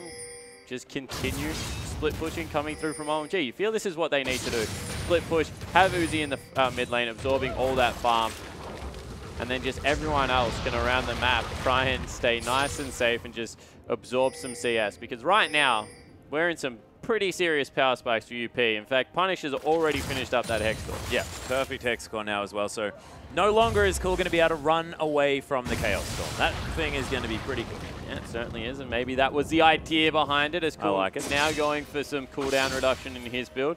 They're swapping Xiang and Cool into different lanes depending on whose ultimates are available. Xiang now in the bottom lane, Cool in the top lane, seeing what he can get done. Seeing whether they like the feel of these particular lanes instead. Uzi, as you mentioned, just soaking up some farm here in the mid lane. Still ahead by quite a lot in comparison to Sketch. That's about a 41 CS lead for Uzi, but 3 kills and 1 assist is going to help Sketch as far as creating an advantage for him. Yeah, it certainly is. And you see Punish now rotating into Cool's lane, seeing whether he can catch him out. 3 members strong in Shen's lane. This might be a time for OMG to be able to push up mid, but no, they just decide to back off. They want to continue scaling. Yeah. Dragon's up. That's going to go over. And UP have a lot of vision on this map spawn, but how much of it is actually useful at this stage? Well, right now they're trying to spot where the split pushes are. That's why there's 2 deep in the top lane, because they want to make sure that Cool is up there at all times. And the rest of it is around actual objectives. So yeah, their vision right now is definitely useful. It's in neutral territory because the game, even though slightly in UP's favor, it's not a blowout so far. And no. We're going to see whether they can make another top side of the map play, because they're picking out the turret, looking to maybe give up Dragon, but try and take top instead. Interesting. So we'll see whether this trade actually works out. Uzi's going to be able to help take down this Dragon. It's going to fall very quickly. So conceding the Dragon. Cool needs to get out. Yeah, he certainly does, UP. To get a lot of work done with Hart. He's made his way through. There's oh, Destiny actually stopped there. No gate to come down as Cool's going to get slowed down by the Time Winder. Hart just holding onto the Monsoon till that port was trying to be used. So Cool unable to get out. Sketch just going to be able to clear out these wards. Nice use of the Ardent Blaze just to reset that passive. Kill the ward without a sweeper. Yeah, but it doesn't look like turret is going to fall down, so it's an objective for 1 kill, and maybe Xiong can grab bottom lane turret as well. Lung doesn't have teleport available, so this could still be quite heavily in OMG's favor. As Xiong, you don't necessarily need to be tanking what that are you turret. doing, man? Just realizes. Yep. Blushes sheepishly. Now might die. He's going to use the teleport to get out. Scrying Orb's going to spot him. Oh, there's the flash. Cancels it.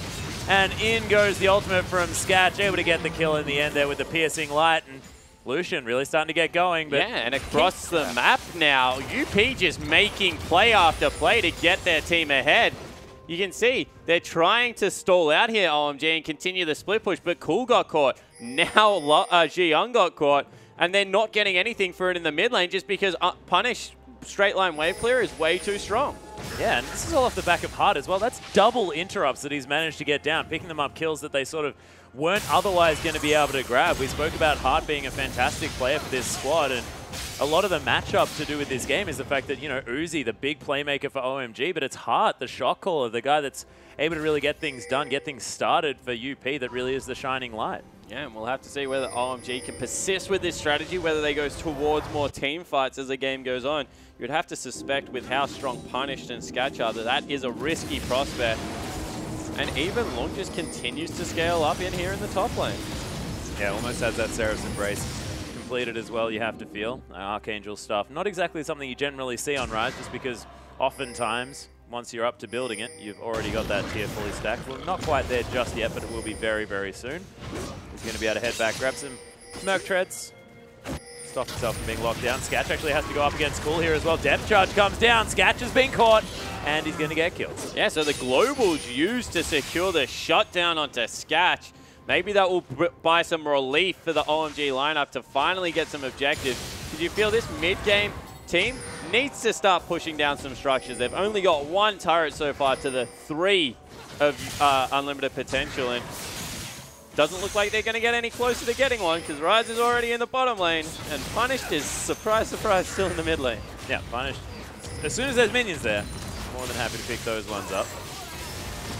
There is the gravity field as well, just keeping the minions all clustered together. And there's going to be no joy picking up anything on this turret. Yeah, they don't even leave a scratch. able to clear out this minion wave very quickly as well with the ultimate, which is almost back off cooldown again. Rise, not exactly with much of an ultimate. Doesn't really feel like it because it's often up. A little bit like Udyr. Rise's ultimate is much better than Udyr's. That was kind of the point. Doesn't matter. Anyway, Heart going to be throwing through some Howling Gales. They've got some vision down here. A little bit deeper now, moving their vision a little bit more further forward as UP realize that they have a slight advantage, but it's not too far. And OMG have definitely found themselves in these positions before. The question is this a team comp that is going to be able to capitalize towards the later stages of the game? This team comp can make the game go forever. They've just got two legitimate split pushes that continue to frustrate UP. UP is a very brawly composition. When you see Echo in the jungle, he wants to have the little team fights going on. Rise, very brawly at this point in the game. They do scale quite well, apart from the fact that Sketch is nearly a melee range AD carry. So that is the one prospect that they have to be careful of, is that they can't purchase range on their AD, whereas Uzi has it in spades. Oh yeah. But yeah, as the game goes on, UP, they're not too upset about it, but OMG will just continue to stall through split pushing. See whether they can actually make that one work. I'm going to be heading back to base. Heart going to get caught by Jiang, but Destiny comes in as well. Parallel Convergence is there. Sketch able to get the ult down as Amy's going to try and get in there, but actually the ultimate coming through from Loveling's going to save his life. Lung able to get some damage down. Sketch locks down Amazing's kill, and Amy still alive. Uzi getting some rockets forward. UP able to pick up a kill for themselves, but not quite that much. Yeah, Amy still has ultimate available as well, so it wasn't even that close to dying realistically. And we see that these team fights are definitely in favor of UP. They don't have the deep vision to ensure that it's a pick right now, OMG, and they gambled on it and were made pay. What OMG are doing very well, though, is the fact that they're only losing the minimum from these team fights. They're calling the disengage and then all getting out of there, losing sort of the least that they possibly can, so that, you know, UP couldn't transition to a Baron. They couldn't transition to taking down any more of these turrets, and now it's 3 turrets to 2. I mean, the inner turrets are all still up, and OMG is stalling very well. Yeah, they certainly are, and that's one thing that a 1-3-1 split push comp always does. Frustrates the other team, drags them around the map. OMG pulled the trigger on that themselves, and were made pay for it, but that's fine, because their ultimate's nearly back off cooldown, and already Cool's in the bottom lane. It's continuing the split push. Yep. But 5 members now strong, heading towards him. Dragon up in 20 seconds. Looks like this will be a fight. Yeah, everyone moving around here. Rift Scuttler is going to fall down. UP do collect themselves that one. Still lots of vision from the Unlimited Potential lineup. They have so many wards on this map. Yeah, especially around the top side, making sure it can't be snuck as they secure this next dragon for themselves. Xiyang has teleport, but not ultimate available, so the big shield won't be coming in, and Dragon has been started up already by the AD carry mid laner in support of UP. Yep, they're going to be able to take that on down very quickly. Amy locks it through. Phase Dive actually going to secure the rest of that. 85 CS though. What the heck? The lead for Uzi here as far as his bottom lane is concerned is gigantic. Yeah, but you have to say it's pretty similar in the mid lane. Not exactly the same, 40 up there. But it's just because Uzi's absorbing all the mid lane farm and then running between camps. Yeah. To really ensure that he's the one ahead. He's taking Raptors on cooldown. He's taking Wolves on cooldown. Making sure that he has all the mid lane farm going across to himself as well. And that man there, a lot of pressure on Cool to be able to perform as this game goes on. We've seen one late game Twisted Fate already, and it is quite a show. Yeah. We'll see whether he is able to replicate the same feats. He really does have a lot on his shoulders at the moment. You can see, though, still looking positive. Cool has been known to carry in the past as well. So it's not necessarily split 1 of the LPL for 2015. This is split 2. This is Cool's split. Whereas definitely looking a whole lot better moving forward. But UP, they've had a great performance so far in this game, but it's about closing it out. It's about capitalizing on the lead that they have and forcing fights. Yeah, it certainly is. And UP, they need to start focusing around objectives. They got Dragon number 3. That's good. That means there's a 12-minute timer on how much longer this OMG lineup can stall out without fighting. Because number 4, you can kind of give up, maybe not wanting to. Number 5, you just cannot give up at all. And we'll see whether that is something that UP use to be able to force these team fights around the map. Yeah, do you think that was a mistake, sort of just flat out giving up the first dragon for OMG? In the trade for the kill on Cool? They made a conscious decision. They also got top turret for it as well. Yeah. So they did gain a gold lead throughout that. So I don't think you can call it a straight up mistake. They traded objectives I was pretty just wondering efficient. whether it was worthwhile. Yeah, pretty efficiently. definitely is something that we will look back on, whether they get towards that 5 Dragon mark at a good enough clip and see whether it works.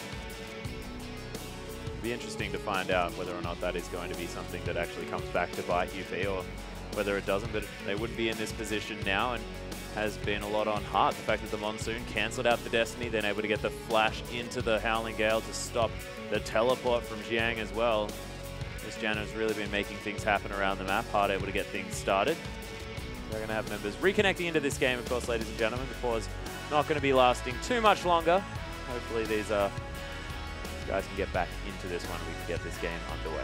Yeah, certainly hope so. As we have a little bit of a difficult situation for both teams. We have one team really wanting to run their 1-3-1 split pushing, sure that they're controlling the map itself, but UP seem to have the jump on that, and their vision has been fantastic.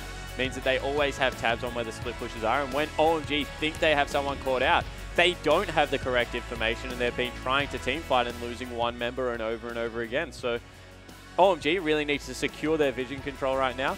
Loveling and Amazing need to team up and get those deeper wards and make sure that when they are going for these picks with the Destiny, with the Shen ultimate coming through as well, that it is onto one member and they're not going to be punished for it. Yeah, this is precisely what we were talking about, though, throughout this game. It's the fact that UP have just had triple the wards on the map than OMG have. Yeah, exactly right. Every single time they set up around an objective, they have the top side of the map warded to make sure that nothing else can go in OMG's favor, and then the key points of the bottom half of the map secured with vision. They also had the deep wards to make sure that they knew when Twisted Fate was backing off and when he was going to start off his split pushing. So we'll have to see exactly how they're able to continue that as the game progresses. Yeah, well, that's true. But, ladies and gentlemen, we do have a computer that's completely crashed. We're going to go to a slight break, but when we get back, we're going to have the rest of UP versus OMG.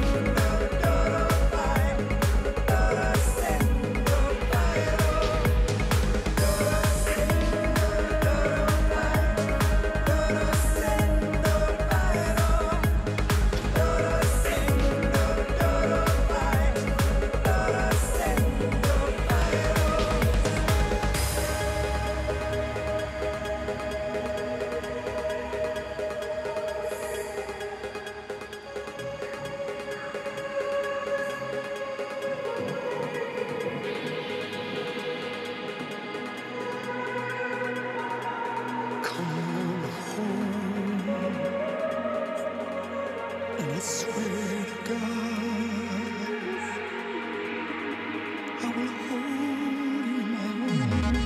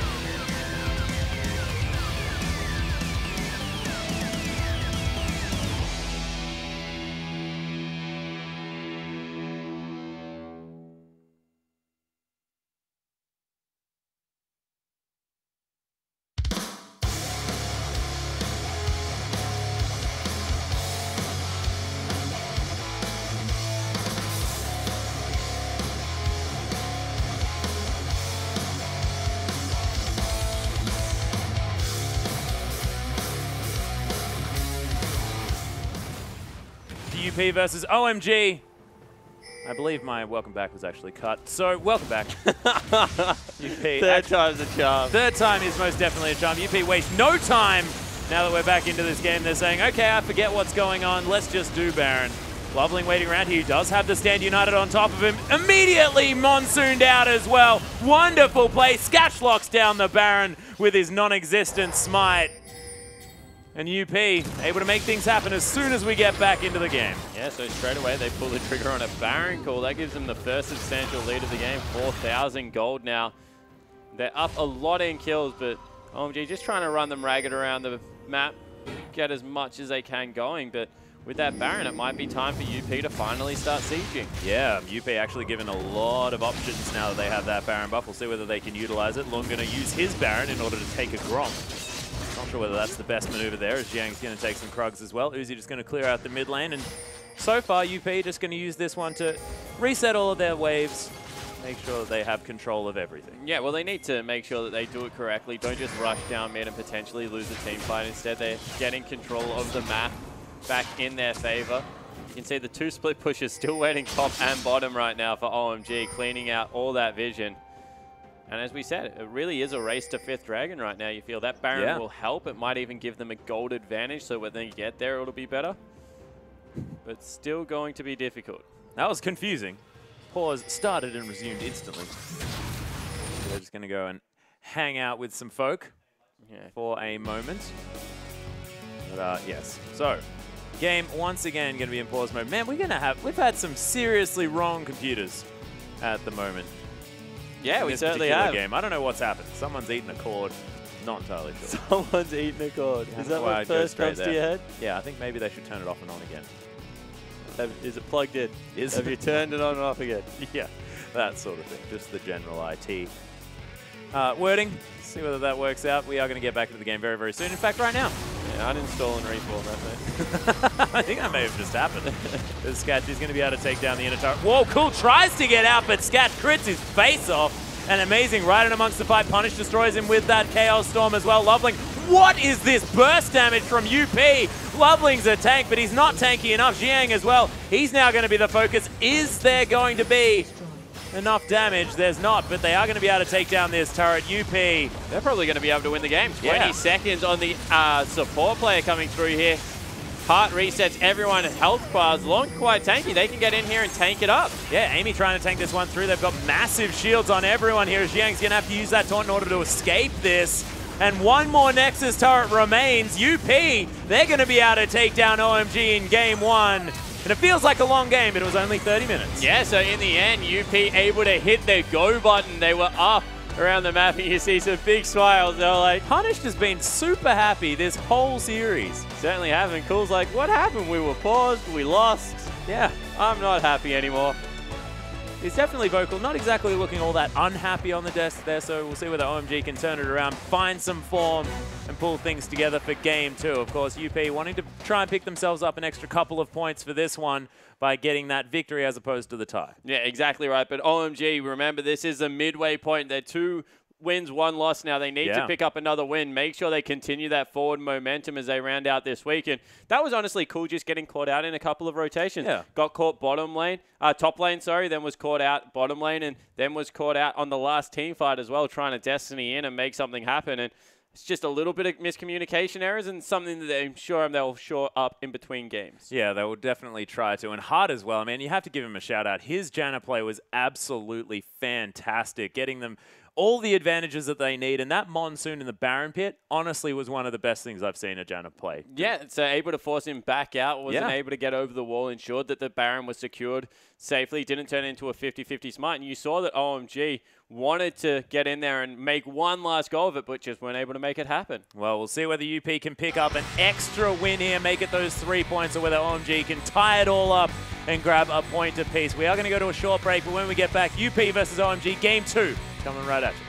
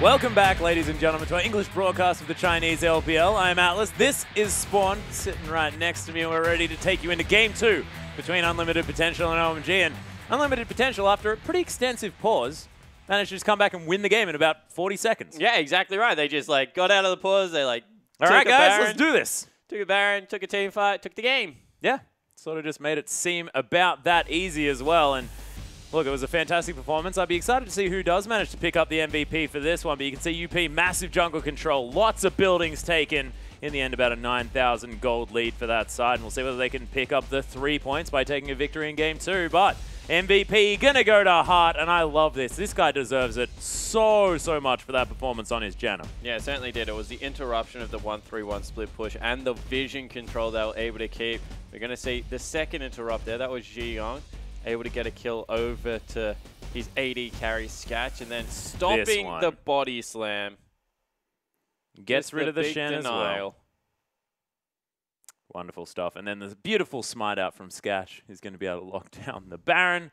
And then they just turned it into a victory. Yeah, it didn't matter. There was no one else in there to contest. You could have just not smote at all. Not smoted. Yeah, I'm not. Was that even a Trailblazer that was picked up by Amy that game? Because, of course, could have just utilized some chilling smite action on the rest of the team fight as well. Because the ensuing fight did end up going in the way of UP at the same time. It also was much later than 15 seconds later, so I'm sure that wasn't the idea behind the miss smite. But, you know, all's well that ends okay. All well.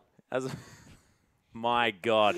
Okay, so moving into Game 2, though, are they going to try another split push type tactic, or does OMG go back to their roots? They go back to trying to pick up, you know, some more of those comfort picks and move forward that way. I actually like the Shen pickup still. I'm not too disappointed with that one. I didn't enjoy the TF coming through there for Cool. I think he needed to be on something a little bit more aggressive, especially with Victor available on the board. So we'll see whether he is able to get onto more of a team fighter, impact the rest of the map, and do his best at carrying through this game for his team. Well, we'll see whether he can actually make it towards that one. As we can see, some OMG fans in the crowd hoping to find a victory for their team. Cool, the Grumpy Cat, cool. Absolutely fantastic. Jiang there, ready to get back into this game, hoping to pick up a Maokai if he can. And as far as switching the sides is concerned, is that going to work in OMG's favor here, moving over to the blue side, being able to have a few more options, being able to pick up that first pick and not being relegated into banning away a lot of these sort of high priority picks? Yeah, it means that they can potentially get something like the Annie. So Amazing looks a little bit more comfortable, turn it into a kill lane, try and get Uzi going. Because, you know, when you let Heart play that disengaged brand of League of Legends and just control the pace of the game the way that UP were able to, you're playing into their hands. Amy had a fantastic game in the jungle as well. So I want to see whether they take a look at the Echo, whether they want to pick it earlier or whether they want to ban that one off the board. Yeah, it's a good idea. Wow. Annie, though, yeah, just going to leave here. Amazing, not wanting to pick that one up, just respecting Heart's Annie play. UP, of course, going to be banning away Kalista and potentially Rise.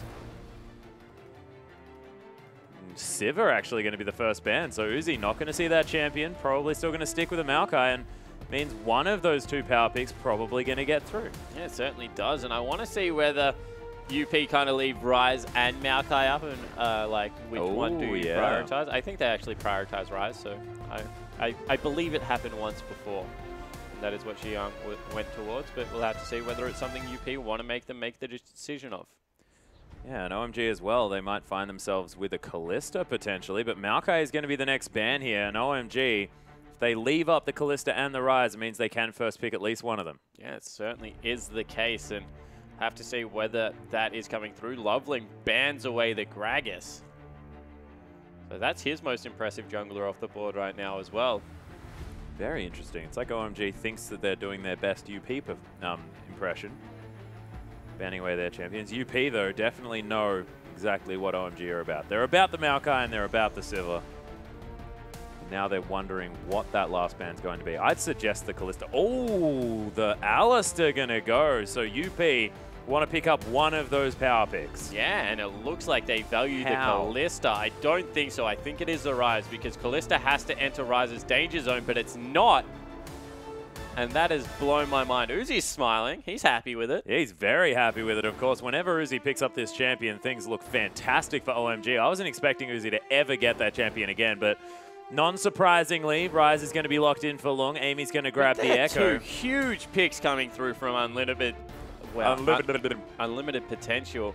They've got Rise, who's able to snare up Kalista and make sure that she's not hopping anywhere. Amy's going to be able to dive in there. We already saw how durable he was last game. Yeah.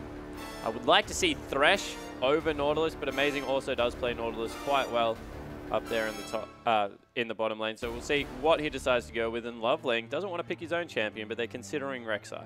Yeah, considering it. Jiang could also play that in the top lane. We've seen Zatai do things like this. But it is going to be the Evelynn hovered over now. So Loveling hopping on the Eve in the jungle. Yeah, and he had an impressive performance game 2 against V2 Gaming. As I said, he got a double kill and then an extra kill up in the top lane to start the game 3-0-1.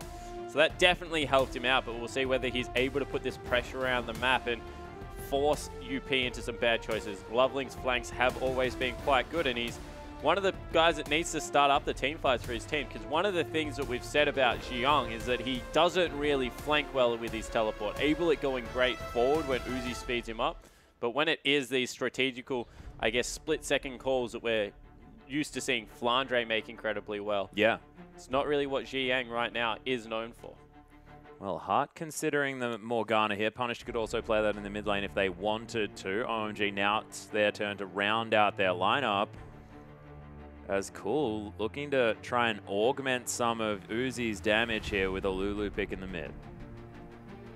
Yeah, that would be strange coming through here. They've just nearly picked themselves guaranteed into 2 losing lanes. Lulu's a little bit of a lane bully, but with Victor still on the board, Victor does a little bit better. And if Jiang does want to take Rumble into the top lane, Rise definitely happy with that 1v1. Cool's Ari is something we haven't seen in a while, though.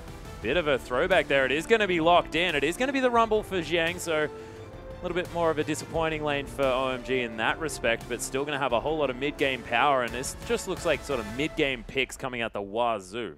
Yeah, it certainly does, and we'll see whether Cool is able to team up with Loveling and get those picks in the mid-game to be able to really snowball them ahead, because right now, if they ever catch someone out rotating between the lanes, Evelynn and Ari will make quick work of them. So I actually like the team comp much better with the Ari in there. It means that the Equalizer can force people to walk specific ways, get charmed up and deleted off the map, and then Uzi's there. He's going to play Janitor. Try and clean up the back end up of all that magic damage.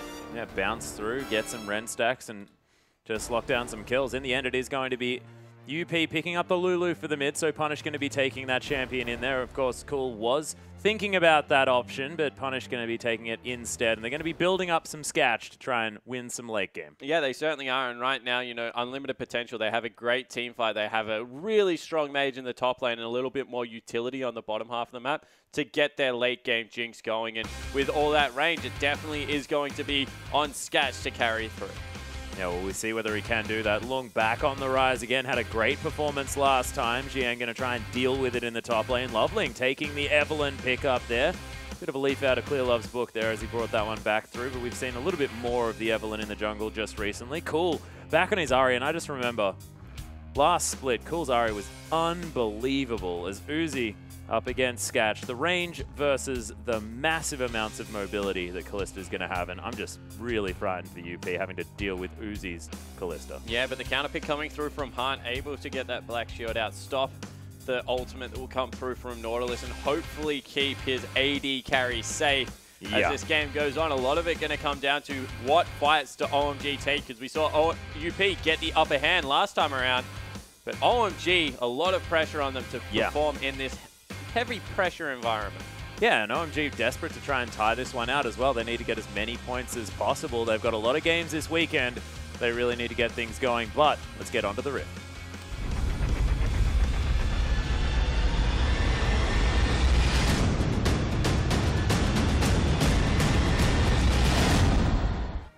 And here we are, OMG versus Unlimited Potential for Game 2 of our second set of the night. Punish.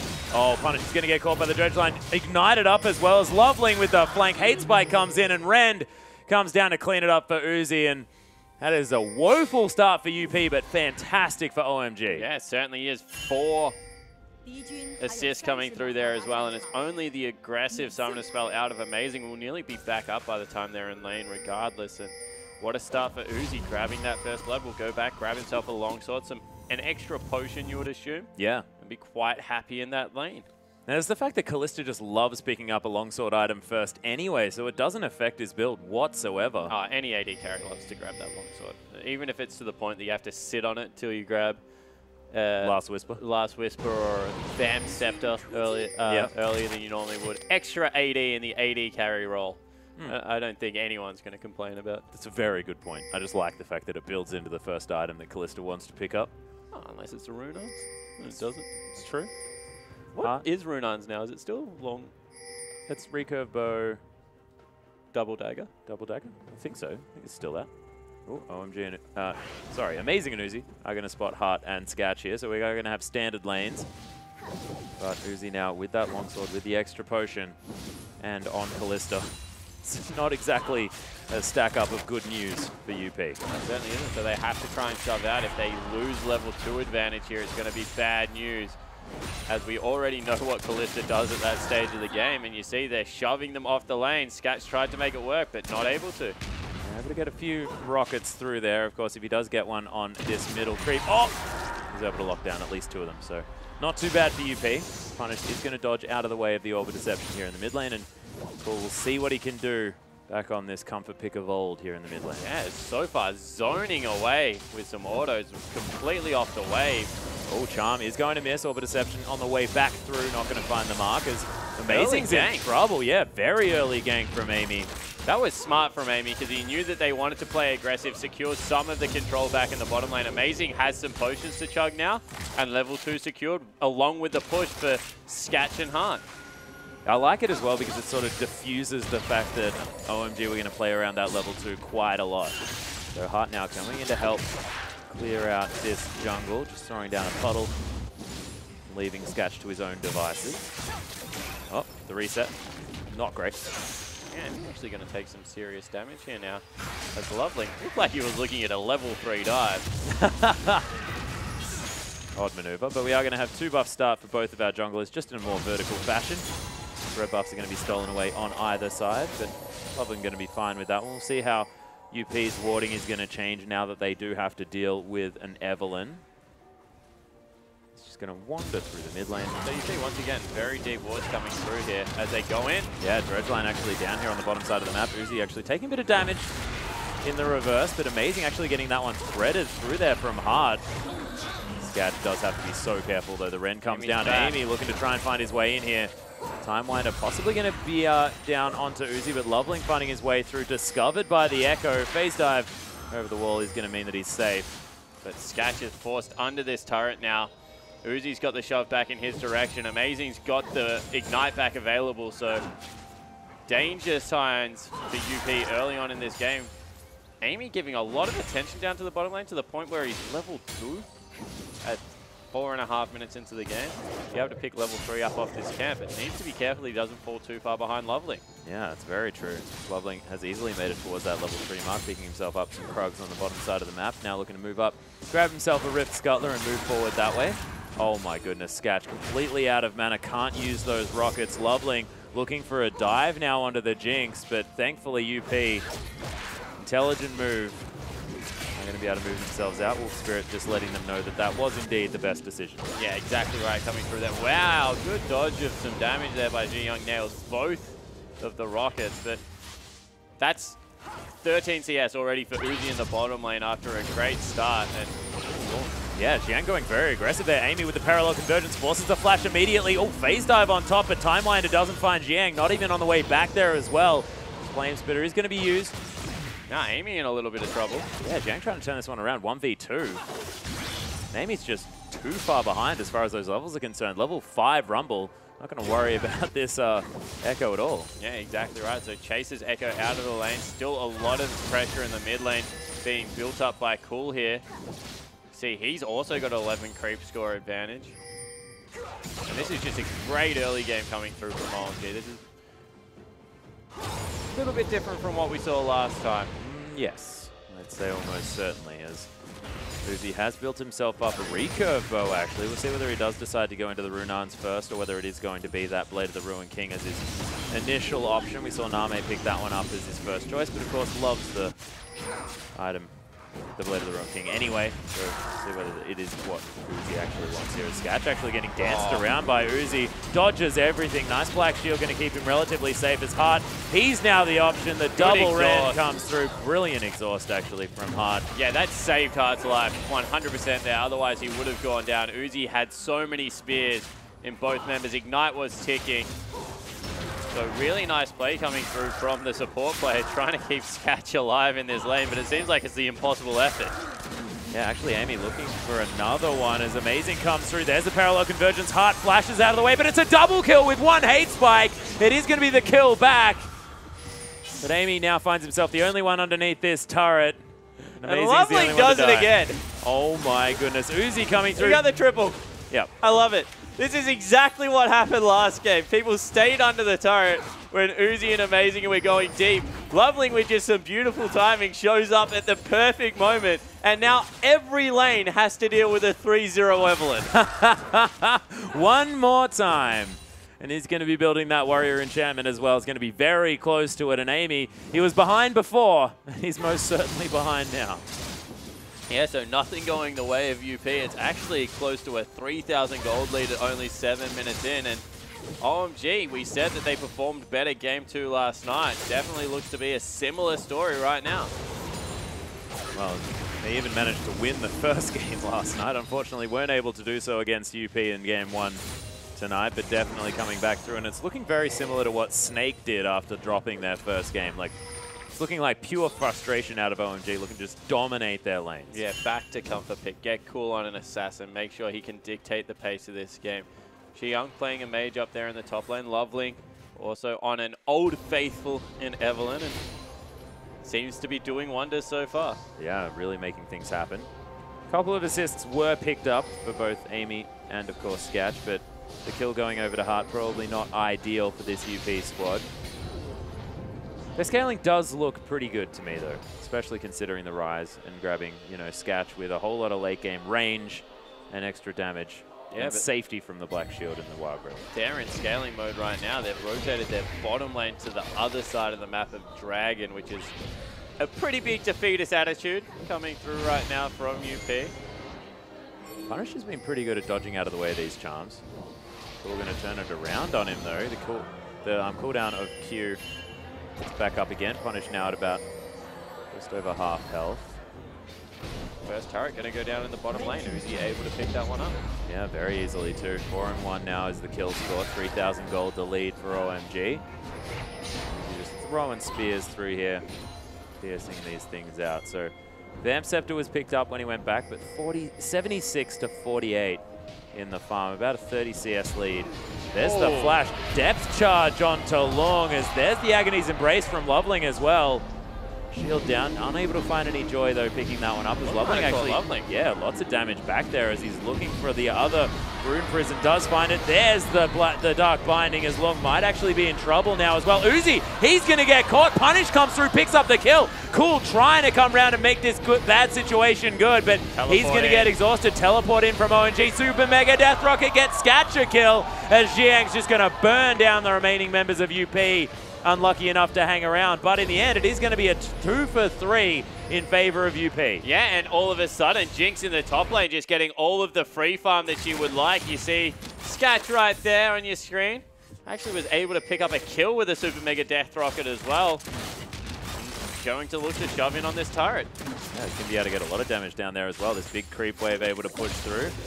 Sketch probably going to head back now, so doesn't want to really wait until Uzi turns up and destroys him with all that extra mobility. And it looks like he is going towards that Blade of the Ruin King, but might be sitting on the Cutlass for a bit and building a Renans first. Or just going towards the first fluids. Good teleport through from Long. That's a very good point. Xiang actually in a whole lot of trouble. There's a Rune Prison, and Amy gets locked down by the Binding. Hart says, I'm helping as well, and picks himself up an assist. Yeah, so another kill back right now. 2,000 gold. They've shrunk it by about 900. With the last couple of skirmishes, and OMG beating around the map. They had the Fed jungler. He tried to make a play, but it backfired. Yeah, this is a 2-1 and 3 Morgana as well. Hart getting some things going on here for himself. Punish takes a bunch of damage from that Orb of Deception. Yeah, Sketch is just conceding. He knows that he's going to have to do some scaling this game. Picks himself up the Avarice Blade. Punished again, taking damage from this Ari, but he's going to get dived potentially. That Wild Growth just back off cooldown, uses it now as well. Depth charge down, and you can't shield that damage as Loveling. He's going to tank up the turret for a little bit, but OMG, they get exactly what they're looking for. Yeah, exactly right. And maybe the top lane turret as well, as they're just trying to zone Xiang off some farm right now in the bottom side. But Uzi rotating in around the map, destroying these turrets. Has got a 27 CS advantage right now and will continue to scale up into a mid-game terror. A very low item threshold for Kalista, only needs Runans and, well, an attack speed item and a damage item. I guess you can build whatever the heck you want on her right now, and it has a similar effect. Yeah, well, Xiang not going to get stunned up there, but he's going to have to use the flash. As Amy's coming through, just wanting to make sure that they can get Long into a comfortable position this game. Yeah, but the UP's problem is that they can't send anyone right now into Uzi's lane. He's 1-1 and 4, and so far up in CS over any of their major carries that he's just going to tear them apart. Because Punished is the supportive mid laner, is somewhat safe, I'm going to say, but that leaves the 80 carry exposed to Cool, who's in the exact same situation. Got a needlessly large rod. Yep. So Cool able to clear out a lot of these backline minions with his Orbit Deception as well. It's a big deal actually having just those couple of items, the Morellonomicon and the needlessly large rod. It's a big deal for this Ari. So a lot more pushing power with Cool enters lane. More importantly, he's just going to kill whoever he looks at right now. It's very good 12 minutes into the game, the makings of an Athene's Unholy Grail versus a large rod and a finished Morellonomicon. Just means that Cool, in terms of strength, is unrivaled.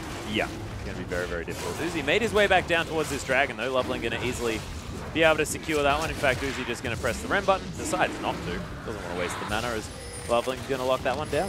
Yeah, so now we'll see whether they're able to pressure the mid lane turret. Trying to get some deep wards onto the bottom side to make sure that they're controlling the map a little bit better than what they were first game, OMG. Loveling going to clear out this pink ward as well, so UP still with a fair bit of vision, but you can see a lot of blue wards on this map, especially towards the bottom side. Of course, they were preparing for the dragon. OMG definitely did well, making sure that they had all of the vision leading out towards that one. Super Mega Death Rocket managed to get the blue buff. Yeah, so another blue buff secured for Scats right now. Siege is coming through. Loveling's a little bit squishy, so can't really dive, and they're just going to back away. Don't even get the blue. No, so Scatch using that ultimate very, very well thus far. 28 CS behind, but after how that lane went, you could imagine that could definitely be worse. You can see Xiang actually changing up his build quite substantially here against all the lockdown CC. Has not elected to go for double penetration items, instead has Mercury Treads, and I want to see whether this is a continued trend across the rest of the OMG lineup. Does Cool go for them as well, and they just grab some Abyssal Scepters to make up for it? Yeah, it could potentially be an option.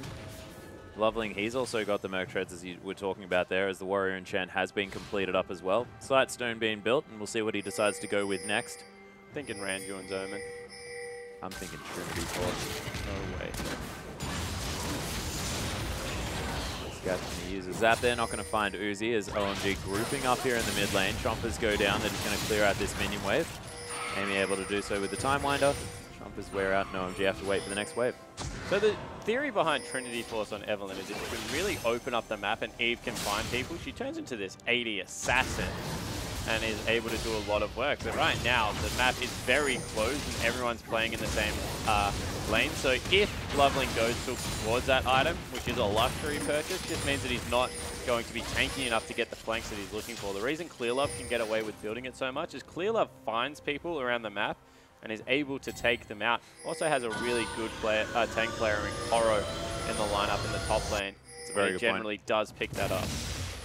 And now that there is a rumble there, they do need some tankiness on this squad. Amazing. Not going to have the luxury of building those big tank items. He doesn't get a whole lot of money as this squad champion, so I understand. It's not often, but I understand. I do this. I just take that as me getting better at explaining. Ah, nailed it. All you, Jakey boy. Well, OMG moving around the map. Lots more vision down, especially on this blue side, but there's going to be that inner turret defended by Scatch. Just going to keep this minion wave pushing out. Heart actually running forward, misses the binding. Cool, took a little bit of damage back there, but UP trying to get some work done. Yeah, so the siege is continuing in this mid lane as Lund starts the combo up on Xiang. Yeah, looking for it. There's the Rune Prison as well. Lots of damage down onto this Rumble, but missing a few crucial cues. In the end, it is going to be Xiang falling down.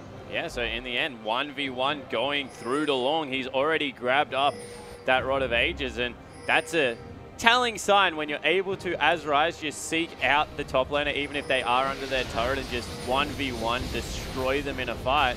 It's not going to mean good things, as Cool also gets hit by a bind. Yeah, hit by a bind. Of course, Hart not going to do anything there, standing on his own. There was someone else with him. I think Amy was hanging out. Yeah, not a whole lot of damage. Echo that doesn't quite have the Cinder Hulk completed just yet, just sitting on that side stone. So Loveling definitely an accelerated Evelyn at the moment. Yeah, but the gold lead continues to shrink for OMG. They're not making the plays they need to around this map to really impact the gold discrepancy. And right now, if UP continue to scale, we mentioned it before, you can't purchase range. Jinx going to be much better than Kalista, and Ryze in the top lane is going to continue to get big, whereas the Rumble will eventually fall away. One of the few champions that does significantly fall off as the game goes on. Yeah, it's a very good point. Especially if OMG can't continue to snowball this one out and their mid-game sort of pick potential is getting negated by the fact that UP are just staying together as a unit. Well, actually, Hart going down very, very low. Yu's going to get caught. There's the Super Mega Death Rocket as the rocket form for Sketch going to keep him in range. Lung, he's going to lock down the kill onto that one, and Parallel Convergence is down. Echo looking for it. There's the Fate's Call as Uzi gets his support out of here.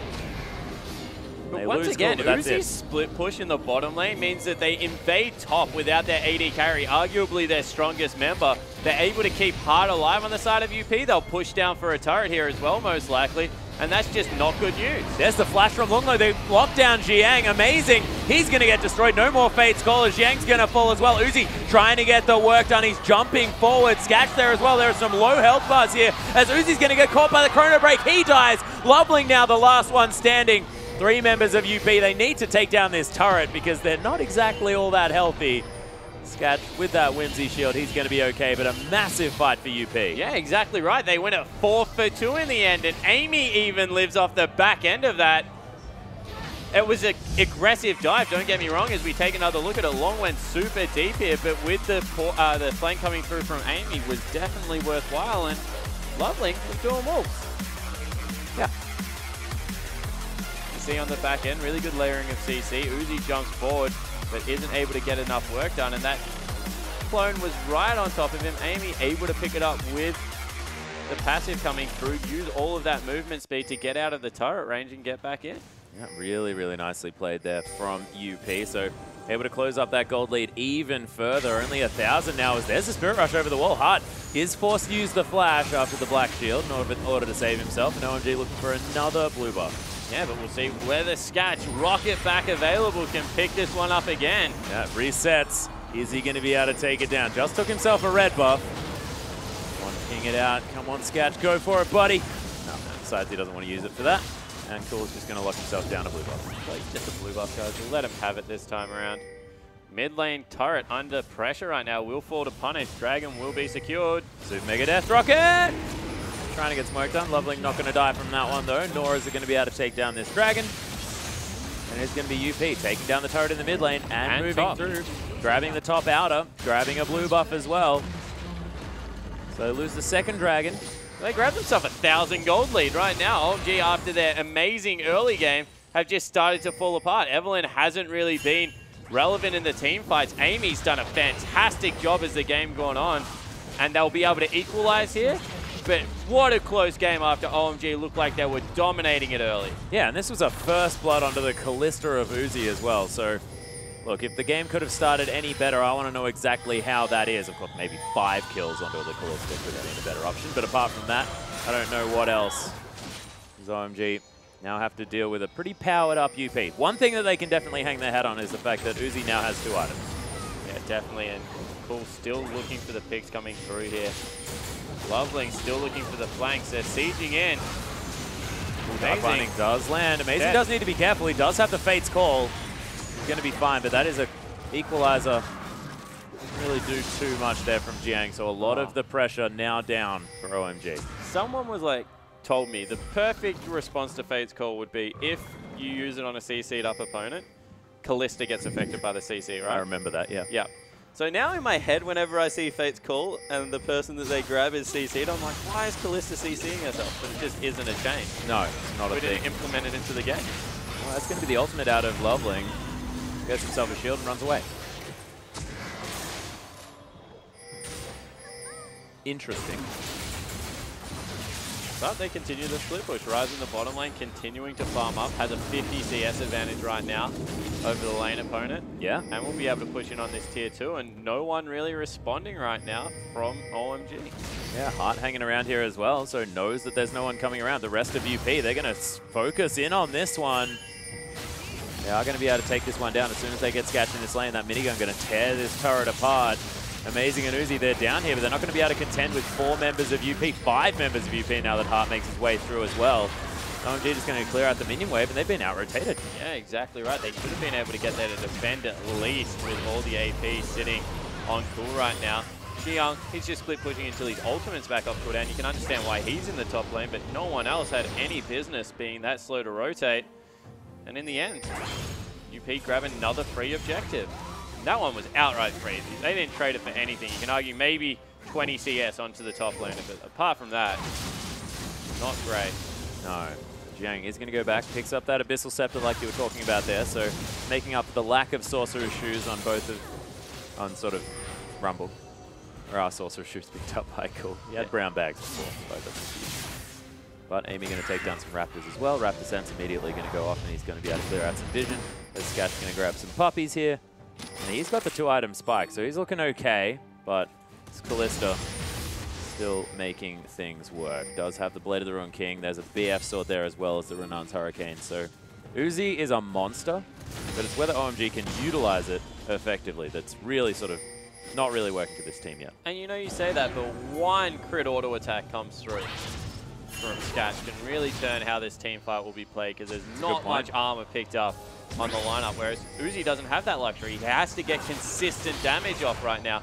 Sure, it's easy for him to do so with high mobility, but the rocket form has done strange things in the past. Yes, it has. Atlas. And you know, there's always that potential that 2 crits come out of Jinx and the fight's over. Yeah, Dark Bunny not going to find anyone from Cool from OMG as they're trying to siege this one up, but a lot of wave clear available for UP, and they are going to defend this one very easily. Lots of pings. Just everyone's pinging around about stuff. They're going to get that ward cleared out there, OMG. And as long as moving around the map, his teleport almost back off cooldown as UP just more than happy to do this 4-1 split type situation. Make sure that they funnel as much farm onto this Rise as possible, who's got the Seraphs and the Rod of Ages completed. This is a very strong Rise at this point. Yeah, it certainly is, and we already saw it was nearly impossible to deal with Rise and Amy when they teamed up together last game. Yeah. With the Echo coming in there, so it's going to be similar. The 2 bruiser frontline that are just so hard to deal with, a consistent CC, the ability to get all the base damage in. And right now, it looks like a similar tale is going to come through. UP starting to claw their way ahead with significant leads. Yeah, and Lung as well, now able to go to an easy Abyssal Scepter as his 3rd item. A fantastic move for a Rise as well, not being able to pick up those Sorcerer's Shoes just because you're so reliant on staying mobile in these fights, able to get all of your buttons done. Not exactly that sort of burst mage who can just press all of them at once and then just forego anything else. You sort of have to remain there, just spam your face against the keyboard. So Lung is going to have that magic penetration from that stick very, very soon. Certainly looks like that's what he's moving towards, and we'll see whether he's able to finish it up before the next fight. 40 seconds is when Dragon will be up. Cool's in the top lane. They've done a great job of clearing out topside vision control. They've actually taken out 3 pink wards in the last couple of minutes, OMG, which hurts UP because that's 300 gold down the drain. And they actually have relative vision on the bottom half of the map now, so we'll see whether they're able to take away another dragon for themselves, ensure that that 5th dragon objective will be relevant. Yeah, Loveling making his way around the mid lane as well. UP, there's not too much of an idea where this Evelyn is at the moment. Dragon up in 7 seconds, as you were talking about before, and OMG with positional advantage, but they need to move their Ahri down there if they want to be able to win the potential fight. He is going to make his way down, throwing out Qs just so that he can get the extra movement speed to get there in time. And Amy looking at a Rift Scuttler. This could be the next fight. So Rift Scuttler is secured, and definitely will be in the next fight. Both teams want to get in for it. Actually, UP started up. There is a flank coming through from Evelyn, however. They need to be careful that they don't just walk into Loveling's hand. Yeah, UP have also got to watch out for not grouping up as well. As Fate's Call comes through, there's the equalizer. Lung going to get straight out of it. Cool's going to get caught up though. There's the Super Mega Death Rocket. Loveling through to the backside, but Hart flashes over the wall. Loveling's going to get taken down. Immediately 2 kills for Skatch Jiang. He has to be careful. If that was a crit, he would have been dead as Uzi tries to lock down the Dragon. Not going to get there punished. Blocks that one down. Uzi forced to use the flash. Dark Binding from Hart, who is so close to dead, as Skatch is just tearing this fight apart. That's almost a quadra kill for the Jinx. In fact, it was.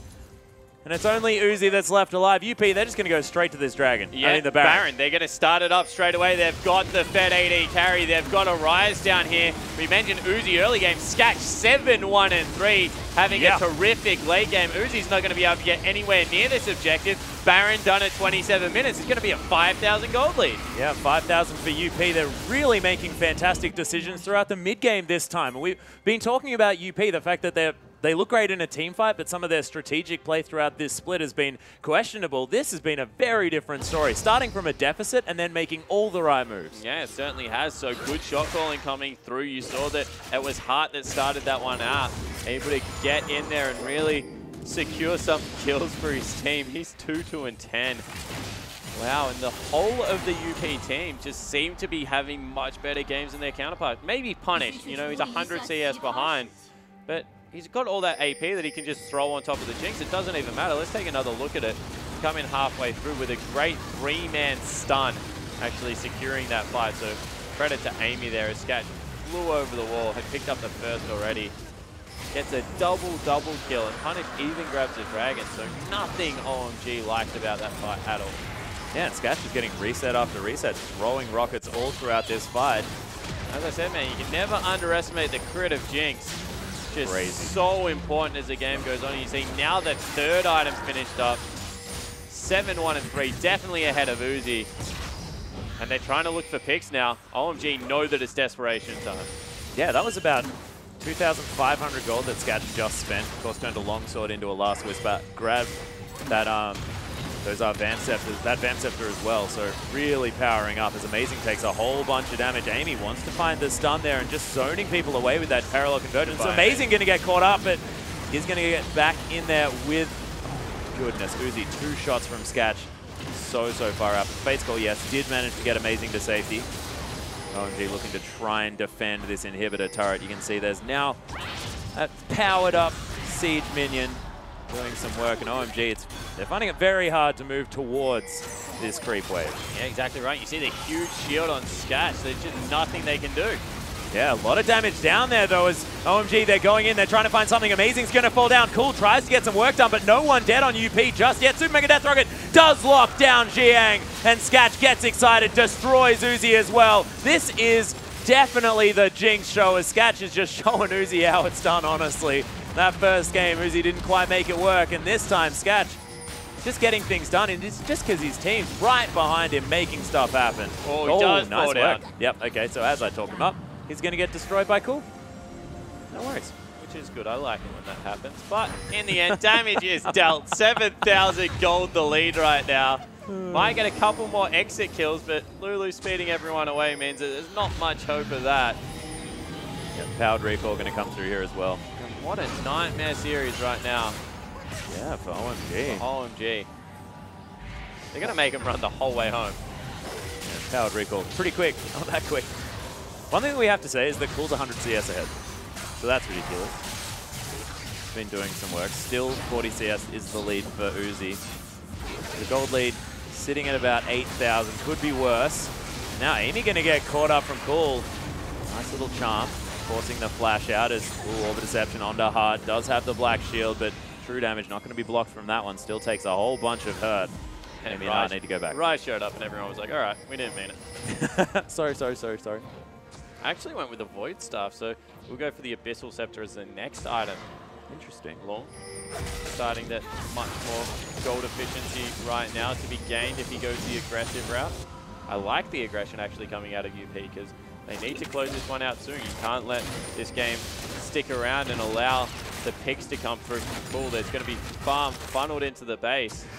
There's also a lot of magic resist built up from a lot of OMG members. Uzi as well has 2 magic resist items, as well as the Abyssal Scepter and the Locket of the Iron Solari. 2 Abyssal Scepters, of course, and the Locket of the Iron Solari, so it does need to be breaking through a lot of this MR.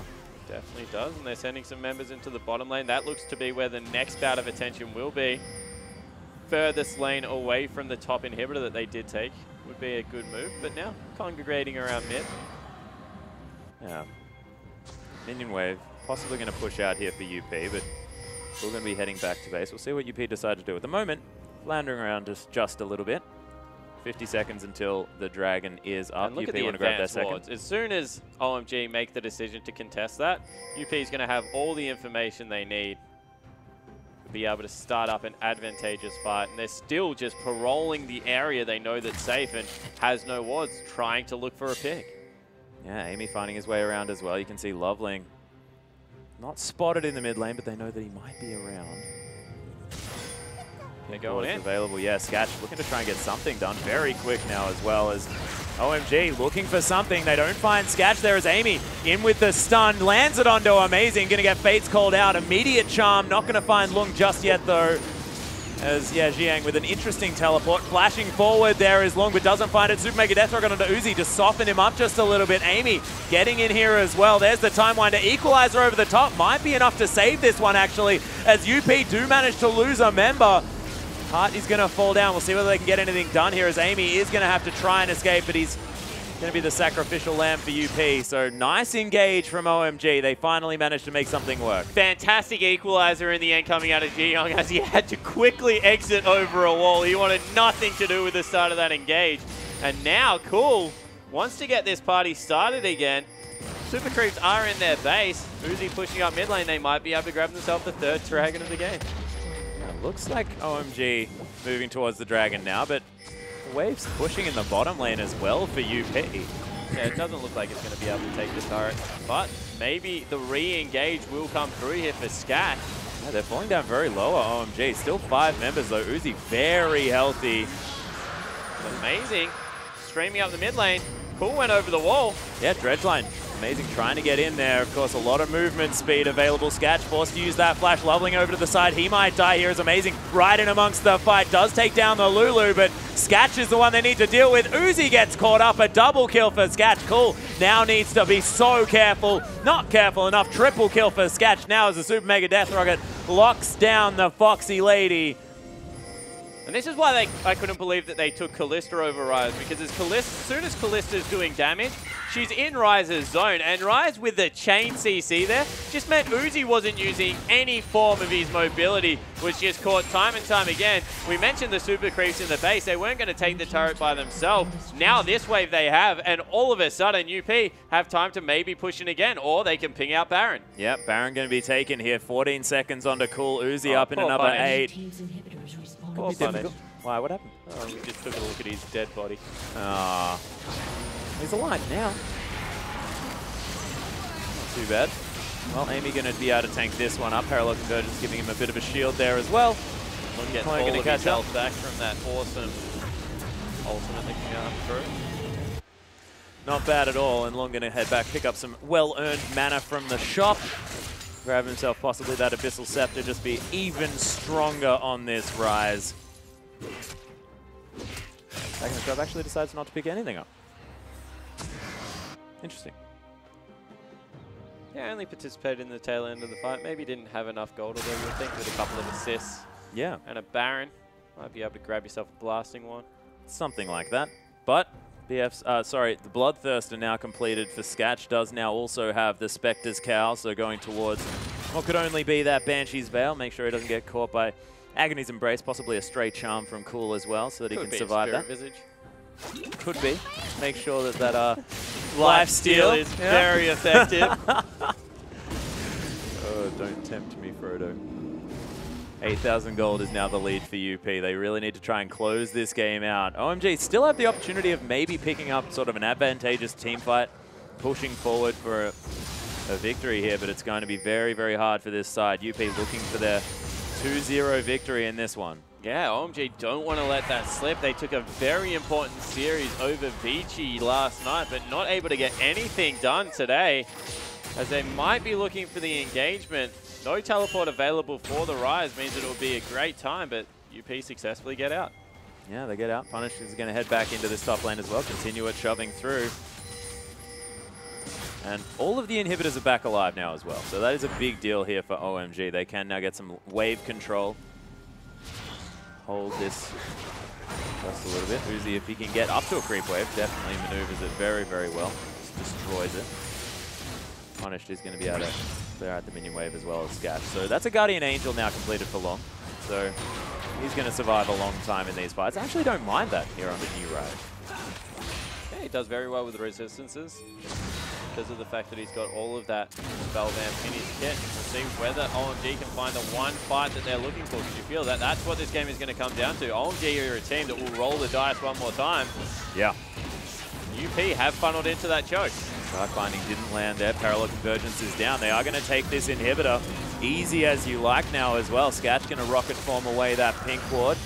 UP setting up their vision in here, and now the siege on the mid lane is going to come through. Jiang taking a whole bunch of damage. Equalizes down, not really doing too much work there. Parallel Convergence from AIM is going to help out. Really been wanting today. Hasn't been able to start up any of the team fights he needs.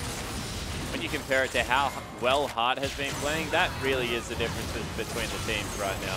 Yeah, we're seeing the power of this Echo as well. Amazing yet again, caught out by one of these Dark Bindings. Just takes so much damage. Another Fate Skull used defensively. Uzi hasn't been able to use that to start any fights here. Amazing goes in. Scatch immediately cleans up that kill now as Parallel Convergence is down. Dark Binding lands onto Cool somehow. That's going to secure this inhibitor. Scatch running around, not too much mana now, but 4 items on this Jinx. No one from OMG can get anywhere near him. And UP now looking to try and get some pressure down here as Jiang just takes so much damage. Scat's going to lock that one down after the flash. Amy gets Wild Growth, trying to use that Chrono Break to get himself to safety. Does so. Uzi's going to die. Scatch, double kill now. They're going to take down the last remaining Nexus turret. And OMG. Another Dark Binding as well. He has been on point today. Scatch the beneficiary of all of that. Long as well. I mean, he's been on Rise for 2 games, but he's definitely had a good time on it. And UP, they're going to close out the series, a 2-0 victory for this LSPL team over OMG, who are looking to try and get to that top spot just off a win against Vici. Yeah, so we'll see if they're able to pull it together tomorrow for RNG. But right now, credit to UP. They were able to really take it to them. Yeah. I think they have M3 tomorrow night.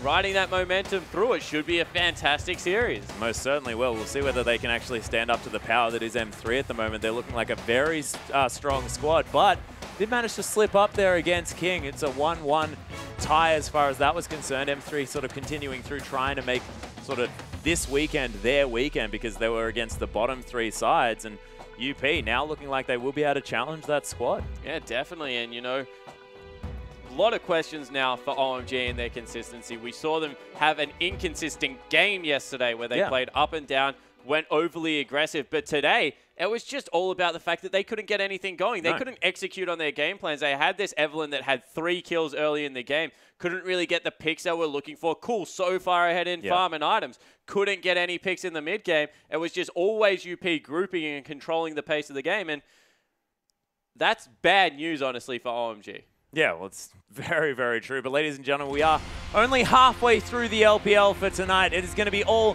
for Spawn and I, but we definitely have some more LPL action coming on. Make sure that you are tuning in after the break for 4 more fantastic Chinese League of Legends games.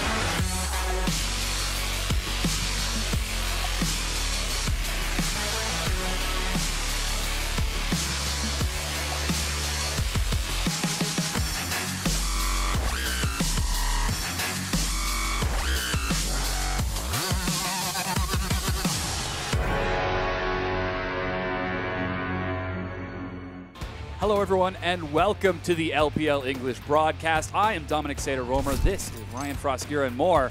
And we just saw a very exciting set between OMG and Unlimited Potential. Unfortunately, we didn't get to cast it, but man, it was a fun one. Yeah, and UP coming out.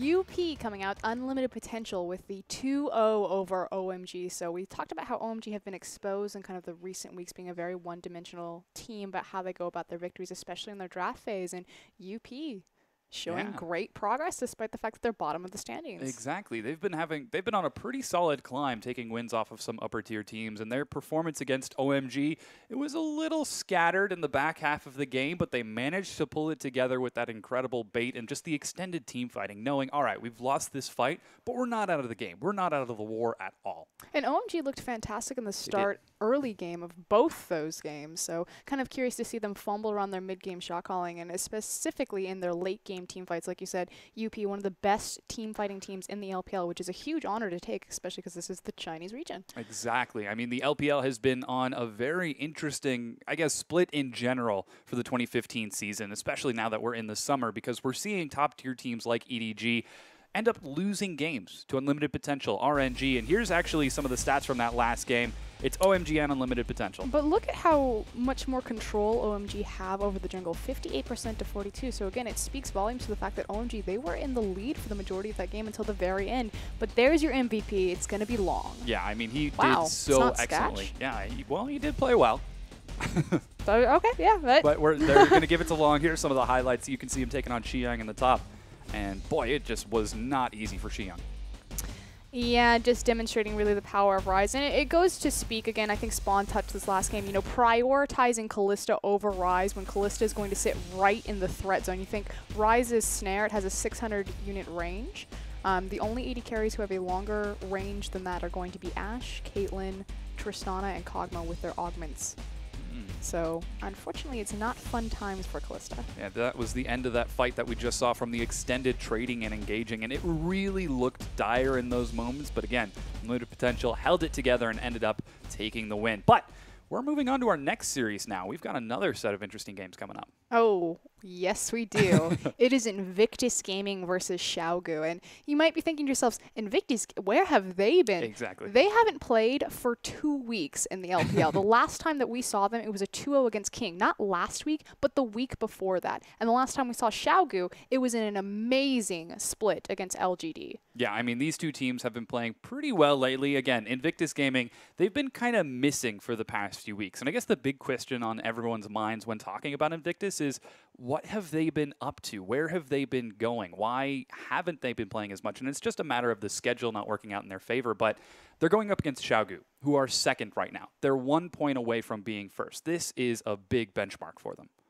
Yeah, and it sounds odd because we talked about how Xiaogu, they just split 1-1 with LGD. It was a fantastic set. If you haven't seen it, go back and watch it. Against King, IG, their last time that they 2-0'd them, and again, we're going to go through the lineup for IG. IG is the only team to 2-0 King. All the other teams, including top-tier teams, have split with them. So it doesn't sound that impressive compared to Xiaogu's 1-1 split with LGD, but it was nice, and they've been looking good. So we'll see how they look today, and that's Zatai in the top lane. Yeah, here's the roster for Invictus Gaming. We're going to go ahead and run through. Kakao been showing up pretty strong in the jungle, but coming up next is Rookie, and Rookie has been really instrumental to Invictus Gaming lately. You can see he's rocking a whopping 1,140 MVP points and a lot of hyper carries in the mid. He's definitely up there. Likewise, loving that Victor and his microphone. This guy, though, Kid, the AD carry, one of the legacy players for Invictus Gaming, a bit of a slump recently. He had a great performance last time on his Kalista, but look how far back that is into his champion pool. Otherwise, it's been very hit and miss for IG's bottom lane. Yeah, there have been a lot of questions surrounding Kid and more specifically how he's fitting into IG as a team. And here's Kiddies, the support, doing everything he can to keep Kid alive, but I expect we're likely going to see Kiddies hanging out with Kakao a little bit more than Kid over the course of the match. I'm glad you were doing your vocal warm-ups before we got on stream, because I just realized our bot lanes tonight are Kid and Kiddies and TNT and TCT. Yeah, I know. Say that 4 times fast. You're going to get to. Yeah, but I want to talk about that a little bit more. Kiddies, his typical role has been to keep Kid alive whenever Kid goes ham, but we haven't seen Kid too aggressive this split. Kid has certainly kind of cooled himself off in terms of his own play style. He's been a little bit unsure. I know IG's coach and manager came out and said, you know, maybe lay off the heat on Kid. He's having some internal issues and doesn't really want to put himself out there. So he's had very hit and miss performances, spiking up and falling down. But we'll see if he goes back to his old ways of being just a consistent backbone to IG. Because, again, he's a legacy player for IG. He's... yeah, if you think about IG, Legacy PDD. player going way back. Yeah, PDD, Xiao Xiao Kid, Zatai. Well, the scary thing is he's going to have to go up against TNT, who has been on an absolute tear. And here's actually the full lineup for Xiaogu. V in the top lane, a terror on that Hecarim. And here comes Swift up next. He's going to be the primary shot caller for Xiaogu, and he's really been doing a great job of leading Xiaogu to these amazing victories. This is also going to be my featured matchup of the night. It's going to be Swift versus Kakao, the two Korean junglers. They have very similar play styles, although kind of swapped and reversed jungle pools, which is kind of interesting. Yeah. It should be exciting to see how Kakao and Swift end up trading it out. Now here comes Doinby in the mid lane. Oh, looks like we're not going to get to see Doinby. Well, just know that Doinby's up next on the actual roster lineup. He's been doing a great job in the mid. He's got to go up against Rookie on the other side. Yeah, and Doinby, his position is very different compared to Rookie. So if you think of Rookie and Kakao as the duo, the tag team, doing everything together, it's more so about Swift and Doinby as a secondary support following him around. So whereas Rookie and Kakao are kind of equals in how much they'll carry, Doinby just Morgana, Lulu, skirts, shadows behind. Just keeps on following around behind Swift. And there's actually the rest of Xiaogu at the very end. You can see TNT and TCT. And man, TNT, I just want to keep on hitting on this because he has been playing out of his mind this split. Low econ 80 carry, I think is what Rusty and Spawn and I have been throwing around. TNT is fantastic. His team fights are incredible. Again, he doesn't get a ton of resources on the team. That's mostly going to go to pretty much every other member but him, particularly Swift. But what he does with the resources he gets, especially for his champion pool, big player of the Sivir, fantastic performance on that champion, is outstanding, especially because he's in a league that's front-loaded with Uzi, Imp, Name. Yeah, here are the stats from the previous games. As you can tell, IG have only played Xiaogu once in the back half of this split. That was during Week 2 when Xiaogu 2-0'd them. The first game was a pretty even 35-minute match, but Game 2 was Xiaogu all through, and here are some of those statistics. You could say they actually play relatively similarly. The thing that I do want to point is the undefeated streak of Xiaogu's blue side has been broken by LGD. Blemish. Yep. An amazing set, but let's get into that a little bit because how Xiaogu end up taking that blue side win is their pick and ban phase is a little bit different. Yeah, so on blue side, when you look at it, it's like, why does Xiaogu have 100% win rate on blue side and not red side? So what's the difference between red and blue? Well, it's obviously the priority pick. Now, on blue side, Xiaogu have a tendency to pick for their bottom lane earlier in rotation than they do for purple side.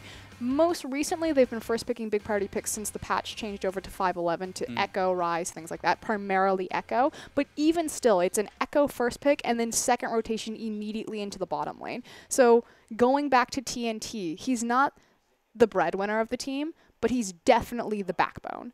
Yeah, and it'll be pretty interesting to see if that's what they decide to go for with this specific pick ban phase because obviously they've got to know that there is this priority for them available with that bottom lane. If they decide to try something like that with a red side win, maybe that could help buff up some of their weaker stats on that red side. Definitely, and it also speaks to kind of where these teams are weighted differently. So we talked about how Kid's struggling a little bit, and we've underlined this before, and just to make it even clearer, he's facing a very tough opponent, especially in the TNT-TCT bot lane duo. We talked about how the careers separating, formerly known as More TCT and TNT, formerly known as Avenger, Fish, Quiet, things like that. They weren't as good separate in kind of their historical careers, but together they're dynamite. Yeah, they're creating something really special on the Rift, and it'll be pretty interesting to see how this is going to match up. Again, this is IG and Xiaogu, and I'm really looking forward to see how everything's going to match out because, you know, Kid, he is concerned. He is nervous. And even if he doesn't have to deal with the 2v2, maybe he gets a swap, that means he's still going to end up having to deal with V, who's a terror in his own right.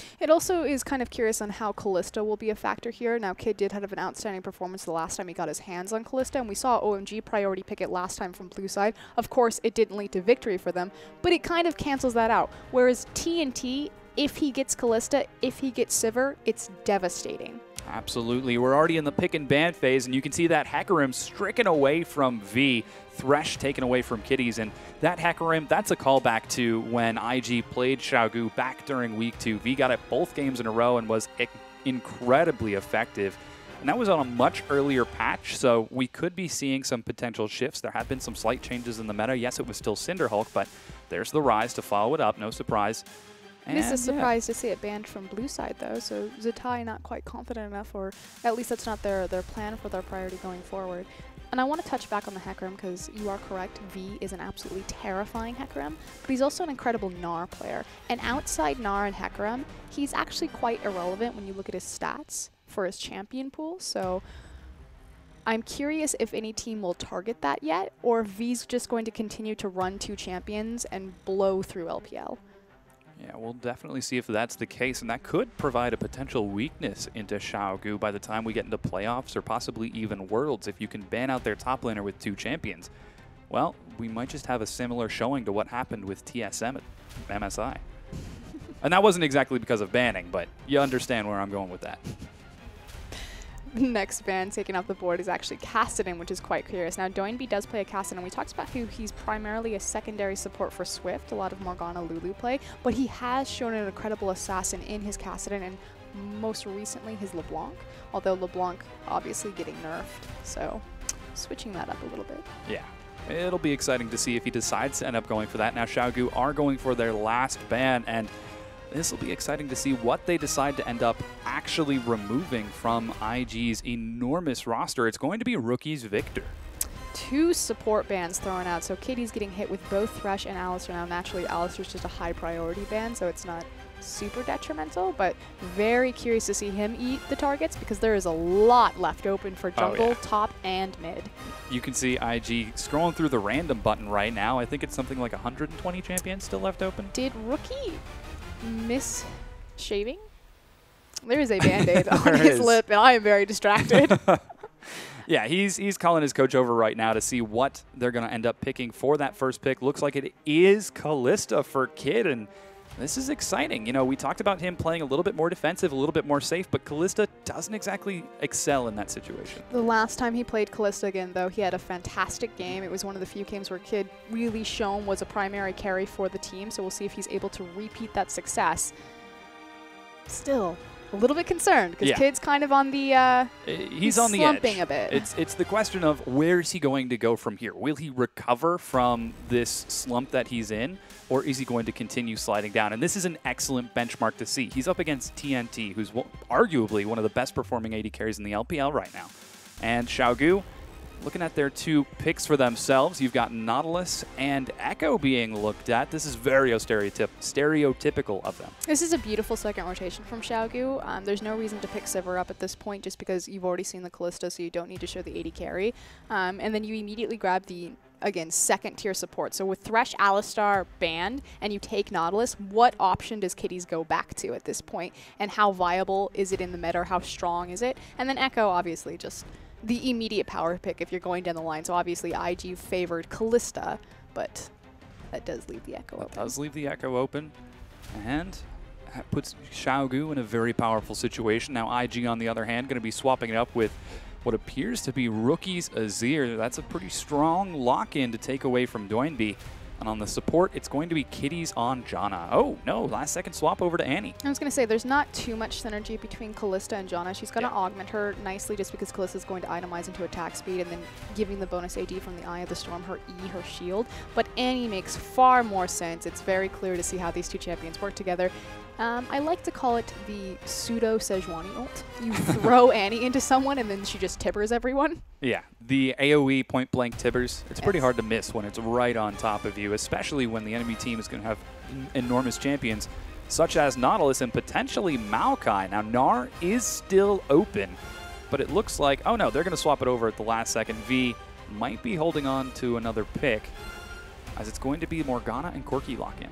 Wow, actually allowing V to look for the counter pick. And again, this is just kind of the strength of Doinby's champion pool, the fact that he is more of a utility style mid lane or supportive style, Lulu Morgana, that he can pick so early. Yeah, so that's Doinby on Morgana most likely. Now you've got IG looking at Zitai to fill it out, and on top of that, Kakao has not picked a jungler just yet. Rek'Sai still available, Gragas, Sejuani, all those meta picks, you name it. They're all there. What is Kid going to do? Are they going to take away the Gnar from V, or will he get it anyway? Showing the Shen. Yeah, he is indeed, and let's see if he decides to lock it in. Kakao looking at that Rek'Sai, and with the timer run out, they're going to lock it in. So, OMG and who else showed it? EDG. EDG, OMG, and Invictus Gaming have now all shown the Shen. We'll see if Zitai is able to perform as well as Amazing J did when he got his victory on that champion. Of course, this is 5.11. Shen has gone through some slight changes. His energy on his E, his taunt, now decreases over time, so he'll be able to spam that out some more. And likewise, his passive is now based on level regen, so kind of the similar changes that Maokai's passive went through, so it makes him a little bit stronger in lane. Yeah, we'll see how that's going to match up as Xiaogu looking at that last pick for themselves. Might be Cassiopeia for Doinby. That's pretty interesting pickup from him. Yeah, he locks it in. That's going to be putting Morgana on support. That's a flexible team. They used a double flex pick of the Nautilus going into the top lane and then Morgana with Doinby into the bottom lane in the hands of TCT. So quite crafty with their draft. That said, I don't feel like this blindsided or gave them any sort of innate advantage. We'll have to see, as these are our final two team comps. Again, this is Invictus Gaming versus Xiaogu. Last time they played, it was a 2-0 in Xiaogu's favor. You can see the coaches now shaking hands as they prepare to get into game. And we're going to run through the rosters one final time. It's Zitai and V in the top on Shen versus Nautilus. Finally get to talk about the Nautilus matchup. Yeah. I've been waiting for this. You know I've been testing it out. Thing that I want to point out, though, Kakao versus Swift in the jungle is that Swift's Echo is currently undefeated. It is 4-0. Ooh, that looks to be an exciting matchup. And in the mid lane, Rookie versus Doinby on that Azir Cassiopeia, and Kid and TNT. Now, Kid might be smiling in this one. We'll have to see if he's still by the end of the game. Again, last time he played Calista, he was able to carry, so we'll see if he can get himself out of the slump. And joining him will be Kitties on that Annie.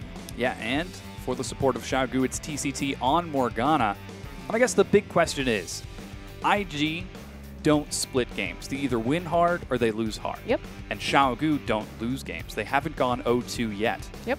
So could this be a big break for Xiaogu, or will IG get back in their stride? It's also very interesting to point out that the first time that these two teams faced, when Xiaogu was able to 2-0 IG, that Zitai was still really getting his flow back into the top lane, and obviously he's had much more time to build up that synergy.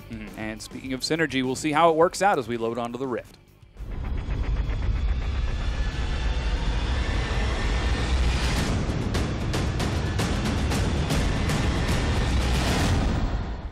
And we are back on the Rift. It's day number 2 of week 7. Invictus Gaming versus Xiaogu facing off.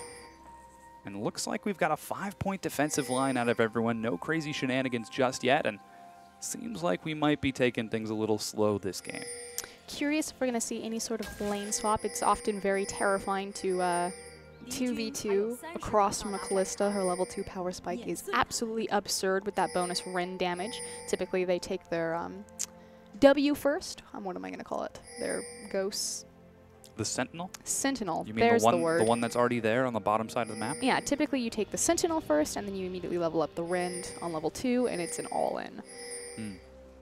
Well, we'll have to see if Xiaogu are going to fall for it. Some forward boards came out of Kitties. I believe he was spotted by TCT, so they should know that there is no lane swaps. And should we be expecting a lane swap? Does TNT possibly want to try heading to the top side of the map away from that Calista Annie? I mean, you could really go either way at this point. Corki's not going to have an awful lane phase just because he has really nice creep control on his own, especially with Morgana. You think that their two abilities that augment the waves are going to be the Tormented Soil as well as the Phosphorus Bomb. Now, obviously, Morgana won't have Tormented Soil early unless she wants to immediately start pushing the wave. So they shouldn't get snuck up on as far as the closest level 2 because TNT should walk into this lane and immediately drop Phosphorus Bomb on the back half. So hopefully he'll be able to balance it out, as it looks like, interestingly enough, Kid is going to start off with one of the Krugs for a bit of extra experience while Kitties is already in lane. You can see he's taking some damage there. Whereas on the other side, Xiaogu decided to give over that Oh my gosh, what's his name? The Gromp. They gave the Gromp over to Swift so he could get on his way through the jungle. What's his name? The Gromp. Sounds like a children's song. So we can talk about kind of what these compositions are going to do as Rookie is laying down some nice harass on Doinby. It's all about Kid in this composition. Again, Azir is going to hyperscale into late game as well, whereas Kid's going to have more of his immediate power spike when Kalista has 2 items completed as opposed to 3. That said, Corki's kind of a nice answer as far as power because his big one's going to come in the completion of 1 item, which is his Trinity Force. But it's all about creating sustained, elongated team fights with Invictus Gaming because obviously Azir and Kalista, they don't really have burst damage. It's all about more Sand Soldiers, more stacks of Rins. The longer fights go, the better.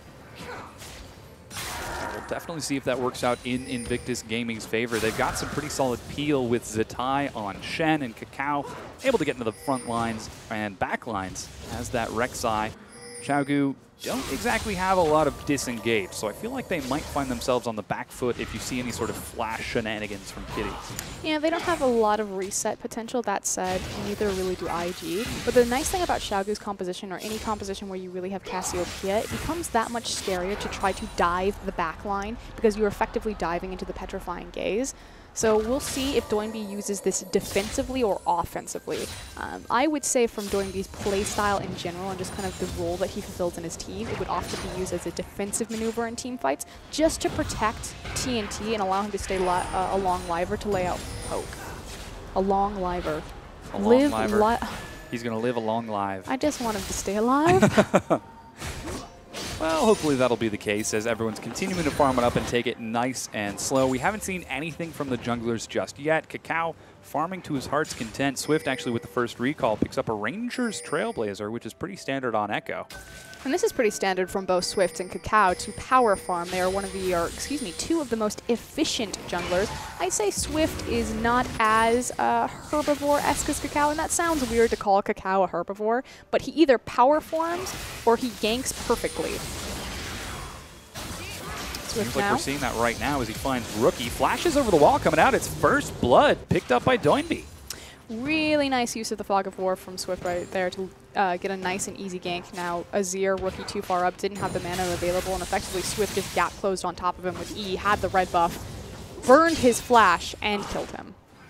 Yeah, with that, that's first blood over to Xiaogu, and on that late scaling Cassiopeia, that should help this laning phase out quite a bit. And Rookie, you can see with that death, he's going straight into a Chalice. Not going to waste any time with a Fiendish Codex. He knows he needs that magic resist against the heavy magic damage team of Xiaogu. No, you're absolutely right that you pointed it out. It's not about really the mana regen. Obviously, it's going to be nice on Azir, but it's more so about the protection, the MR that item will offer him versus the Forbidden Idol and Fiendish Codex CDR of Merlot's. The thing that I want to talk about, though, is the Nautilus Top. So Nautilus Top has now gotten his first back, and this is what you'll always see for them is they'll grab the double Doran's Ring and then immediately look into either a CDR item. I assume that's going to be a Kendall Gem for perhaps a Spirit Visage, as opposed to the armor because he's facing across a Shin. And it's about empowering his E. Although Swift and Kakao are going to interrupt this because they want to hit each other. Oh, doesn't proc the dragon, and Kakao barely takes any damage as he gets out of there, but it'll be kind of fun to see how V continues to build this out. How does that Spirit Visage work, Spirit Visage? It's... Hold on. I just keep looking at Swift, but he's going to get swatted out. Yeah, he is. And, oh no, he actually managed to sidestep the Sentinel there. He knows that Kakao's in the area, though, because obviously they had the run-in on the dragon. So fighting in a 2v2 like that, especially when TNT and TCT have complete control over the wave. Should be very exciting to see if that will happen. Now, taking a preliminary look at Kid, we talked about him in the pregame about how he was kind of in this slump, but he's on that favored Kalista that he's had great success with in the past. He's already got a 17 CS lead in 7 minutes. He's playing exceptionally well so far on this Kalista. Should also be noted that Kid has an extensive history with champions like Ezreal and specifically Corki, a Trinity Force champion, so he really understands those limitations and kind of what they want to do in a lane. So I wouldn't say he's a great Kalista player. He had a nice performance on it, but it's not one of his bread and butter champions. But he's certainly facing across from a champion that he knows inside and out. Yeah, we can already see that's working out to his advantage. TNT forced to take an early blue pill, picked up the components for a Phage for some sustain in lane rather than going for the more aggressive Sheen for breaking turrets. And here he's going to get his own recall with 65 creeps under his belt. should be able to pick up a big item. Yep, there's the BF sword for him. A little interesting to see that. Now here's V showing himself actually in the mid lane. Doinby gets aggressive and unfortunately zones Rookie onto the wrong side. Well, Rookie's going to stand at this side anyway just because he has 3 wards placed underneath him in that river as well as his jungler on that side, so... Oh, he actually goes in, dodges the stun from Doinby. Lots of damage coming out, but it might be Doinby who goes down to Cacao. Swift dives onto Rookie in the back. Cleanse is not up. He goes down despite the shield from Zatai who teleported in. Now it's 2 versus 2 between Xiaogu and IG, and the jungler and top laner get away. So the Stand United was used. Both top laners did manage to get an assist into that, so not too much burned. That said, V will have his teleport up just slightly before Zatai, and likewise the Stand United will be down for a very long time. It's got a long cooldown. Yeah, and immediately Invictus Gaming collapse onto the Dragon. They don't have Shen, and they're going to be relying on the lack of early vision from Xiaogu. Here comes Kid. He's going to help shred that thing down. A pink ward looking to clear it out, but there is a ward that spots them.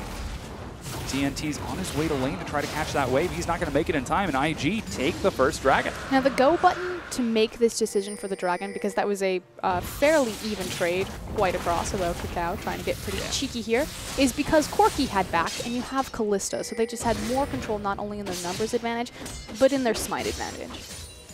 With that, it's going to yield over that first Dragon to Invictus Gaming. Not going to be doing a lot for their stats just yet, but we might see them play for that 5th Dragon objective if they can continue maintaining this map pressure. And I might add, they have some pretty excellent shred on those big objectives. Callista, Azir, Shen to keep it occupied, and Annie to deal with any sort of counter engages.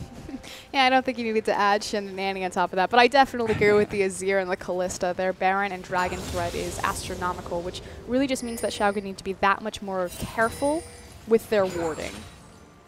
We can already see they're putting some moderate wards around the map.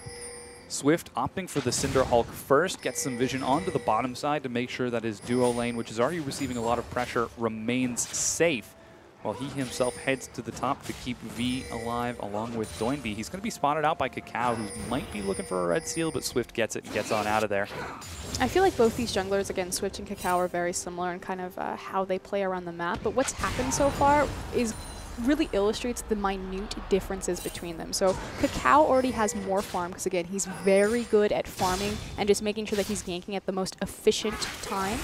He's very creative about his gank pathing and things like that, whereas Swift was the guy to get the first blood. So prioritizing slightly more into the aggressive spectrum, whereas Cacao, I mean, they're good measures of both, but prioritizing slightly more to the efficiency in jungling. Looks like a bit of action finds V on the top side. He's sufficiently tanky with that Catalyst, but taking a lot of damage. The depth charge finds Cacao. Zatai's actually doing some serious work to him. Might be trying to find it. The Dredge Line gets him under the turret. Can they dive this? He's less than 100 health. He goes down. Zatai kills V. A good attempt from V, but unfortunately just walked into Fog of War and got more than he bargained for. So again, talking about Cacao, he's so efficient about how he goes about the jungle. His ganks are always on point and just on time. Yeah, and with that, it is going to be a lot of damage onto that top tier 1 turret. And this is actually a scary situation. No depth charge. V might have to teleport to the top side of the map, and that could mean a teleport advantage for IG, especially now that Sand United's back up. Rookie, oh man, I'm just waiting for the slide onto the Cassiopeia and try burning her down. Swift is on that side. He's going to look for a gank down bottom. See if TCT can land the binding. There goes the stun. It's going. Snare finds Kitties. Lots of damage coming across. He gets pulled right on out of there. Shen coming in too. They wombo it out. TNT and TCT are caught. Kid having to deal with Swift on the outside. It looks like Doinby's even coming in. It's a quick 1-for-1 trade. Now 2-for-2. Swift turns onto Zatai, who's forced to dash under his turret as the teleport is used by V to get down to the bottom. And that's going to go 2-for-2. Wow, a beautiful CC chain there to initially start that out from Invictus Gaming. The Fates call into the Tibbers, into the taunt. Unfortunately for them, Xiaogu did a great job collapsing on top of it, making sure that they trade even in the end. Yeah, and with that, it is going to be a timely recall from TNT. He's the exact same score, 0-1 and 2 as Kid, but significantly down in CS. Once again, that's about 3 minion waves. Here's a replay. There goes the binding. There's the flash forward, and then again, a nice Fates call. They're going to throw Annie back into this. The flash to make sure that the initial knockup isn't hit, but the Tibbers is slight misuse of the taunt onto the Tibbers. He could have lasted maybe a second longer. It's not a huge difference, but I mean, you're delaying some of the damage right there. But the big kicker is the fact that Doinby is able to travel all the way from mid lane to that bottom lane, flashes forward, finds the Petrifying Gaze, and more importantly, picks up 2 kills. Doinby right now, 3-1-1. 100% kill participation. And we actually see this from him all the time in the LPL. He has one of the highest kill participation stats of any mid laner in the LPL. He has been participating exceptionally well, and a lot of that in the past has been because of his synergy with Swift, and this time they're both on very scary high damage champions, which just makes that duo even scarier. Now Rookie. Hello, Rookie. Yeah, he didn't even have a ward over the wall. He is going to get to clear this trinket away from Doinby as he's forced to take the long way around. Dragon's up in a minute and a half, and all in all, things are remaining relatively calm and slow. It seems like people are only content to engage when they think the enemy team has made a mistake. Well, you also have to understand that both these teams have options to look for in the mid and late game in terms of power spikes and itemization, as well as their scaling. So there's not a ton of incentive to get this off rolling because their windows of opportunity will last them the entire game. Zatai dashes out of the stun as Swift looks for a gank, and so far, those windows of opportunity are staying relatively small for the two. It's only about a 1,200 gold difference between them. And CS even just across the board. Zatai manifesting a slight gold lead, but he's definitely got a high participation lead at 2-0-2. This is really curious coming out from V in the top side. He's building a Righteous Glory. So we talked about how typically the core for Nautilus top, or at least what's been more popular in the LPL, is going for that Spear of Visage or the Glacial Shroud for the Frozen Heart. But instead itemizing the Righteous Glory to give his team more hard engage. So a bit of a variation there, but if you think about, who are his 2 big primary champions, they're Hecarim and Gnar. So trying to give his Nautilus kind of the same treatment as Gnar and Hecarim would give the team. So far, hasn't been that effective outside of his single teleport to the bottom side of the map. Here comes a roam from Kakao, who took a long way through the jungle. Not entirely sure he's been spotted. Now he's got to know that something's up, especially with Zatai here. They're going to dive this. Kakao goes the smite as Zatai tanks up the turret. They're getting a lot of damage across. V goes down. Zatai with yet another kill. Really nice juggle of aggro. You'll see this all the time. So IG will always play to the top side of the map. They very rarely gank the bottom side. Kid and Kitties are very self-sufficient. You kind of leave them down there. They do their own thing. But constantly, almost think of it as a wave. Zatai and Rookie will both push forward in their lane, and it opens up this perfect opportunity for Kakao to slip into the enemy jungle, that enemy top side. And then as the waves bounce off the towers, if he doesn't make a dive or he doesn't make a steal, Kakao will then slip back out. That's exactly what we saw on the top side of the map, and so far it's 5-4 in favor of Invictus Gaming. They've been playing this game very calm and very patient, and as has Xiaogu. And it's actually rather interesting to see Xiaogu playing this slow, this patient. Well, again, V didn't really get a lot of his competent champions, so he wasn't able to impact the bottom side of the map with his teleport plays. We'll see if this changes now that the Righteous Glory is complete and his teleport will be coming back up, especially because the Dragon objective is up and available for them. Yeah, that Dragon is available. Teleport is an option for Zatai. He also has Stand United to get down there. United? Yeah. He needed to be united with his team. But we haven't seen him unite with them just yet, as Kakao's going to be the first to teleport across the map. Void Rush to head over to the Raptor camp, while the supports... And immediately you see Xiaogu collapsing. They're like, I hear the Void Rush. I know Dragon's an objective. Both top laners have teleport available, as well as the Stand United, so both teams are immediately collapsing into this area to try to win the Vision War. Razor Sharp buff gets immediately procced for Kakao, so he does get to clear away that one Sightstone ward for TCT as they secure the Scuttle Crab. Rookie shoving up pretty hard in the mid as the Dragon spawns. IG have got superior positioning. Teleport advantage no longer a factor as V's teleport is back up. Let's see if Swift can get in. Again, you're competing against the Callista Rend as well as Kakao's Smite. Oh, and it is going to be taken by Xiaogu, and it looks like Zatai's actually caught in the pit. He teleported down there. Swift is forced to back out of there now. Dashes over the wall. Binding finds Kakao. A flash snare is going to catch TNT and Zatai. He's taking a lot of damage. Gets pulled right back with the Chrono Break, but just doesn't have any damage because he's going full tank, and IG are cleaning this up pretty convincingly as Xiaogu are forced to disengage. They only lose one in the end as V and Swift to make it out with blinking health bars. What was a beautiful juggle of chain CC actually doesn't equate to anything. We'll see if IG can get some pressure on this tower, but they lost the Dragon objective. And I was just saying, they have Callista Rend as well as the Smite on top of it. So great execution by Swift. Yeah, securing for that 5th Dragon, definitely delaying the possibility of that. And ooh, you see the stun finds a tie. They're going to turn now on to Rookie. So focused on the turret, they forgot the champions underneath it. A lot of damage finds Doinby as Zatai dives under. He manages to kill him, but suddenly he's way too deep. Snare locks him down. He's going to end up dropping. The turret finally goes down. The Ascension of Shurima brings it right back up, and Xiaogu managed to turn around and kill Kakao. Rookie might be in some trouble. Yeah, Forced he's to flash. forced to flash. Huge miscommunication from Invictus Gaming. I don't know what they were thinking right there. If they wanted to go for the dive, which they should have just immediately gone for it, while Doinby was the only person on the tower way too close on that Cassiopeia. But instead, they split their damage between the tower and the decision to dive. Doinby gets a nice ultimate off, and it buys time for V to get involved with that fight. But I guess that's the trade-off. You know, you lose a few members mid, but you get 2 turrets on the map after losing Dragon. So all in all, it puts IG in a solid gold lead. I don't know if that's exactly worth at this point in the game. I just feel that that was a strange decision. I've never seen such indecision for an aggressive maneuver from Invictus Gaming of all teams. I was very curious to have seen something like that happen, but we'll see if they are able to clean it up and end up taking the win against Xiaogu. We're 19 minutes in.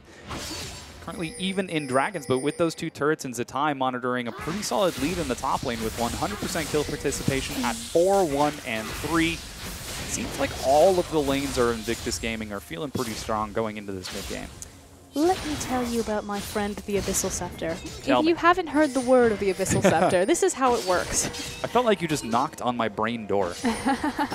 So if you look at Xiaogu's composition, all of those champions do magic damage. This is part of the reason why we've seen Corki really start to come back, because his split damage is fantastic, especially because Abyssal Scepter is such a cost-efficient item, and it gives an aura which empowers every single member on the team of Xiaogu.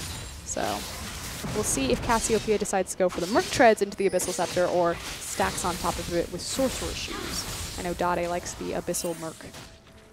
We'll see what Doinby decides to go with, as some other items have been picked up across the map. Trinity Force finished now for TNT.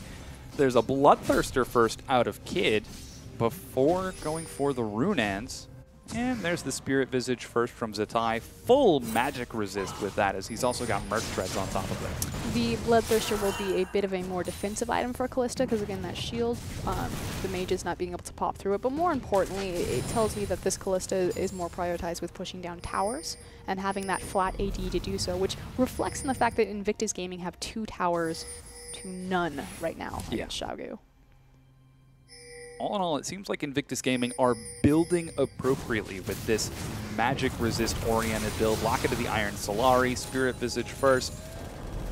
Seems like that might get them a bit of damage onto this turret. They're going to pop the overshield on the turret. TNT and TCT managed to clear the wave with some pretty solid damage. However, Swift going for a blue steal. Swift? I mean, he's going to get it, and it will be punishing to Azir. That said, will he lose his bottom tier tower because he's not in position to help his team zone? Yeah, Rookie and Kakao are now on that side of the map as well. Zatai does have his Stand United available too. We'll see if they decide to go for it as the Cannon Minion Wave makes it under. Kakao gets right in the front line, sees Cassiopeia and says nope, and backs right the heck out. They managed to save the tower, but for how much longer? Kakao does have a great flanking opportunity. Would be incredibly dangerous to do so against a Morgana Cassiopeia composition. Yeah. But it was available. But again, because Swift decided to look for that blue steal, he sacrificed a ton of health on his 2nd tier bot tower, which will only translate into more oppressive dragon control from Invictus Gaming, because it'll give them more control over the bottom side of the map. Yeah, speaking of which, that dragon's going to be up in about 75 seconds. It's a minute 15 from spawning again, and Invictus Gaming have got complete control over that side of the map with both the mid and bottom tier ones removed, and Zatai putting some serious pressure on the top. Zatai, 4, 1, and 3, has his completed magic resistance item. There's really nothing that V can do to him at this point. Now, part of the strength of the top Nautilus and having the double Doran's ring is that all 3 procs of your Riptide do absurd amounts of damage for no real reason, but having that strong MR so early, effectively being a complete item above, I mean, he has a right to score, but as far as your resistances are concerned, pretty much stops that right in its tracks. Looks like Invictus Gaming have got their eyes set on that dragon. Timely recall at 40 seconds all across the map means some big spikes are picked up. Rookie goes for the Luden's Echo second, and Doinby on his recall, he picks up a Mercs. Yep, so how this works is that the aura is also going to be empowered. And you don't really, oh, hold on. Okay, he's fine. Yeah.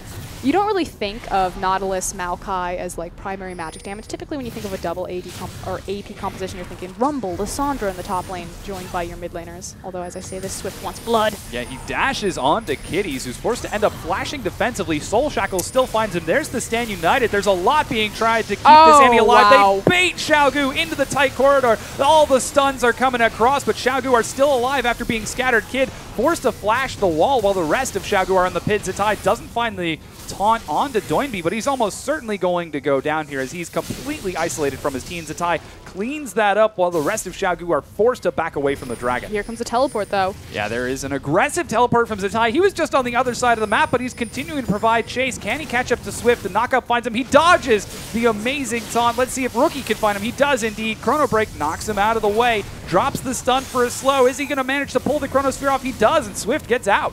Fancy footwork with a nice chrono shift there from Swift, using the parallel convergence in a choke point to make sure that he can get out by applying the slow. That said, it will not save his second tier tower. Yeah, there's a lot of damage coming across from Kid as he just breaks that thing so fast. Zatai, though he's taking a lot of damage, is still reasonably tanky and is able to get out of there in time. And with that, Invictus Gaming pull Xiaogu right into their open and waiting arms and just kind of crush him in that trap. That was almost a very creative counter flank from Xiaogu, though, to aggro the dragon on top of Kid when he was in the back of the pit, pulling Annie to look for the knockup, but unfortunately cannot make it connect because there were too many members on the opposite side of the wall. So their team just really getting split up, not all coming from the same side. Yeah, now the dragon once again is on the map. No one has taken it just yet, though Xiaogu are going to start burning through its health. A lot of ultimates were blown. There goes the Chronosphere. Stun doesn't find anyone as Swift gets really aggressive. Zatai punishes him right back. Kid doing some serious work here. Here comes the Rek'Sai stun. Finds Swift. He Chrono Breaks onto Kitty and destroys him, but Kid is untouched. He's shredding through the health bars of Xiaogu. 2 members are down. 3 follow him. Oh my goodness, what a play. Swift, oh, hold on. Okay, so Swift, again, nice fancy footwork, trades his death 1 for 1. They don't turn on the dragon. Instead, are they rushing for Baron? Again, we talked about just how devastating this team from Invictus Gaming is at shredding through these monster objectives. Azir and Callista are absurd.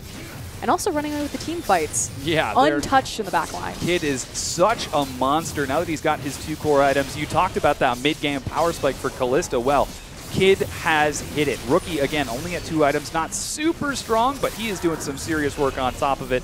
Baron secured for Invictus Gaming. Who needs dragons when you can just take Barons? That said, Cacao does have Void Rush, so if he wants to get cheeky, he can't. Yeah, there he goes. Yeah, he's going right on over to the pit. You can see TNT was trying to get some damage across, but now that Cacao is there, they're going to have to back away.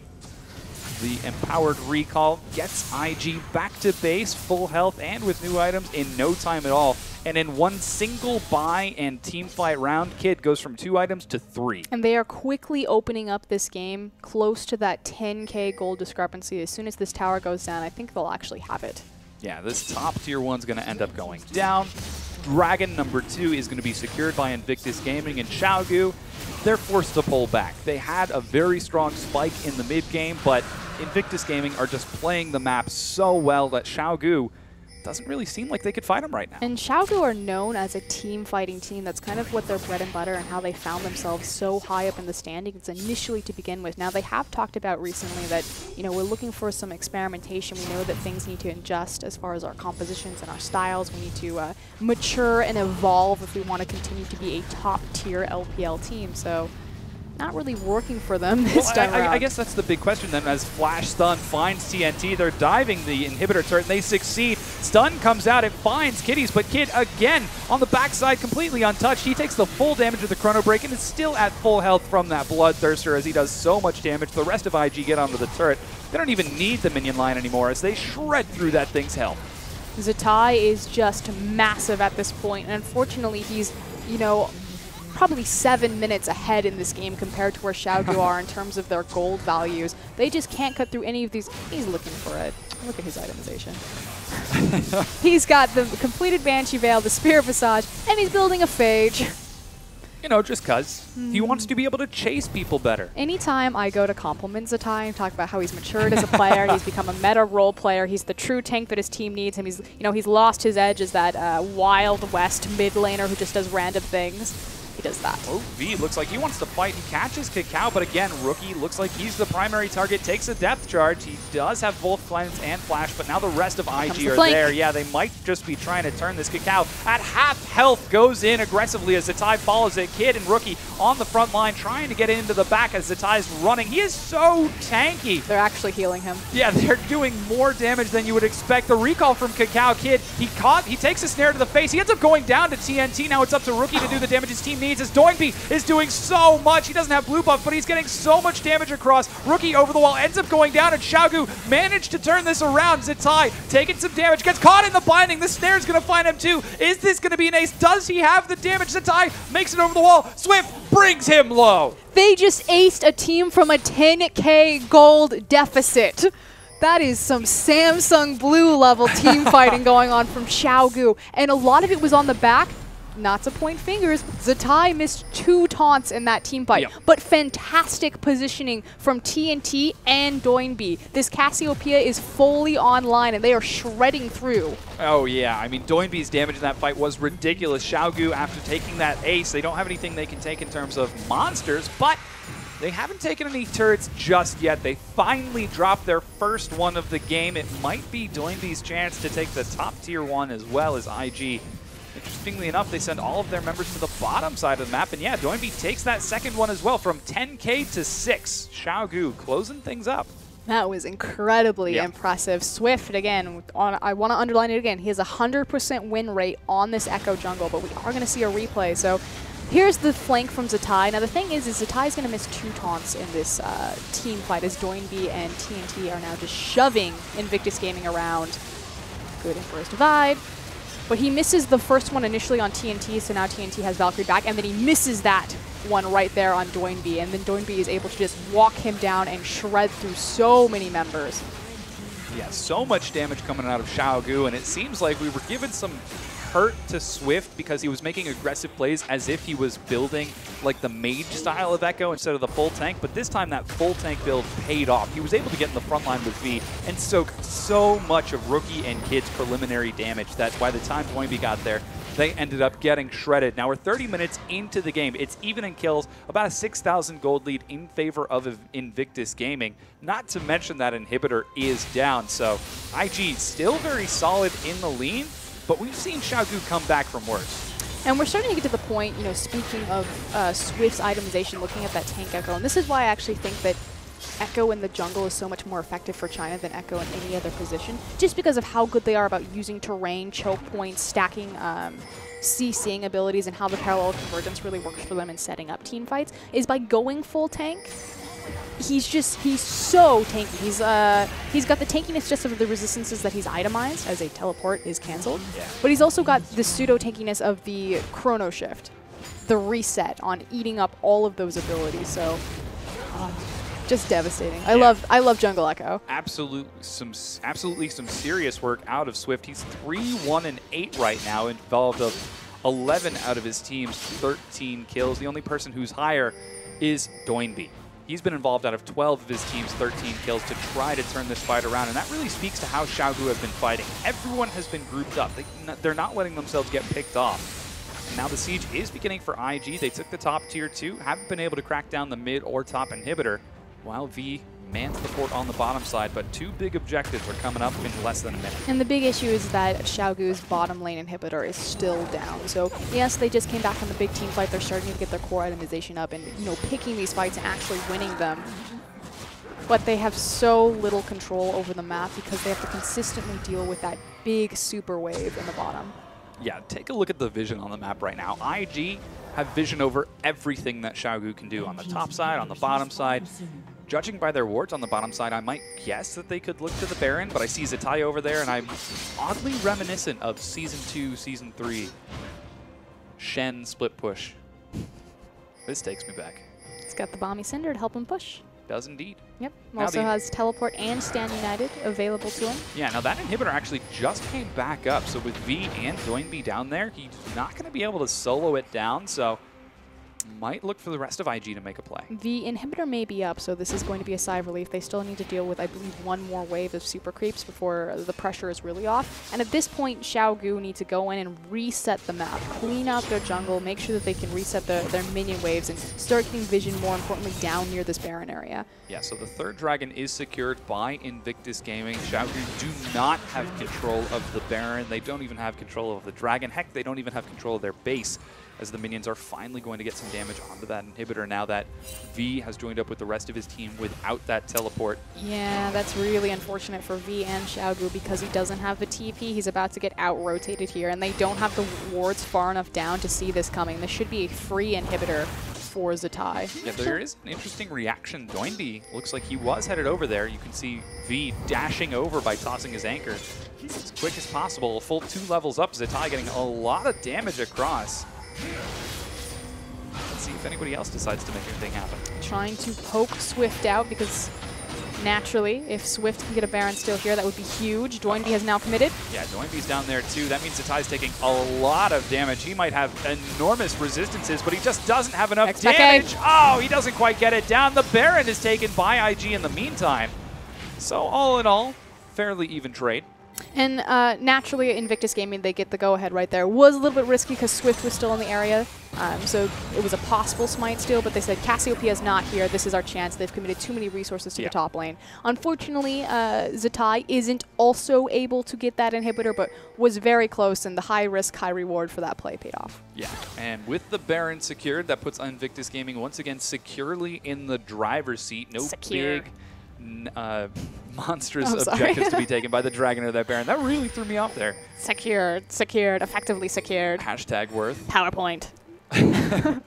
Should we just be doing the rest of this in Comic Sans or what? Please. I want to get a soundboard. Absolutely Beautiful wonderful. power spike.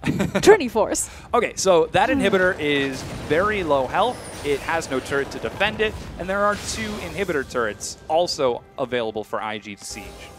They're still in the driver's seat. Yeah, Invictus Gaming have all of the plays available to them, and they're the ones that get to be proactive, and it's just now Xiaogu to be reactive. But you have said and pointed out that they've done a great job of not giving up picks, so majority of these fights have been in the full 5v5. So Xiaogu, again, playing from behind, and they did this in their LGD series. They play from behind very well. It's just at this point, they let things get too out of control that one mistake cost them the game, especially with Invictus Gaming being baroned up. And they have to win probably 4 consecutive team fights to come back from this.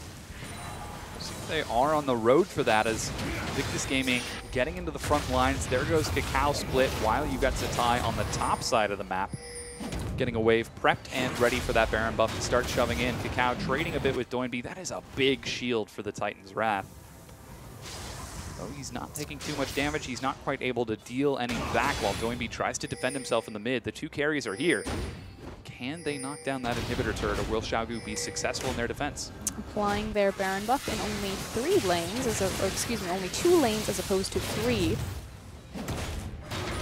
An interesting choice out of Invictus Gaming as Cacao is slowly weathering V down. Takes a depth charge. Xiaogu have collapsed on him. Flash stun finds Doinby. Cleanse gets him out of there. Spell Shield keeps him off of the taunt. Doinby's still alive. Can he do enough damage to turn it around? Cacao's actually forced to back out. Kid being dived by Swift, who chrono breaks to get back to safety. No one has gone down just yet. IG are desperate for a kill. Instead, they're going to take the inhibitor. The Chronosphere is laying down onto Kid. Is Swift going to get in time? No, he just finds the slow instead.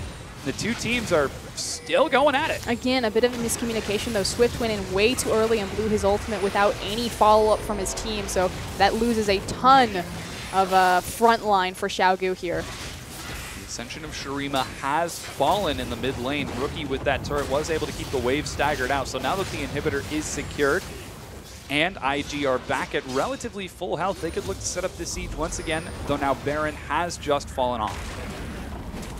We'll see how they play around this bottom lane inhibitor that they've opened up again. So this has been twice now that they've taken the same inhibitor, but they're unable to play with the pressure point to crack any more lanes on Xiaogu's base. The last time they used it, they got the free Baron. We'll see if this game comes to another Baron. Yeah, a 3 Baron win condition for Invictus Gaming. Xiaogu send 4 members to the top side while you got V manning the mid lane once again to make sure nothing's caught out. Xiaogu sitting back, nice and defensive in their base. They're starting to get pretty scary. Xiaogu's... You have to think that the gold lead is only to a certain point, to a ceiling, and this sounds fairly obvious because obviously you're using your gold lead to rush to a 6-item build, and then whoever builds more effectively, whoever has the more effective composition and how they execute it. But at this point in the game, coming on to close to 40, 45 minutes, as we go upwards of 60, 70k, that gold lead means less and less in terms of the team's relative strength, especially when you're facing across from Echo, Cassiopeia, things like that. Yeah, Rookie has hit that 6-item build point very early into the game. Well, relatively for Nazir. And he's doing pretty solid on the CS as well. 38 minutes in, Dragon number 4 is going to be up in 30 seconds. IG continue to maintain forward pressure, and Xiaogu are going to have a real tough time contesting that. Swift looking for a stun, doesn't quite find it, takes some poke from Rookie instead. I feel like they'd only have a hard time at this point simply because they're at a level disadvantage. Cacao level 17 to Swift's level 16, and likewise they're at a pressure disadvantage because they've lost their inhibitor. But in terms of relative team strength of just a straight 5v5, they're actually fine on even footing to look for it. Yeah, Point just hit his 500 stack, so he's getting the full multiplication effect of that. Should be getting some serious damage across. Rookie shredding through the poor Raptor camp. 2 heads mean more targets for him to attack, while the rest of IG secured that 4th Dragon. Now Baron's up in a minute and a half. Xiaogu are venturing outside the safety of their base to make sure that they've got at least some control of the map, but they've got to be very careful because IG are so strong. The moment they show themselves, Xiaogu back away. Very important that Invictus Gaming just picked up their 4th Dragon. We talk about this all the time, how LPL teams typically get the Baron first and then the 4th Dragon, but this 4th Dragon buff, again, just empowers their Baron shred with the Callista and the Azir. That objective coming up in 1 minute, and Invictus Gaming giving so much respect to Xiaogu. Rookie dodges the ascension of Shurima. Swift goes in, then immediately has to Chrono Break back out, but he jumps right onto Swift. Spell Shield's not enough to keep him up, and he's forced to run through the base gates to make it out as the poke from Rookie is so scary. And I understand what Swift's doing. They have to make plays right now because, again, fighting for that Baron, they just don't have the pressure play. Oh, Kitty splashes. Finds Kitties, but he's not able to find the stun. They're trying to shred through the turret. The knockup finds both Kid and Rookie. Rookie goes low. He gets the divide off and still manages to go down. The rest of Xiaogu are still alive. Swift chases on the Kid. He gets knocked down. The ascension of Shurima's not enough, and it's not another race, but it might as well be. 4 members for 0. Invictus Gaming make another huge mistake in their coordination of are we diving, are we securing the tower? They split their damage, they dive into Cassiopeia ult.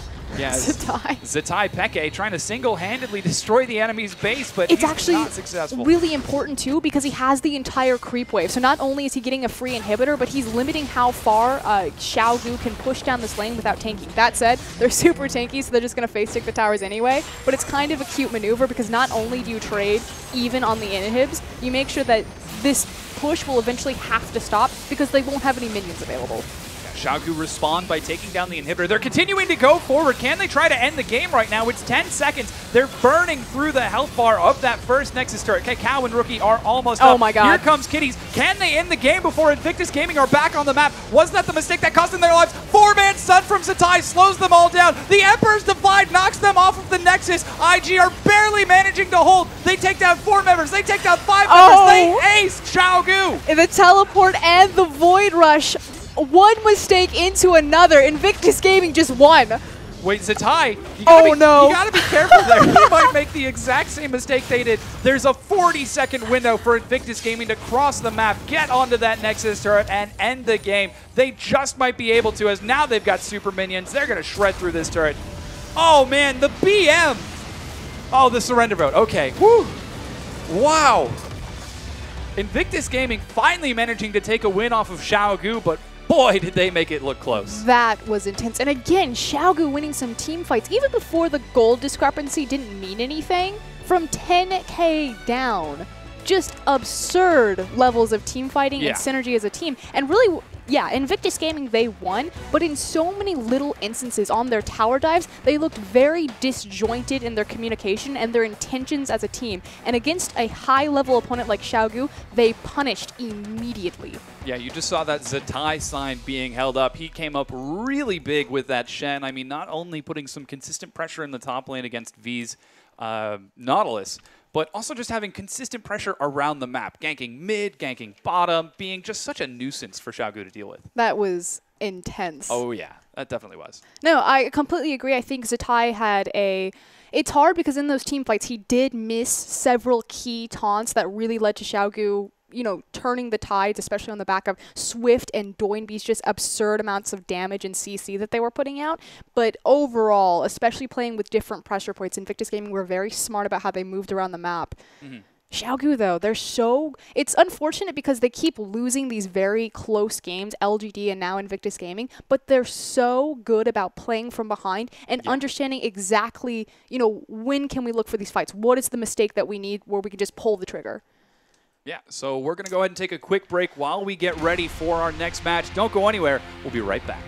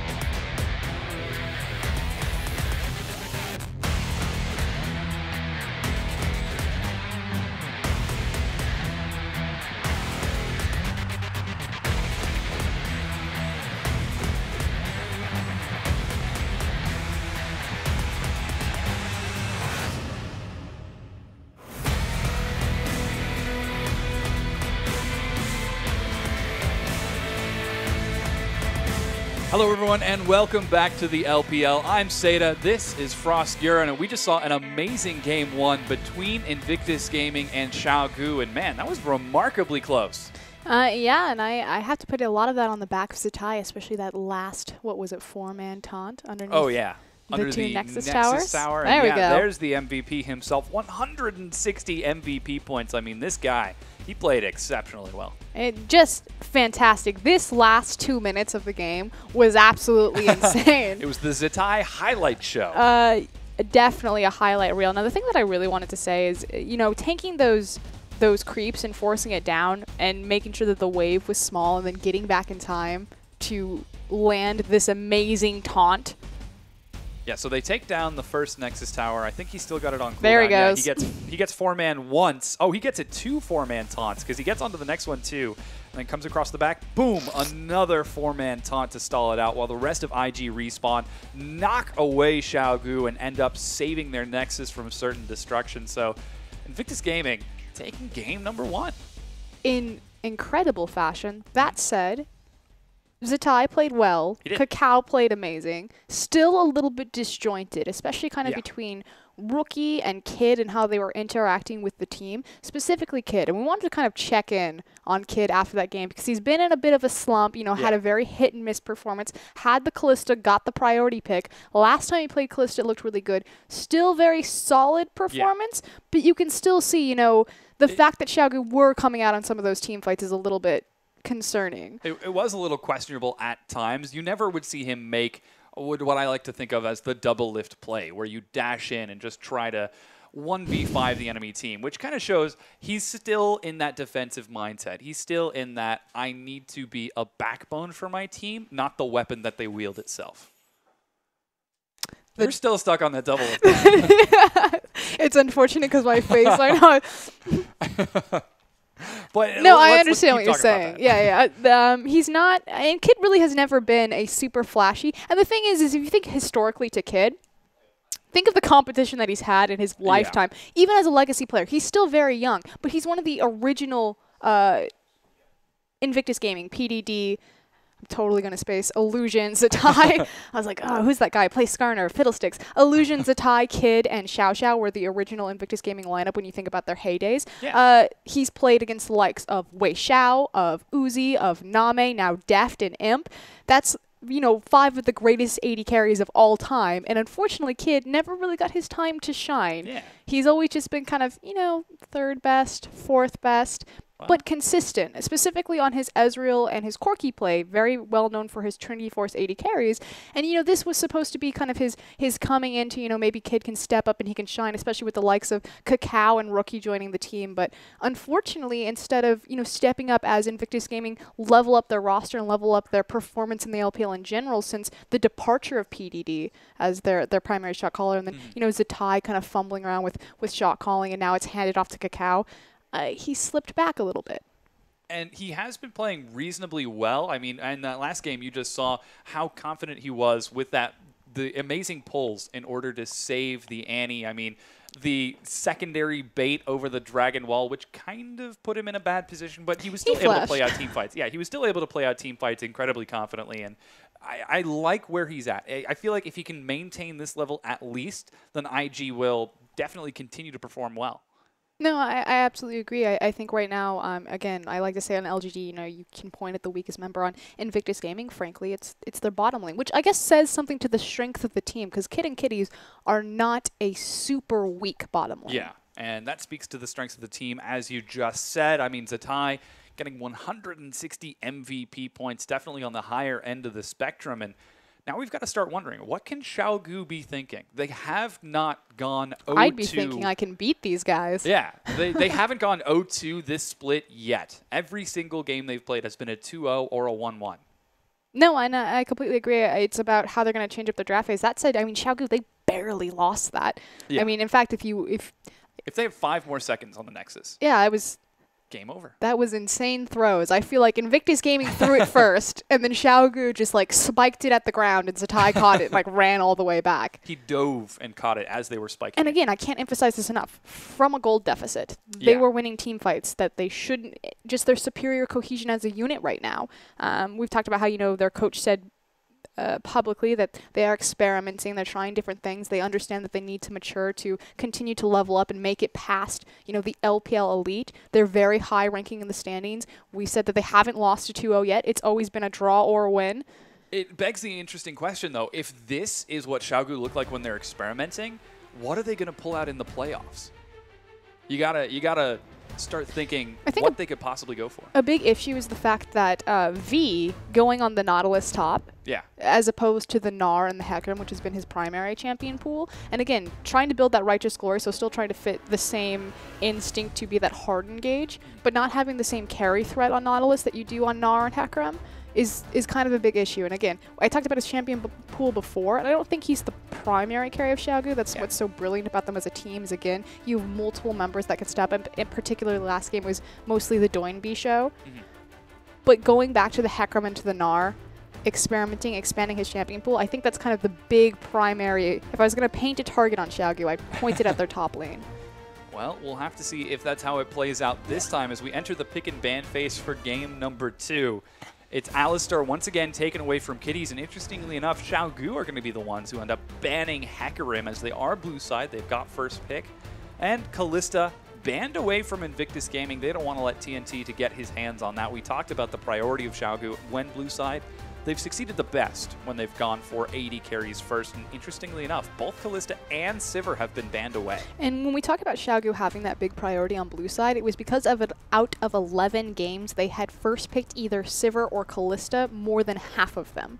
So there goes those two champions, and immediately they insta-lock Victor. Yeah, they go back to Doinby on that control mage carry. Now, Cassiopeia was still open, so too was Azir, but he goes straight into that Victor, and it's really exciting to talk about Doinby. He's been a utility mid laner. He's played Morgana. He's played Lulu. But now he's got this Kassadin. Now he's got Azir. Now he's got LeBlanc. Cassiopeia, LeBlanc, and even now Victor. It's very exciting to see. And Rookie, he's going to have his work cut out for him, as you just saw Zatai scrolling through. He might decide to settle on it. Yeah, it's Azir and Gragas. Would you like to hear Cacao Gragas stats? Tell me some of them. They're absurd. They are 13-2. Wow. There was a reason why Gragas was permanently banned against Invictus Gaming. Cacao should never be allowed to have this champion. That is an 87 win rate on Gragas. Not 87 out of 100, but 87%. Yeah. Which is absolutely enormous. And the immediate response from Xiaogu, instead of prioritizing that bottom lane as we've seen from them do more often than not on blue side, they're going for the mid. They're going for the jungle. And what could be possibly the top. Back on the top. Like we saw last time, Gnar was open, but he decided to switch away from it. And it looks like it's going to be Swift on Nidalee. And there's the support. Annie locked in for TCT again. Had a great showing on that last time. Last game, though, Alistar was also taken off the board, so we'll see if Kitties goes back to his, Alistar. Thresh was also taken off the board. We'll see if Kitties goes back to his Thresh. It used to be something that was permanently banned against him, I believe, last year. Kid showing Tristana. Yeah. Also a big champion for him. I like the Tristana, especially seeing the Nidalee who can toss a spear, get onto the backline. Annie who's going to flash, get onto the backline. As a Victor. reset option. Exactly. It's the sort of thing that can keep Kid away, and it sort of caters to his playstyle as well. But instead, he's going to start looking towards the Corki, which fills a similar role for him. Likewise, again, if we're talking about his signature champions and kind of the legacy Kid player, it's always going to be Ezreal, but Corki's a very close second. He's very comfortable with that champion. He understands it. It fits to his playstyle. Again, if you think that Kid and Kitties, in the context of Invictus Gaming, if Invictus Gaming is constantly playing to the top side of the map because they're just very strong, very coordinated on that top side, and they just leave their bot lane to its own devices, they run by, pick them up when they're ready to 5v5, Corki's going to be fine, either farming from afar or controlling the wave with his Phosphorus Bomb. Yeah, we'll see how he's going to do, as it looks like TNT is going to match up with that on a Caitlyn, and V, interestingly enough, going to be headed towards a Maokai, but at the last second, TNT swaps it over for a Lucian to deal with the Corki. Ooh, okay. We got an all-in murder bot lane. I want to see this 2v2. Well, do you think IG are going to go for it? Because you've already got the Nautilus locked in. That could go to Kitties or Zatai. I think Zatai is going to pick up Shen or Gnar here. Yes, Shen is still available. And he would either have to go against V's Maokai or the murder train Lucian Annie if there is a lane swap out of IG, but Right now, it looks like Zatai is looking at Trundle. We'll see if he decides to swap it over at the last second, but oh, interesting. Swimmingly. Fizz being hovered over, and Locked in. there it is. I got you. Gotta let it hang. So he goes for the fish. Now Zatai was one of the first guys to pull out the Cinder Hulk Fizz build. We'll see if he goes back to that. Doesn't have the Smite equipped just yet. Still has the Flash Teleport. Typically when you take Fizz into a tank, you are just a major pain as far as a split push.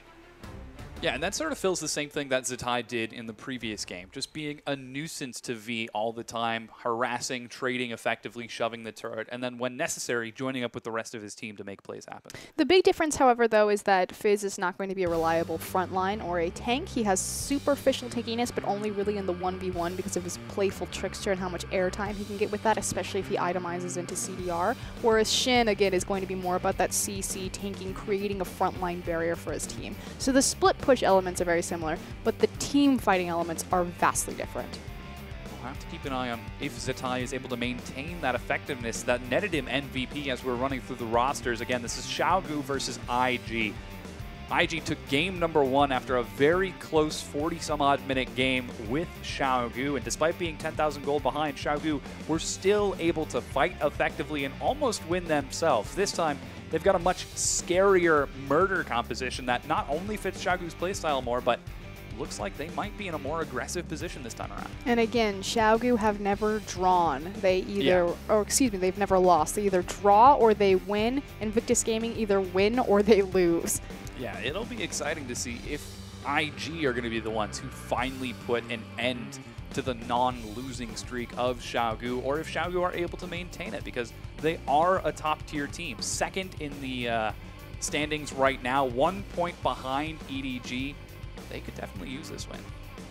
Yeah, definitely, especially because EDG and Xiaogu, both of them only play one match. We talked about, you know, how OMG, Snake, and Masters 3 are kind of the 3 teams to watch this weekend, whereas EDG and Xiaogu are really going to stay very close to each other. Yeah, what's the word? Stagnant on the standings, if you will. So Xiaogu can't really afford to lose here. Well, that's the big question as we load onto the Rift for game number 2.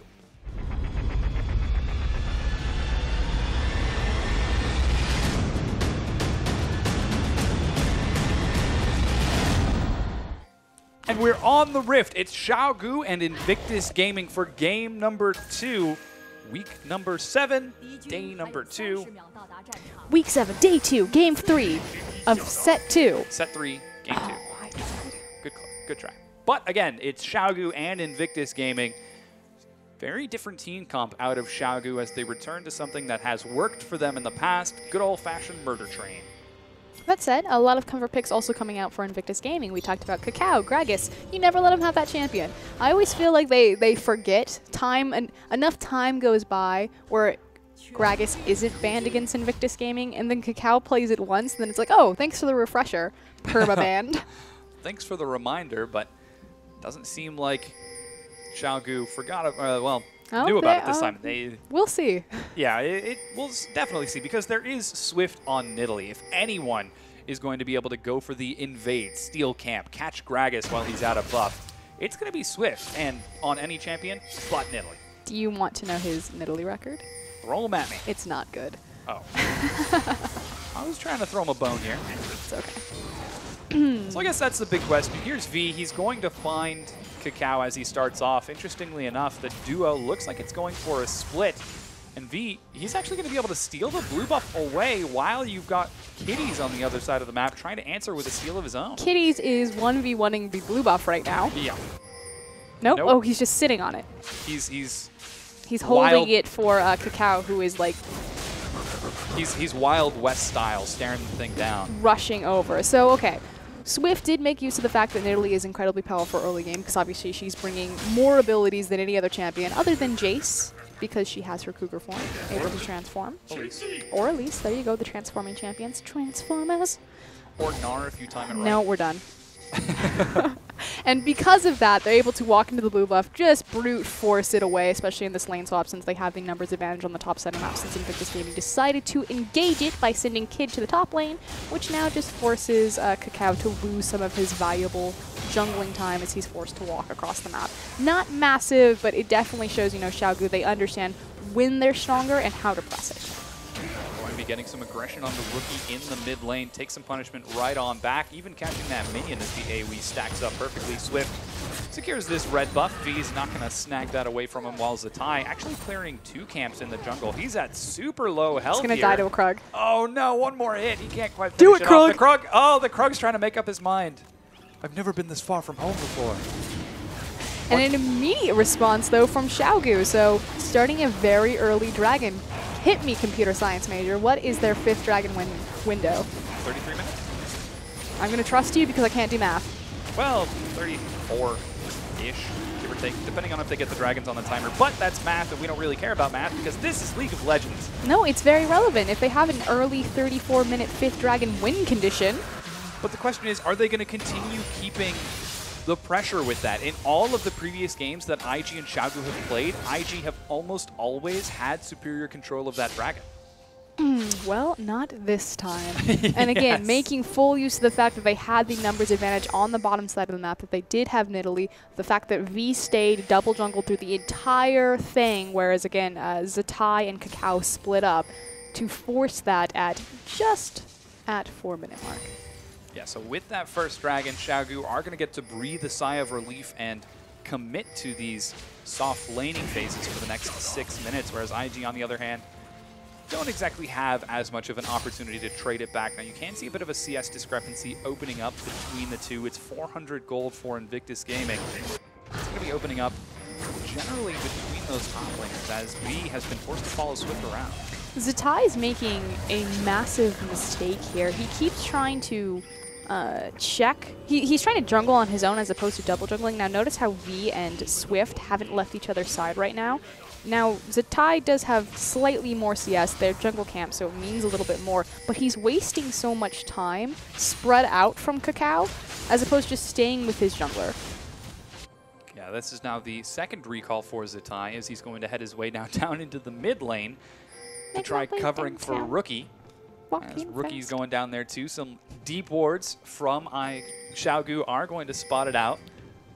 Zatai looks like he might finally head down to the bottom side. He's just wandering aimlessly. This is the last 2 minutes Zatai has yet to hit a creep. Yeah, this is the guy who got MVP in the last game for an incredible Shen, but now he's like, what do I do?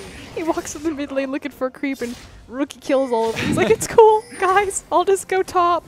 He eventually finds his way back to Cacao. What an adventure. Yeah, I know. Zatai's magical journey through the forest. He placed a pink ward. The Odyssey of Zatai. He finally catches up with Zatai and says, man, I had one heck of a trip. And now, nope. He's actually going to head back into the jungle. Look, he gets a direwolf. That's good for him. He's still got the lead. 11 creeps to 9. Yeah, but V has been joined up with Swift, as you mentioned. It wouldn't be so good, but it's Fizz. And I love Fizz's walking animation because it just looks so bizarre. But it has now turned into a 4v0 split push on either side. Both of these towers should drop simultaneously. The AD carries doing a good job building up those waves, trying to deny as much CS as possible before they take them down, which is what TNT is doing. Yeah, you can see some similar plays coming out of Invictus Gaming. Recalls from Kid and Kitties as they look to head back to the bottom. And Zatai finally finds a lane to call his own on the top side. Well, if Cacao will get the heck out of there. Oh, but TNT gets a very nice bounce and clear. So both these top laners finally have homes of their own. Well, not quite yet for V. He's actually heading down to the bottom side as it looks like Xiaogu are going to opt into another lane swap, send TNT and TCD to the top side. They have dragon control, so why not? At this point, they have a like you said, you have a 6-minute window of opportunity where they just need to focus on pushing down structures since that's what they've decided to do. And again, you don't think of Lucian as a sieging champion, but I cannot stress this enough. Back when Ziggs was very popular, you would see teams immediately rotate Ziggs Lucian, and it told you that is going to be a siege comp. Lucian can shred through towers with his double tap on his passive. Looks like TNT and TCT are headed up to that top side now. Zatai was able to get up a little bit of breathing room for a minute and a half as he finally found that top lane. But I don't know how he still has a CS lead over V. It's impressive. V is now down at the bottom dealing with the duo of IG, though. Deep ward from Kitties is going to try to help covering out that mid lane from Rookie. It's a big wave building up on the bottom side. He pings top, help me. There we go. Swift's going down to V to make sure that he can't get dove, and he gets to absorb all of that delicious CS where he quickly shores up this difference. Oh man, evens it up perfectly. 20 to 20 now. Zatai is forced to sit under the turret where you've got a recall coming out of V. Swift gets to hold the wave on his own for a little bit. Things looking pretty good for Swift. He's got some time to catch up a little bit more in gold, going for the Fiendish Codex now while Cacao picks up his Balmy Cinder. We're 9 minutes into the game. Dragon's up in 1.5. Cacao is also likewise going to be caught up helping Zatai here. As oh my gosh. He may be Fizz, but that is still incredibly dangerous to be on a tower, especially because TNT has his ultimate available. Likewise, Annie, stun, and CC. See if they can get Saving Private Fizz back to his tower. Teleport. Teleport coming out. It looks like Xiaogu might try to turn this. Rude. V once again just wants to shut down Zatai as much as possible. Xiaogu playing some serious cerebral games right here. If the guy got MVP in game number 1, well, won't just stop him from getting anything at all in game number 2. But this is pretty telegraphed. Typically, when you see a Fizz, you want to lane swap it just to slow it down. I mean, that said, Invictus Gaming were the ones to opt into the lane swap, so Zatai obviously thought that he could handle this, but again, I have to point back to the mistake of not staying with his jungle and attempting to jungle solo by himself, losing a lot of time, almost dying to Krugs, having to walk across the map. He's visited every corner of this map. Yes, he has. Been to Mordor and back that guy, but unfortunately still hasn't found his way to the Shire just yet. It looks like Xiaogu are going to start invading once again as they head to the top lane. They've got 5 members on the tier 2, and there's no response from IG. No one there to stop them, and the pushing potential of Lucian and Nidalee is absolutely absurd. Now, Kid here is going to get some decent damage onto this tower, but it is nowhere near the same threat as 4 members on your top side. Yeah, so that's the trade-off. Xiaogu taking 3 turrets within 10 minutes in the game. IG only managing to take 2. And one of those turrets was a tier 2. Finally, Zatai is going to be able to start clearing out some minion waves, but he's still got to be careful just because Xiaogu could look for something fancy. And it sacrifices a ton of their map control. Now, IG technically still have an advantage on the bottom side of the map. No, it's actually evened up because both bottom tier towers are down, which is why they're trying to move onto this dragon. But Xiaogu are quickly organizing themselves towards that pit. Yeah, they are trying to get there as quick as possible. However, they're just a little bit late. IG looks like they're going to burn through this dragon before Xiaogu can make it in time. That is going to deny that potential of an early 5th dragon for Xiaogu, and even a rocket coming out from Kid, they managed to secure it. That's really unfortunate. I actually feel like Xiaogu, if they had been a little bit more decisive and a little faster on the ball, that they could have gotten that objective relatively easily, especially because Zatai is prioritized with his farm up top, or at least force out the teleport to punish him even further. So bit of indecision right there, and it's not as effective as they could be. That said, Invictus Gaming, great job finding something on the map. Yeah, they were finally able to secure that. They're 1,000 gold down right now. That is the exact manifestation of the top tier 2 turret in gold, as it's relatively even in CS all across the board. Doinby and Rookie just continuing to keep each other occupied while their teams do other things around the map. And TNT and Kid just continuing to farm it up.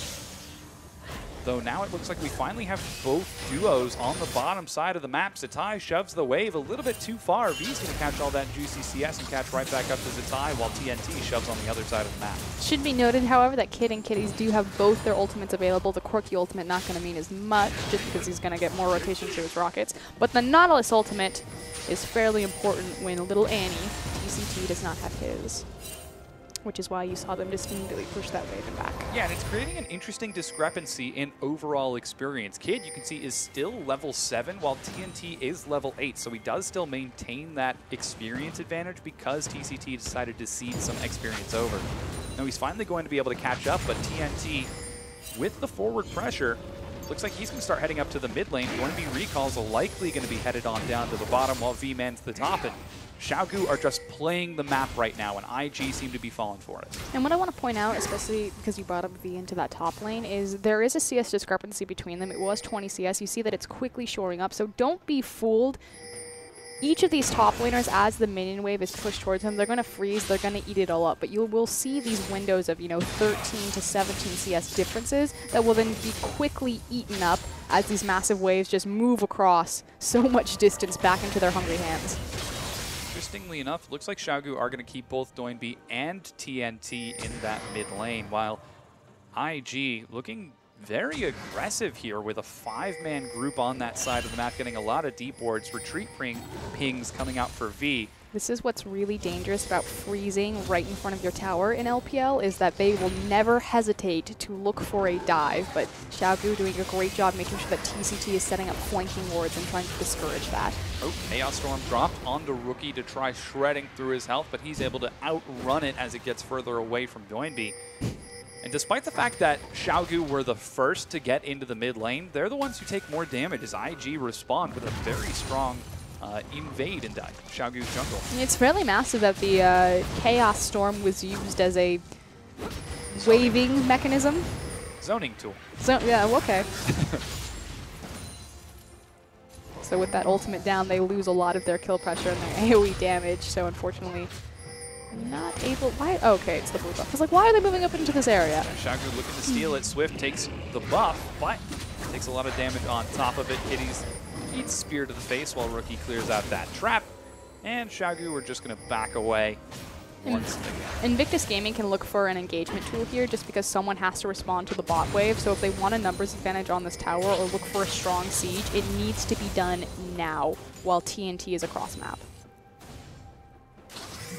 Looks like IG are trying to do exactly that. They're sending 4 members now into the mid lane to try getting some early pressure off, but the question is, do they have the wave clear to get onto the turret in time? Rookie eats another spear. Massive damage on those spears. Yeah. Swift going for the Magus. Again, this is 5-11, no Rune Glaive just yet, so getting a lot of raw stats. Especially having the tier, so looking for that very late game poke-oriented power Nidalee build. Oh, Swift does not, in fact, secure his blue buff. There goes the explosive cast from Kakao to force the disengage as IG steal away the blue buff, and all in all, it's a 1-for-1 trade in blue buffs. That said, both of them went onto the jungler. Swift has IG's blue buff, and Kakao has the other Xiaogu's blue buff. Xiaogu are going to take this red buff now. I'm not so certain on the timing of the other red buff on the other side of the map. We'll have to see if Kakao wants to try stealing it right back away when it spawns, or if it is going to be the advantage for Xiaogu. But mid lane, Xiaogu were able to knock down that mid-tier 1. That's now 4-2 in terms of turrets, and that's starting to open up a pretty solid gold lead for Xiaogu. Yeah, and Invictus Gaming, again, kind of stumbling their way through their map rotations a little bit. Not just this game, but also last game, so I think after this tower, yeah, it's only going to be about a 2k gold discrepancy, but a little bit concerning that they're getting outmaneuvered like this. Yeah, after game number 1 in which IG had control, suddenly it's Xiaogu who are setting the pace in this match, and so far IG seem like they're keeping up reasonably well, if not falling further and further behind, but it's still a very even match. This next dragon's going to be up in 30 seconds. Both of the top laners have teleport. They've had time to go for some farm, and Zatai, that's a Magus. This is the Flandre special that he did on Echo, I believe. And it has now translated onto Zatai's fish. Big thing that you're going to get from the Magus is going to be your CDR, which we talked about how that adds some nice, I call it pseudo-tankiness, because obviously you spend more time airborne on your Playful Trickster to negate damage, but really only in the 1v1 or duel scenario. Oh, looks like there's a 4-man roam from Xiaogu. Teleport out. Being used by Zatai. Whoop, he gets spotted by a sapling, but still is able to make it out of there. The rest of IG on the other side of the map immediately take advantage of this, collapse onto the dragon. They should be able to secure it without contest. Small thing is that he decided to teleport back to his own tower as opposed to teleporting to the dragon to help his team, and all that really does is it saves him a minute of time on his teleport. Understanding that Xiaogu had committed so many resources top, there was no way that he would be needed to assist his team there, so just Something a little bit cute. IG, however, they're not done just yet. They're taking the first dragon, and with complete vision over that side of the jungle, they get a wave right onto the tier 2 turret. Kid has completed his Trinity Force. Let's see if he's able to burn through this thing's health in time, while Xiaogu are trying to make it there in time. The minion wave is just barely going to peter out. Righteous Glory used by V, but Kid's already out of there. Great job getting as much damage as possible. We'll see where either of these teams play next. Obviously, again, without Dragon on the bottom side of the map, they can now play to the top side. That said, there's not a lot of options for Xiaogu up there. It's mostly going to be about this mid-tier tower. Yeah, we'll see if they are able to crack it down. Now we're 18 minutes into the game. It's still very even after a very shaky laning phase in which Zatai was all over the map. Invictus Gaming managed to keep pace on Rookie. They managed to keep pace on Kid. In fact, Kid has a 20 CS lead. And now they're up 1 dragon despite Xiaogu's very early 4-minute dragon. Yeah, but Xiaogu are still being far more proactive on how they're acting around the map, whereas I feel like Invictus Gaming have found their advantages on being reactive. We'll see if that continues, especially when we get more into these 5v5s, and we'll see if the this disjointedness that we saw from IG last game carried over into their second game against such crisp team fighting, especially because, again, Xiaogu were winning team fights from a 10k gold discrepancy. Now they have their own gold advantage, so that spells absolute terror for Invictus if they choose to fight this 5v5. As far as compositions are concerned, I mean, naturally, because Swift is going for more of that damage-oriented late-game Nidalee build from the jungle, it's about laying down your poke before you follow it up with your insane hard engage that you have on Tibbers, Chaos Storm, things like that. We'll have to see how it works out. Xiaogu sent 5 men to the bottom tier 2, but Zatai, despite not having teleport, split pushes on the other side of the map, builds up a really big wave. That's going to get some free damage onto the tier 2. However, it should be caught any second now by V as he's chugging his way to the top as quick as possible. And look at how much gold Xiaogu has just expended on the top side of the map to not secure the dragon or the bottom tier tower. So you effectively have, what, 1, 2, 3, 4, 5, 6, 7. We've got 7 wards, 5 green wards and 2 pink wards. Well, let's just round, because again, math's not my thing. That's between 500, about 500 gold. 530. Okay. 537. There we go, 537. Gold worth of vision that didn't give them anything. Oh, 75. So, Right. yeah, you have to think that you're investing in your vision to get something back. So if you expend, 600 gold and you don't get a kill for the 300, or you don't get a tower, it's not worth it. So your gold lead is effectively being wasted. Looks like Xiaogu are once again contesting the buff of Invictus Gaming.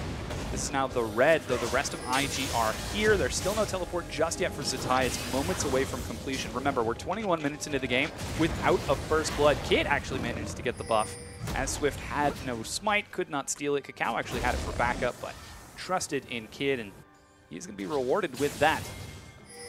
They're being so patient dancing around each other. And I do like the fact that no one's died yet. That sounds weird because, again, we're in an Invictus Gaming game in China. But it really dispels the rumor that China is all about team fighting and just raw aggression. The thing that China does best right now is it understands how to trade on the map. When they're not strong, they have a great understanding of when they can fight and when they like when the fights are equal or when they're ahead. And if they're not equal, if they're not ahead, if they can't fight, they're very good at sacrificing their map and trying to find the best possible trade objectively, which is what you're seeing both these teams do right now.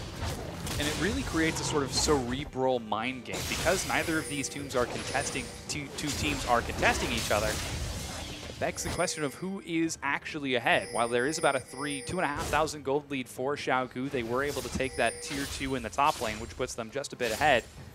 It's the dragons in favor of IG, and speaking of which, that next dragon's going to be up in a minute. And this could be an explosive fight if Xiaogu want to fight for it. And we've got a lot of completed, very important items for both teams.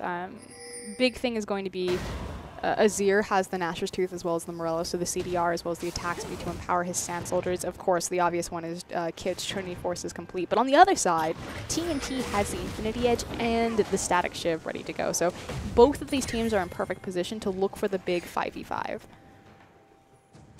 wave built up on the bottom by V means that Kid's going to be forced to respond with it, while Zatai with his teleport looking like he might be setting up a slow push on the top side of the map. He does have that crystalline flask chugging away. 30 seconds before Dragon's up. IG are on top of the pit. They've secured that Scuttle Crab, but Xiaogu are ready and waiting.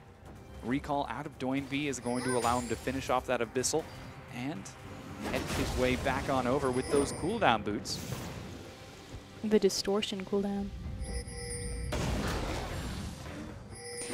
Other big things to note are going to be the resistances built up by V, and it's going to be very important of how either of these two top laners will interact in this next big team fight, because again, Makai is going to be that true tank in front line, whereas Zatai is mostly there for split pushing and dual potential. So we'll see if Xiaogu decide to commit on this, if they'll keep Zatai top, sacrifice the dragon, and look for a structure trade, or if they're going to look for a big 5v5. Seems like it might be a 5v5 as IG get onto the dragon. They're burning through its health. There comes the teleport from V. It's not answered just yet by Zatai. He's shoving here. He comes in a bit late. The dragon's secured by Xiaogu, and Kakao's forced to make it over the wall. V gets right into the back line. AoE is tossed left and right. Kakao forced to disengage Zatai. Not quite taking enough. Managed to land the fish, but he just doesn't have any follow-up damage. No one has died yet. 24 minutes in, one team fight, 4 dragons. Here comes the spear, and IG are running the flank coming in from the side. Could this be the kill? IG are locked up so tight. There goes V. They're going to bring Kitties low. There's the first blood. They stack it up perfectly, and IG are going to fall like a house of cards. Oh, disaster has struck immediately. This game erupts into a 5-1. It is going to be an ace for just TNT on the side of Xiaogu. What a beautiful flank from TCT and Doinb to set that up. And unfortunately, Invictus Gaming crunched up, and they didn't even get the dragon. Yeah, they didn't even get the dragon off of that. Finally, first blood secured. That did go over to Xiaogu. And with those kills and that first blood, they take not only the dragon, not only the blue buff, but they also secure for themselves a 4,000, 5,000 gold lead. Here's that flank. And it's just at the very end of this. Now, Rookie has already done a great job using his Emperor's Divide to create space to get his team to this point, but they just stack, and it's just a beautiful cut corner from TCT and Doinb to set Xiaogu up for this massive snowball. Yeah, just like that, you see some pretty scary items coming out from Xiaogu. Luden's Echo finished. Righteous Glory completed on V. TNT gets his Static Shiv. I mean, these are some big items. Well, he already had the Static Shiv, but he upgraded his boots. He did. Yeah, so he's going places, walking fast. No, come on. But again, IG, they're playing intelligent. They aren't seeding as many objectives. That was, I actually think, a major mistake. Yeah. Especially as soon as Swift got into position and the teleport was late. Again, if we talk about how disjointed Invictus Gaming looked last game and how decisive they were being, are we diving the tower? Are we taking the tower? Are we taking the dragon? Are we fighting this? The fact that Zatai's teleport was late, and the question was, V is very clearly going to teleport to his team because that's where Maokai is strong, is in the big 5v5, utilizing his tanky front line. Fizz, you do not get that from. It's all about the split push. It's about the dual potential. They decided to pull Zatai late to the team fight as opposed to sacrificing the objective and trading it for a tower. And it punished them incredibly hard. Yeah, suddenly things not looking as fantastic for IG, though they are not out of this just yet. You can see Kid looks like he's going for a Bloodthirster to try to keep himself a little bit more tanky when Swift starts chunking in those spears for poke. Find some damage onto Kakao with that Luden's Echo. And well, he doesn't need the Blade of the Ruined King because he's not going through some super tanky members. I mean, effectively, it's really only V, but they don't have a secondary tank. So you are absolutely correct in that eating a spear, having the Bloodthirster is going to give him more return and life stealing off of a camp or creep wave by going BT versus Pork. So. Yeah, Xiaogu steal away the red buff. They've been contesting every single buff on IG side of the jungle since the game began, actually. And it really hasn't been doing that great for IG. No blue buffs for Rookie means he eventually runs out of mana. No red buffs for Kid means his poke doesn't stick quite effectively.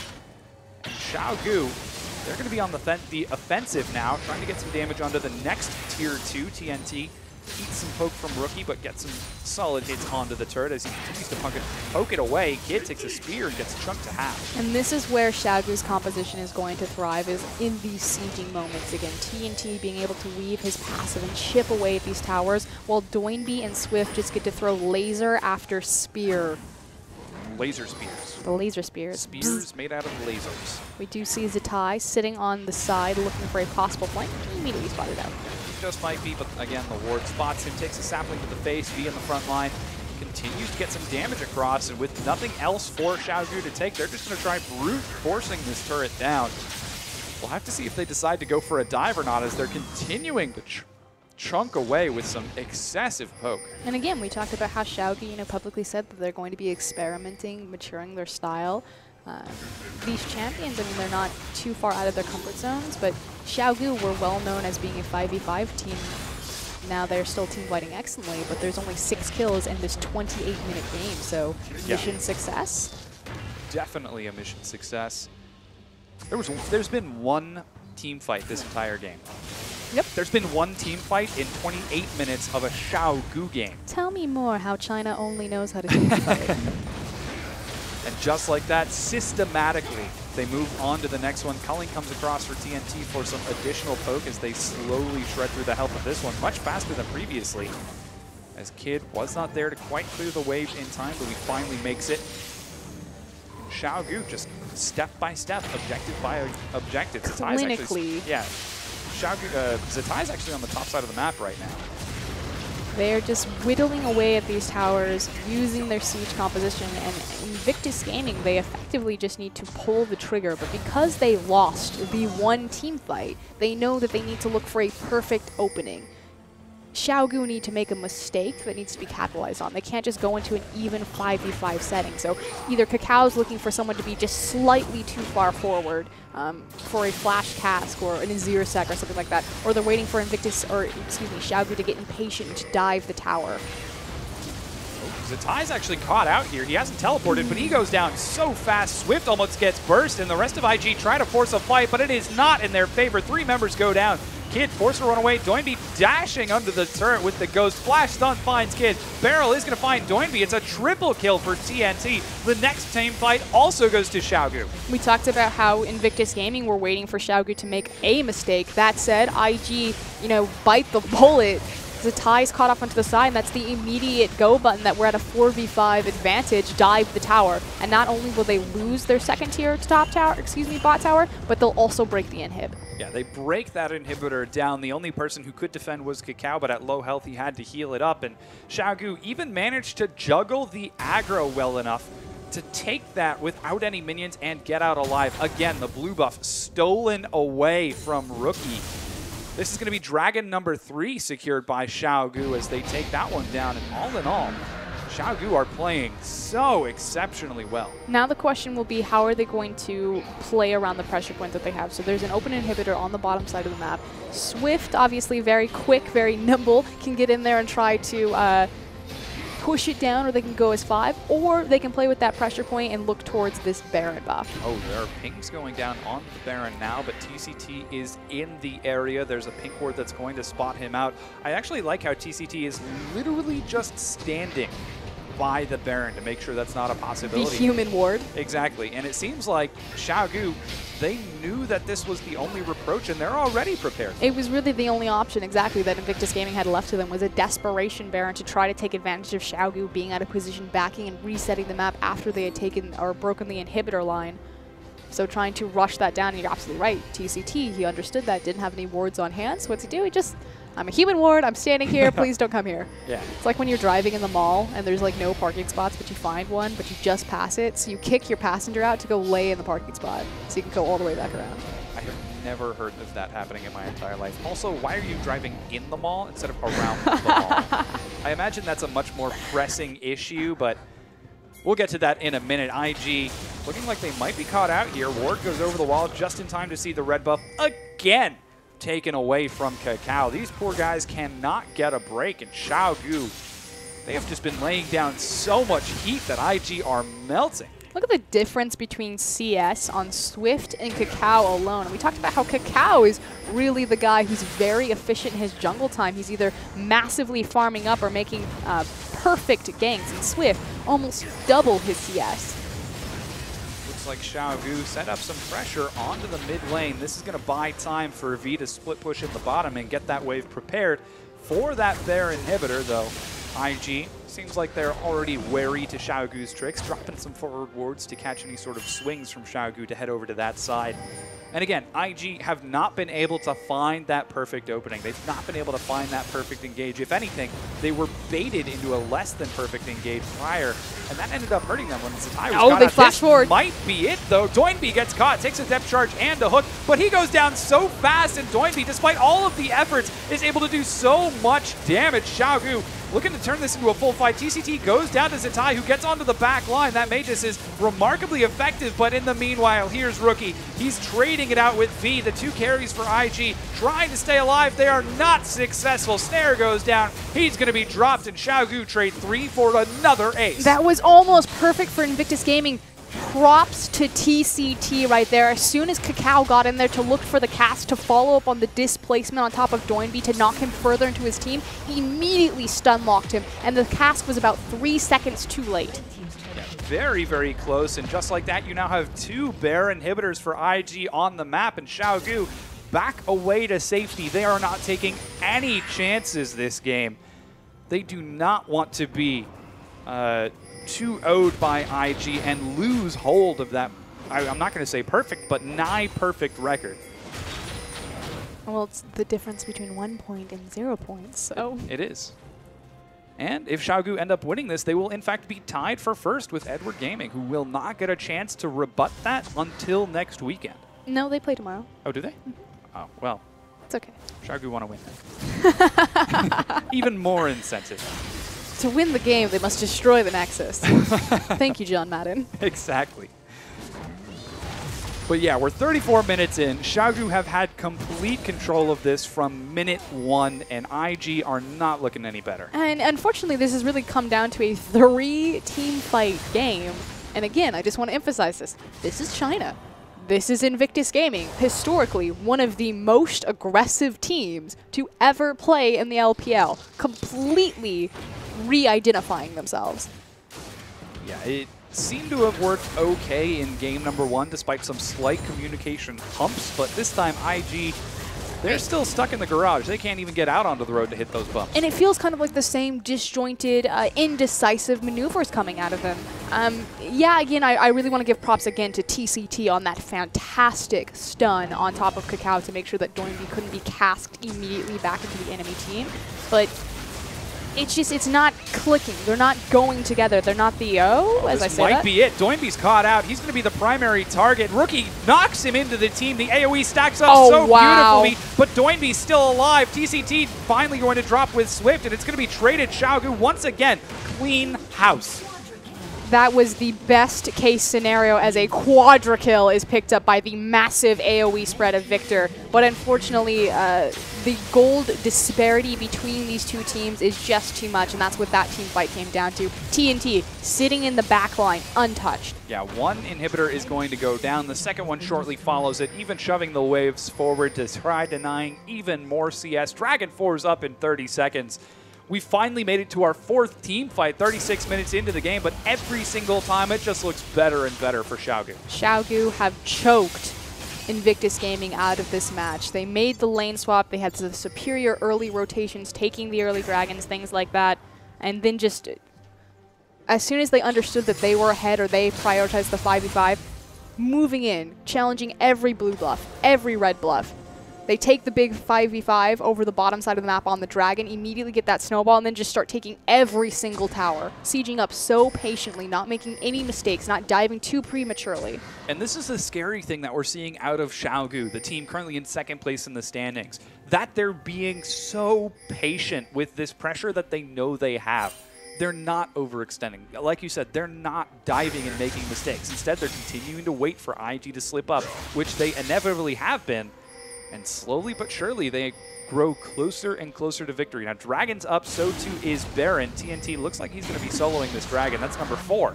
What, my red buff didn't kill it? Calculated incorrectly. But that's Dragon number 4 for Xiaogu. Even if IG managed to stall this out with a couple of successful team fights, they'll have the pressure of that Dragon. They'll have the pressure of these 2 down inhibitors. And now Baron looks to be the next fight for Xiaogu. And Xiaogu almost won last game from a massive gold disparity. We asked in the early part of this game, you know, now that Xiaogu are on an even footing looking into the 5v5 section of this game, what does that mean for IG? And we have our answer. It means devastation, starvation. Yeah. This is Xiaogu at the top of form right now, playing exceptionally well. IG, again, displaying some minor communication issues, and even when things look good for them, Xiaogu managed to turn it. Zatai once again splitting on the bottom side of the map to try to defend the Nexus as those two inhibitors continue to encroach with super minions.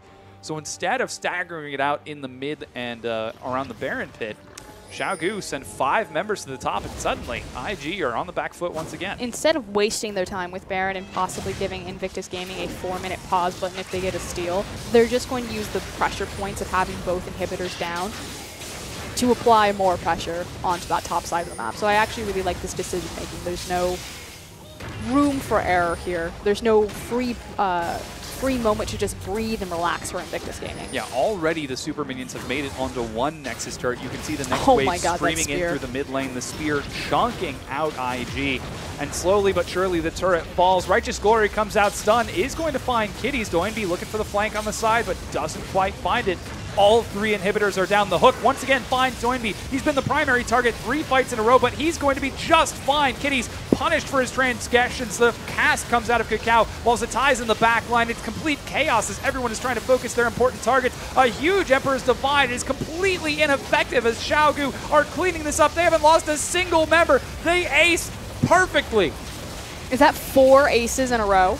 That's 4 aces in a row for Xiaogu. They get onto the Nexus itself, and they're going to split the series 1-1 with IG. 4 team fights, 4 aces, easy game. Xiaogu team fought excellently from behind. They came into this game, they make sure that Invictus Gaming couldn't get any sort of early lead, and then just oppressively clean house. Yeah, you can see IG not looking very happy after that match. I mean, the immediate camera shot of TNT was great. It was like, oh, another day in the office. Whoops, I guess there is that. I don't know, Doinby doesn't look too pleased either. Yeah. What, we won?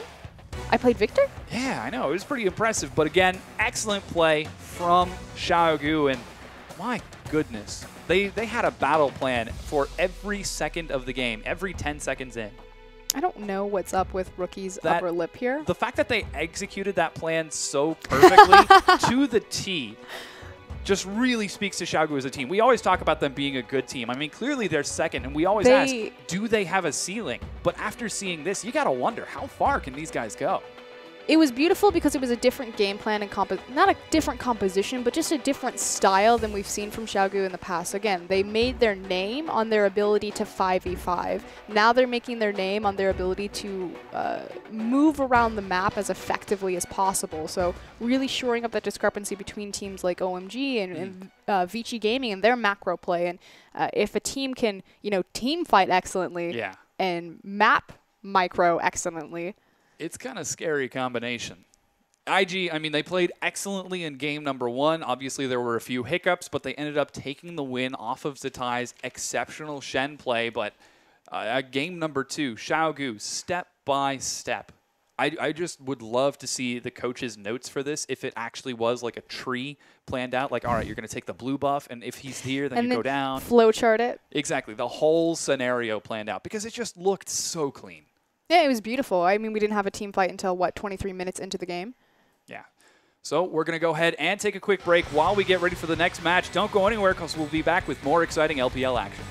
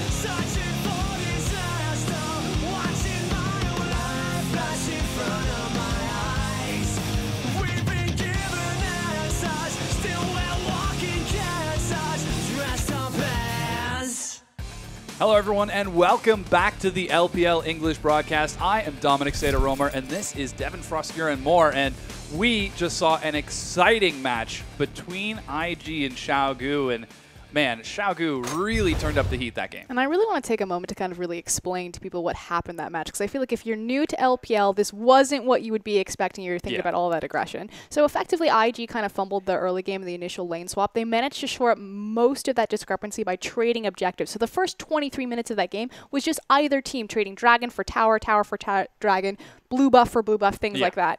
What happened was when we finally came to that 23-minute mark and we had, I think it was the third dragon, Invictus Gaming had used majority of their ultimates defensively to try to disengage from a fight. Xiaogu got the dragon, knew that they had an opening, and murdered Invictus Gaming in a 5-for-1 ace. Yeah, and interestingly enough, the MVP is going to go over to Swift, who was all over the map that game. I mean, he was at blue buff, he was at red buff. Here are some of those replays, and this is that pincer maneuver. IG have already burned all of their ultimates, and Xiaogu just collapsed from 2 angles. And the big one was, of course, the Emperor's Divide, because that's what they need at this moment. They need a disengage option. But they lost the dragon, they lose their big reset, and then Xiaogu just run them over. And at this point, Xiaogu just have such a massive gold difference on top of Invictus Gaming that they then start invading every single buff and forcing IG, you either lose this objective or you fight us and you lose. Yeah, and IG just weren't really performing up to par. You know, when we came in, we've kind of been wondering, where are they at? They haven't played a lot of games in the past 2-3 weeks, and we were kind of wondering, are they still at the top 3 in the standings? And after this performance, I'm not so sold anymore. And again, I think you're absolutely right. We haven't seen them for 2 weeks. We didn't know quite where they were going to be, but the big issue was kind of their communication and their, what's what I'm looking for? Coordination? Coordination? No, decisiveness. Yeah. There we go. I mean, you just needed a hard engage, especially against that last composition with Swift having such a fantastic performance on Poke Nidalee. You just have to hard engage. You can't sit around and take multiple spears and allow Xiaogu to chip away at your towers with the Lucian double tap. And unfortunately, they weren't coordinated enough as a unit to just make sure that they were all going at the same time. Yeah, and that actually is going to maintain Xiaogu at that 1-1 split. Again, they have not dropped a single 0-2, but we're getting into the next match. It's Masters 3 versus World Elite. Here's Masters 3. They have been playing exceptionally well these past few weeks. I mean, Masters 3 has been on a tear. And it's on the back of this guy, Condi. You see that 4 games of Gragas. So the thing about Masters 3 is, yes, Dade, Looper, and most recently SMLZ with a fantastic pentakill stepped up. But Condi has been the consistent backbone of which these stars are shining. Yeah, here's Dade. You can see he's been running a lot of control mages in the mid, and really been playing exceptionally well. His laning phase has looked stronger than it has in the past. Got some solo kills, yeah. Yep, he's got team fight under his belt. He's had that forever. Here's SMLZ. That double ace penta was awesome. It was pretty cool, yeah. Played that really well in the Corki, which historically his Corki was like, what, 2-6 before he came into that series? So not really known as a Corki player, but showed up huge on that Penta. And joining him, the shot caller, captain of Masters 3, is going to be Love CD. Yeah, Love CD, you can see him down at the end of the row right now, prepped and ready to get into this next match. And Masters 3, they're currently tied for 4th in the standings at 18 points. If they take this 3 over World Elite, they'll be in 1st place. They have probably the easiest schedule of their life in terms of standings this weekend. They face King, World Elite, as well as Unlimited Potential, the bottom 3 teams. That said, we saw UP earlier, 2-0 OMG, so that's looking very scary. Yeah. But standings-wise, ladder-wise, this was supposed to be the dream week for Masters 3 and their chance and shot at 1st place. They've already split with King. If they want to see themselves on top of the LPL, they cannot afford anything less than a 2-0 here. Yeah, here's World Elite. They'll be looking to put a stop in those tracks, and there is train driver Aluka. We saw him take Scion yesterday to pretty good success. Unfortunately, I believe they split that 1-1. Yep, they split 1-1 with Snake. And it was because Tabaluka got his Scion. Yeah, and there's Spirit. He was also on that Nidalee in the jungle. Didn't quite get it in game number 2, but here's the mid laner now, Xie. He's been playing a lot of TF lately. TF's been really cropping up over the course of LPL, and it kind of goes back to the fact that they're a very structure-focused region right now. It's about the split push, about trading towers, and TF obviously can itemize into the early Lich Bane to make that very easy, as well as the Destiny. Yeah, here's Mystic. You can see he's been playing a lot of Vayne lately. Not so many MVP points, not so hot on the kill KDA, but still doing reasonably well for his team. And there's Conan, the support, trying to keep Mystic alive. Mystic had a great Vayne performance. Now, I'm not normally super sold on Vayne, especially in kind of a meta with Sever and Corki and things like that. But yesterday, I mean, he was a huge instrument in terms of splitting his series with Snake, coming back late game on a fantastic Vayne performance. So. Yeah, and these are 2 sister teams. Master 3 and World Elite come from the same organization. We have to clarify, there's no sister teams allowed in LPL. Yes. Historically, though, yes. Masters 3, formerly known as World Elite Academy. The reason they are called Masters 3 is that there are 3 owners of the WE club. And so obviously, because they cannot be owned by the same organization, one of the owners owns Masters 3, one of the owners owns WE. Now, if you take WE and you flip it, the W upside down, and you flip the 3, you get M3. Interesting. Well, so far the record has been in WE's Masters 3's favor. You can see out of the past 6 games, 5 of those have been for Masters 3, and all in all, they've been much improved. Yeah, they've actually been on the rise, and they're sitting fairly high in the standings, especially because OMG took that 2-0 loss to Unlimited Potential, and Masters 3 got the 1-1 split. They've snuck in over them. Now, again, why are Masters 3 on the rise? Their #1 issue and kind of the storyline for them over the course of the season has been inconsistency. Now, Looper, Dade stepping up. SMLZ had a fantastic game on Corki, but it all goes back to Condi. Condi has the highest kill participation of any player of any position in the LPL. Everything that Masters 3 do goes through him. His 2 priority champions are going to be Rek'Sai, but more importantly, Gragas. You saw in his previous 5 games, 4 of those had been Gragas, and the 5th behind it was that Rek'Sai. So clearly there's been a lot of sort of a window for him to pick these champions, and it sort of begs the same question that we talked about in the previous game with V. If you ban away V's Gnar and V's Hecarim, what else does he have? Well, he pulled out with the Nautilus and a couple of different champions. But if you ban away the Gragas and the Rek'Sai, what does Condi have? And it's curious where he'll go back. Typically, Lee Sin is one of his most played champions, but he has like a 2-11 record on it, so it hasn't translated into any sort of success for him there, especially because he's facing across Spirit, who considered one of the strongest junglers in LPL. Yeah. His Nidalee is absurdly good. He can play pretty much anything, any style, herbivore, carnivore, gank your lane all day, sit, farm in the jungle. Yeah, so we'll see what Spirit decides to end up going for. Again, this is Masters 3 versus World Elite, and I'm really looking forward to see how this is going to match up, because Masters 3, as we mentioned, they have been on the rise. They really need these points, but World Elite, they've been taking some serious wins off of big teams, splitting 1-1 with Snake. Yeah, 1-1 with EDG. Exactly, yeah. So might see a stopping block drop down. Masters 3 immediately ban away a Lucas Scion, then take Xie's Twisted Fate. And WE take away Looper's Rise and SMLZ's Callista. A lot of target bans coming out. Now those Rise Callista, that's pretty stable for purple side because obviously you don't have a priority pick right there. We'll see what gets through and what Masters 3 will choose to prioritize here. Curious. It is most curious indeed The as they get gatekeepers. on to the next one. Yeah, WE able to come back and still affect the standings, as right now WE are currently tied in 10th at 10 points. However, that puts them at the very bottom of the bracket as they are tied with the other two teams in 10th. And lastly, it's going to be the Victor ban for Xie.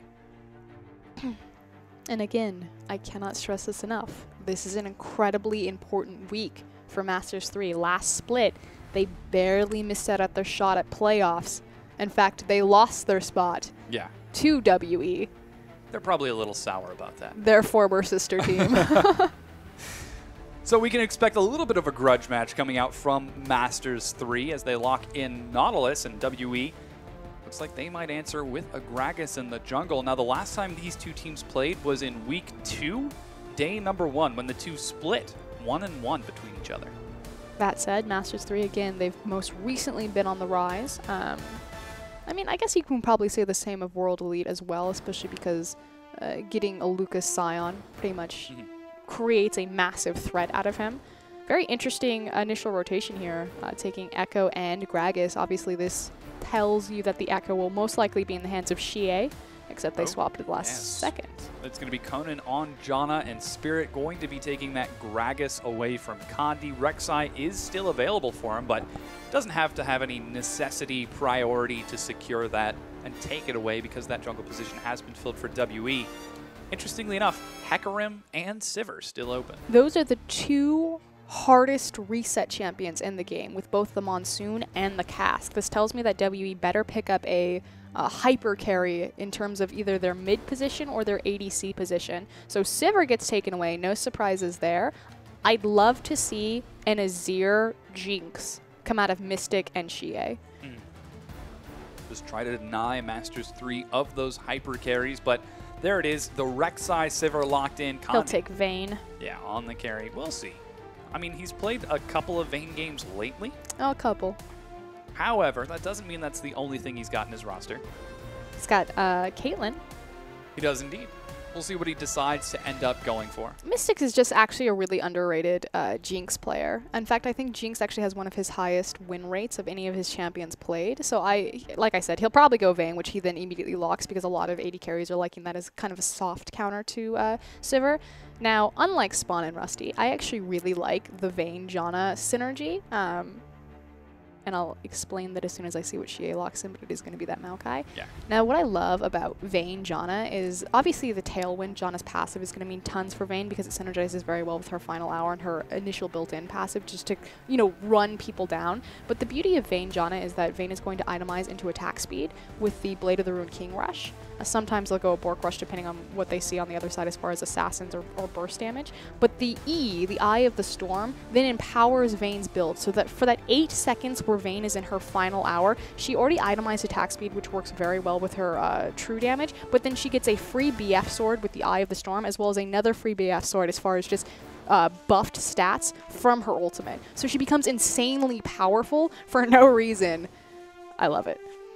Very strong combination indeed. Masters 3, on the other hand, are well aware of the strength of that Vayne. They decide to pick up two very powerful champions in their own right. It's Dade on Cassiopeia and LoveCD taking the tried and true Annie. I really like Dade's Cassiopeia, so he's very unique in his build path. He looks for a second item Rylai's Crystal as well as the Abyssal into the Merc Tread, so a very defensive Cassiopeia. And I actually really like Cassie as an answer to the Vayne, just because Vayne is so short range that if she ever tumbles forward to attempt to dive that back line and try to melt through your tanks, the threat of the petrifying gaze is very immediate and very real.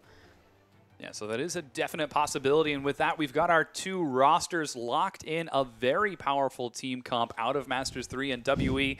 Looking like they're running something pretty strong as well. The last lock-in for Xie was that Echo, but here's the top lane, Looper and Aluka. on those tanky top lanes. Should be noted that Looper took away the Nautilus top from Aluka, who's the first guy to debut it. In the jungle, though, Condi got one of his 2 relevant champions. Yep, he is going to be on that Rek'Sai, whereas Spirit's on the other in Gragas. Here's the Xie Echo into Dade's Cassiopeia, and I actually really like how that's matching up. Yeah, it's interesting about Echo. He's very punishing of mages or assassins that bring all-in burst damage because he can reset and take all of those cooldowns and those resources. Against high sustain mages, Azir, Cassiopeia, where it's more about putting out consistent damage repeatedly and making use of low cooldowns, it's not as punishing against an Echo. Because, yeah, he can reset all of your big burst damage, he can reset his position, so if she finds the poison and tries to walk him down, but her cooldowns are so short, and it's more about whittling away poke damage as opposed to just, you know, dropping every single one of your cooldowns and trying to delete someone. Yeah. So I actually think it favors Cassiopeia. That said, the most recent nerfs to Cassiopeia, her lane phase suffered, and Echo is actually fairly strong levels 1 through 4. Well, we'll have to see how that works out as we load into the Rift.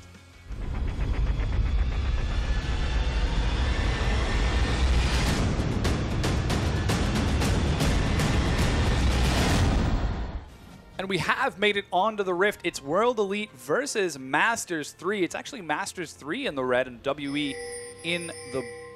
Wait, I got that completely mixed up. No, it's WE in the red, Masters 3 in the blue. Yeah, that's what I was going for. I was trying to correct it, but then I confused myself. And now... Just flip Masters 3 upside down. Exactly. Just hold a mirror for the top half of your screen and watch it through the mirror. There we go. And that's going to end up solving it out. A little bit of harass, finds Love CD. And he's just going to get a nice deep ward. I believe that ward was actually cleared.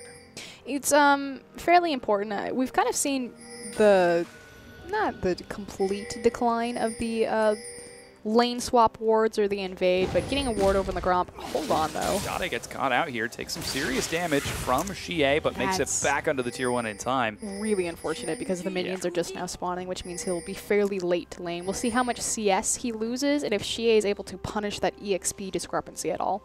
Yeah, WE looking very confident in that early game. He is going to, I can't actually tell if he picked up any more health potions or anything, but biscuits. Yeah, Masters 3 starting off on that bottom side of the map. Looks like WE not going to lane swap it either, as Aluka heads through a few wards to head to the top side on his own. And we're going to see the wet noodle fight between those tanks while the AD carries duel it out on the bottom. Now the thing about Sivir into Vayne is that her spell shield really doesn't mean much for her in this lane as it does against other AD carries like Ezreal, Corki, things like that, because obviously you can absorb a lot of their damage. Likewise, Vayne's mobility on her passive as well as the assistance of Janna's Tailwind will help chase Sivir down, so to kind of counteract Sivir's own passive going for her. That said, when you lane against Sivir, you don't actually lane against Sivir. You kind of lane against the enemy team's creeps because Sivir just shoves you in. Yeah. Something we've seen a lot in the LPL considering Sivir's popularity, and SMLZ on Sivir is no exception to that. As we can see, he's shoving forward. However, level 2 is first picked up by WE. Bit of trading going on in the mid. Burns through Dade's health pots as Xie getting the better of the trade for now, but Dade again scales exceptionally well, and well, he's Dade.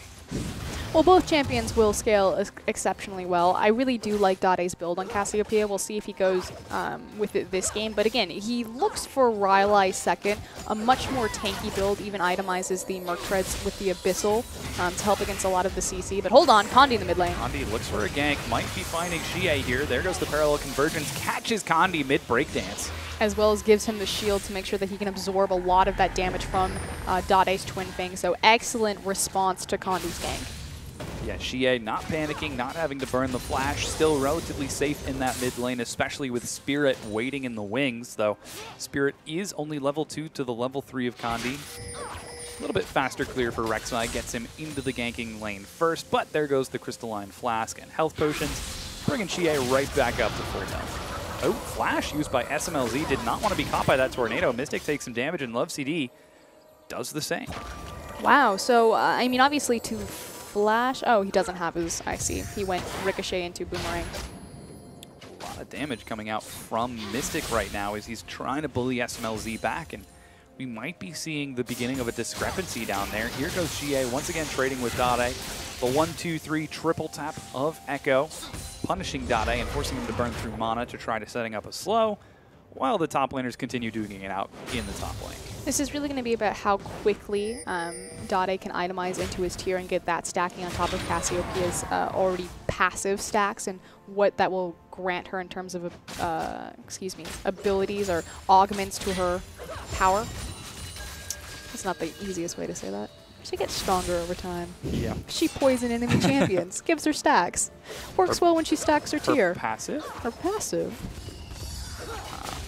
Yeah, we'll see how Dade continues to scale if he is able to make it to that late game, because as I'm starting to tell from looking at WE, they've got a lot of ways to get into the back line onto an immobile Cassiopeia. It's very dangerous to do that, though. I mean, that's what Cassiopeia's kit is set up for with the Petrifying Gaze. If you decide to use that more defensively, Dade trying to not be tapped by the back half of that Q. He's got to be really careful. While Xie may be low on mana, he's very close to level 6. They look to collapse onto Kandi, and he gets knocked into the wall, taking so much damage. WE get first blood onto Conan. Don't quite know what Kandi was thinking, but a beautiful condemn from Mystic, and that's kind of what I was curious about. Kandi put himself right in position to eat that stun, and beautifully, WE passed the kill to Vayne. Excuse me, no they didn't. They gave it to Janna. They gave it to Conan. Wow, I tried really hard to give it to him. The support carry for WE. Yeah, Conan was able to pick that up with the auto attack and This his Ignite. barbarian. And he's got a blue buff now. Oh, that's worth. Yeah. I heard you like sustain and harass in lane, so we'll just continue giving it to you for the duration of that buff. The blue buff, Janna, Conan. So now things looking pretty solid for WE. We're starting to see a discrepancy opening up in the mid and bottom lane. Again, that first blood going on to Conan means he can get some early Sightstone, get deep wards available.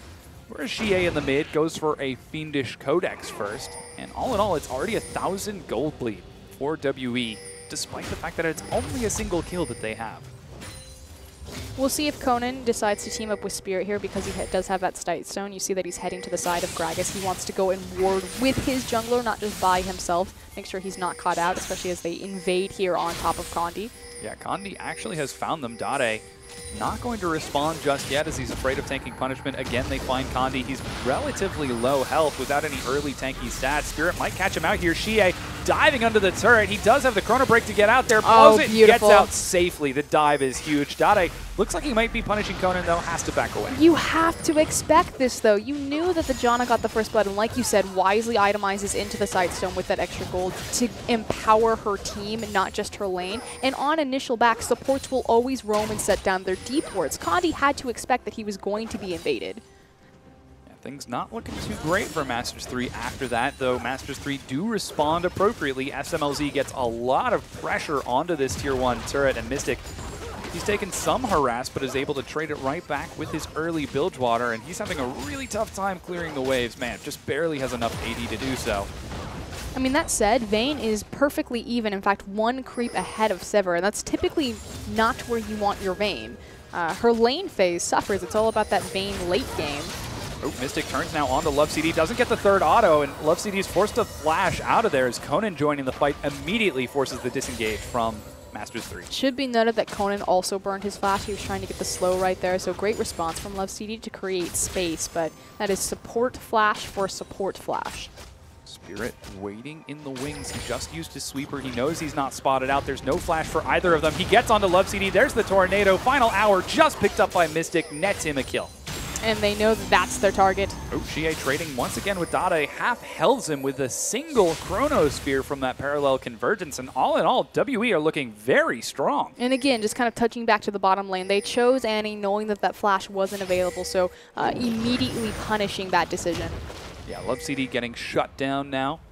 Kandi does have some defensive wards as he finally gets a pink on his own side as he looks to roam towards the bottom. However, he's spotted out in the tri-brush by a ward from Conan. They're already prepared, and despite the unique gank paths that Rek'Sai brings, they're not going to be too effective if the enemy team already knows you're there. Kandi's much more interested in just making sure that the dragon wasn't going down in response to Love CD being picked off on his Annie. So just getting to that back of the pit. The nice thing about Rek'Sai is even without vision, due to her trimmer sense, that you can quickly check if anyone is making any sort of shenanigans. So now it's 1,500 gold in favor of WE. You've got a winning Vayne in the bottom, 1-0-1 with the early Bilgewater. In the mid lane, Xie putting pressure onto Dade, trying to shut him down as he's only got a tier. Oh, might bait him onto the Chrono Break. Oh, just barely misses it, but Dade clever enough to dodge that damage. Xie is playing this Echo beautifully in the mid lane right now. And that said, we talked about how early on, or even in the middle of this current split, Masters 3 were never really known for their lane phase. In fact, it was kind of, if we can just get them out of lane phase into the mid game, into the 5v5, that's when they start to excel with champions like Looper, like Dade, players like Looper and Dade kind of taking over with their insane mechanical ceiling. But you have to get there first. Yeah, we'll have to see if Masters 3 can make it to that point, as right now WE with some aggressive deep wards on that bottom side of the jungle. Look to spot it out. It seems like Spirit is actually going to be soloing the dragon right now, and unfortunately, Masters 3 are none the wiser. It's okay, we got a beautiful demonstration of where all of the vision is on this map, so we know that Spirit is making do undetected. Yeah, so Spirit isn't going to be spotted. The dragon slowly getting whittled down. Conan actually roams on up to help him out. And first dragon taken by WE. So they're 1,400 gold ahead right now. They've got that first dragon. Lanes even in the top, but ahead in all of the others. Things are looking good for WE.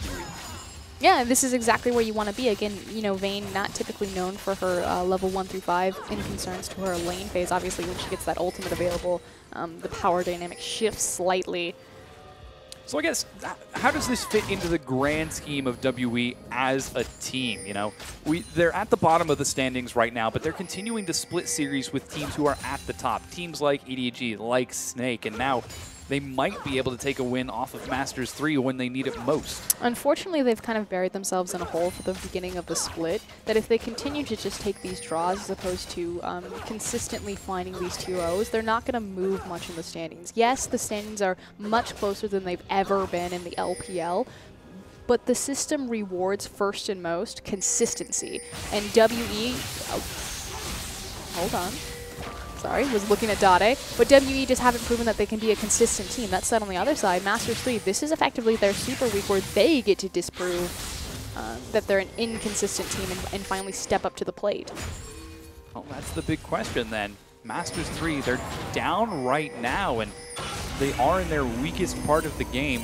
Can they transition out of it successfully? So far, it seems like they might have a bit of difficulty. They do take that first turret of the game with the superior wave control from Sivir, but Xie is making up more than enough pressure to make up for it. Chrono Break right on top of Dade, even drops the Ignite, takes a stun to the face, but here's the rest of WE. The Cask finds Dade. He doesn't have his flash, but still has Cleanse. There's a lot of damage coming across.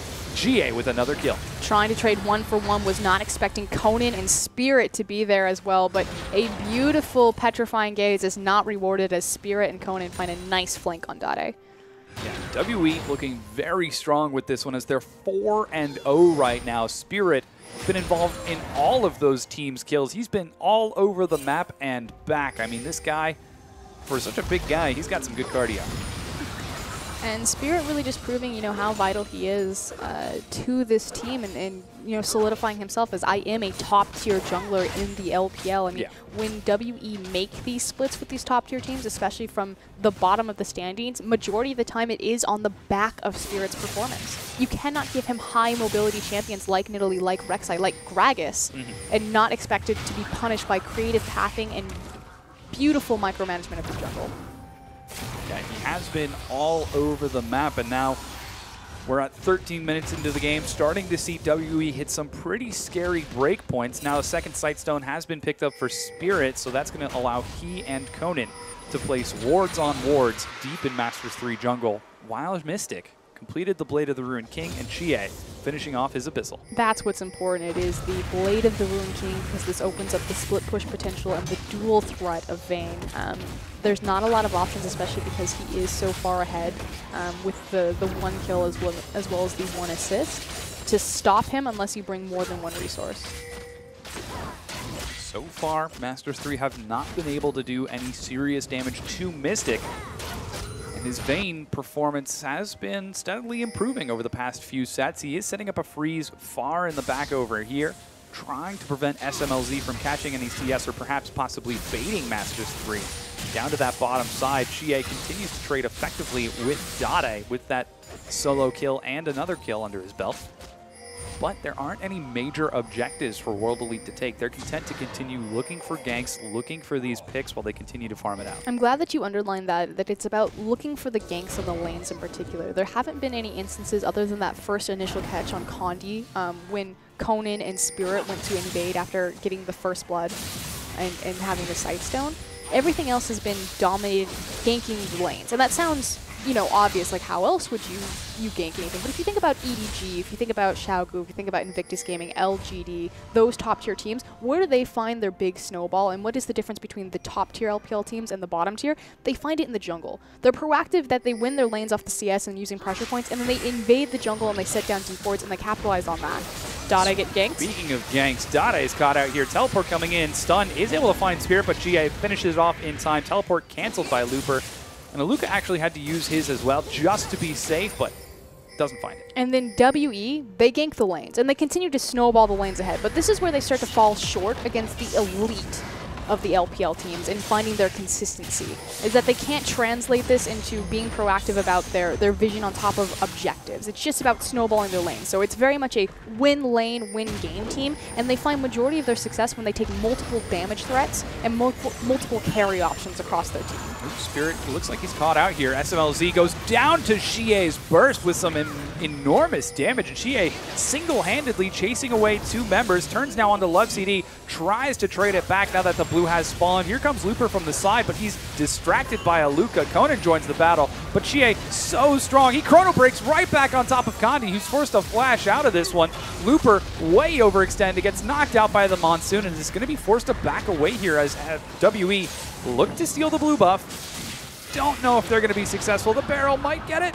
Oh, not quite. So they attempt. Again, they do what the other LPL teams do, and you know, we're strong, we're ahead right now, we need to force the enemy team to fight us, so what do? We try to contest either the blue or the red buff as an arena. Doesn't quite stick for them, but I like the fact that they're experimenting with it, and they're starting to take proactive steps on continuing to snowball their lead. In the meanwhile, Mystic was split pushing on the bottom side of the map and got that wave shoved all the way to the tier 2. Dragon did just respawn. Masters 3 can see that on their minimap even if they didn't have the exact timer. That's why we see Condi on this side of the map, though Mystic isn't going to get an opportunity to recall. Here come the rest of WE to try contesting it. The stun finds Mystic. He's got out of position here. Condemn finds Condi. Blade of the Ruin King keeps him up. The knockup still finds the stun. Here comes a shield. Eye of the Storm. Suddenly he tumbles in aggressively. They catch Condi out of position, and Condi goes down. And that's just really the goal discrepancy between these teams and how far Mystic is speaking for itself. Xie looks and finds Dade. So much burst. Oh, so unfortunate. Didn't have the Petrifying Gaze available to him. And Xie, a nice chase. I feel like Echo, he's not actually... I don't consider him very good at roaming. He does have his E, so he has some tools to get around the map. He's not particularly quick to a lot of, you know, high mobility champions. But the difference is if he ever has you in range of one of his abilities, he's incredibly sticky, and it's very hard to peel him away from you. That's what we're seeing with Dade, who currently is 0-3 right now. WE came into this game with a clear battle plan. Win lane, win game. You said it earlier, and it seems like this is the fact of the game right now. They're up 4,500 gold, going on 5. They've got a late game hyper carry Vayne as insurance, but they might not even need it, as it looks like Masters 3 are starting to crumble under this pressure, though they are setting up some pressure on the top side of the map. That said, M3, they excel when they're grouped up as 5, and again, on the back of Condi, Looper, and Dade. Most recently as well, SMLZ on his fantastic Corki performance. Whereas WE, if they don't get an insurmountable lead in their lane phase that then translates into a surplus of gold in the team fight, they tend to crumble. They have their lead now, so let's see if this is enough to put them over the top. Yeah, seems like they did have a bit of trouble making it to the top in time. That top tier 1 did go down as Masters 3 sent 4 members to secure it. It's a minute and a half before that. Baron's up, and Mystic looks like he's going to head up to the top side of the map to help out the rest of his team. Looper spotted on a ward as he's recalling. Xie's up there as well. Now, there's no reason for WE to be on the bottom side of the map anymore. And So where do they go? And the most accessible tower for them to take down is going to be the last standing outer tower, which is that top one, which you're absolutely right. There's no dragon. That's why you see them all grouped up there. But they're trying to see if they can get a cheeky dive, because they don't just want the tower. They want as many kills as possible on top of the tower. A counter push mid could be feasible.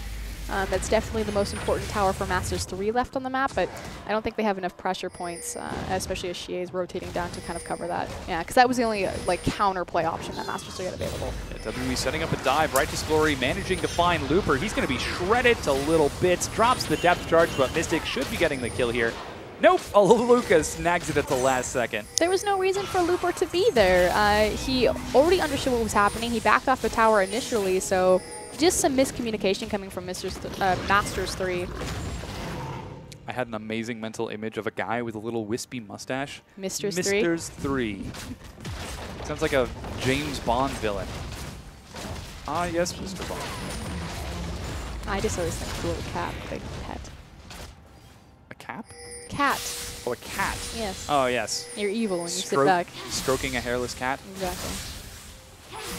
So they've got the top tier tower. The next most important objective on the map is either going to be the Baron for them or that second tier mid tower. So what they're doing right now is they're setting up for a bait, and they want someone to face check into him. That said, Condi has Rek'Sai, and Rek'Sai is incredible at not having vision and knowing where you are. Love CD forced to flash defensively away from Spirit, who belly slams forward, and with the threat of the cask, scares away Masters 3. And as you mentioned, they are indeed looking for that fight. They've got some very scary items under their belt.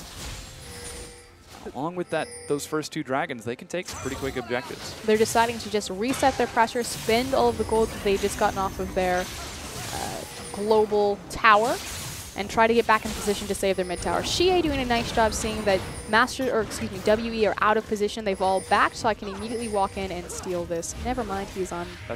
That's his own blue buff. I've tried. That he gets. Looks like there is a Talisman of Ascension burn, but not quite able to find the engage that they wanted. Spirit continuing to press forward with Aluka. He's still got Righteous Glory. And Masters 3 aren't falling for it. They have not been caught in any of these fights. They haven't been caught out of position just yet. And all in all, they're still hanging on. They're struggling a bit with their wave management, though. They have a nice big push going for them bottom, which someone will have to respond to. That said, WE have actually just stepped onto the Baron. They have indeed, and they're going to shred through it so fast with the percent they have no damage idea. from Echo and Vayne. Masters 3, as you mentioned, they have no idea. Baron secured 21 minutes and 45 seconds in. And because they had failed their pressure in the mid and the top side, they didn't have the freedom to walk over to that Baron pit to place down vision. So WE had full control over the mid and top lane, which means that they had full control over that side of the jungle, which is why they just got a free Baron. Yeah, and with that, Masters 3 should see the next few minions and be like, oh no, that's unfortunate. Though we have to wonder, what are WE going to do with this? We talked a little bit about how they have trouble taking objectives unless they have an insurmountable lead, and it doesn't really look like a great siege composition out of WE. Naturally, that's kind of one of the drawbacks from Vayne. She's great in the dueling potential. That said, Mystic is very, far ahead. He's got a ton of global gold from all of the structures that they've taken, as well as the bonus dragons and now the Baron on top of it. This isn't a death sentence for Masters 3. It's going to be very difficult to break the inhibitor unless Masters 3 make a critical mistake off this initial Baron, but it is going to be the next 4 minutes of control for WE. It's now about how far can they pressure this lead while they wait, or while Dade is still in his, I'm not going to call it a super weak phase, but because he has the Archangel stacked. His Chrysalis. Yeah. Before he has fully matured like a beautiful Before he gets butterfly. the crazy Cassiopeia passive stacks, because he's already got the stack tier. Parallel Convergence finds 3, but WE do not commit to the dive and instead focus on the turret. They take down that tier 2. And with Aluka in the mid lane, it looks like they might be taking another one, and Masters 3 are just falling behind. I would say inch by inch, but it's more like mile by mile as WE have got this game in the palm of their hand. Xie doing a fantastic job zoning from Fog of War, threatening with the Parallel Convergence at any moment, which is forcing Masters 3 to just succumb this mid-tier tower. Yeah, just like that, 2 tier 2 turrets go down.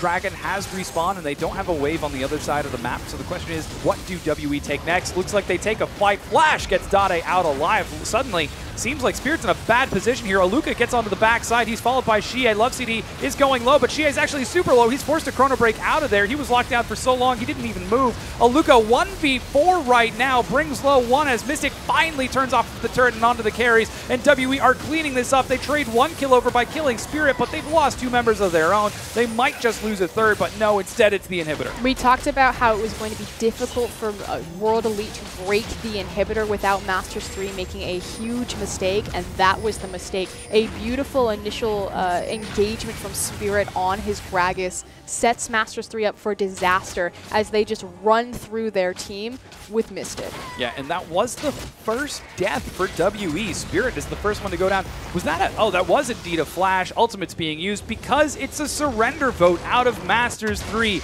and WE take game number 1. Masters 3, their dream weekend is slowly unwinding. First, they're split against King, and now losing the initial game with WE. We talked about if WE continued to make these draws against top teams, against bottom teams, they're not going to move anywhere in the standings. If they play like that, this game, they're looking at a 2-0. Yeah, easy. We'll have to see if they're able to do it in the next game. As you can see right now, Spirit grinning ear to ear after that. I Totally mean, deserved. I Beautiful would be performance. too. To be fair, he was his team's only death. Report Kind of a blemish. Yeah. for feeding. Did he have 100% kill participation? He did not. He did have the highest on his team. Report that guy. I think he had something like 9 out of 11 by the end.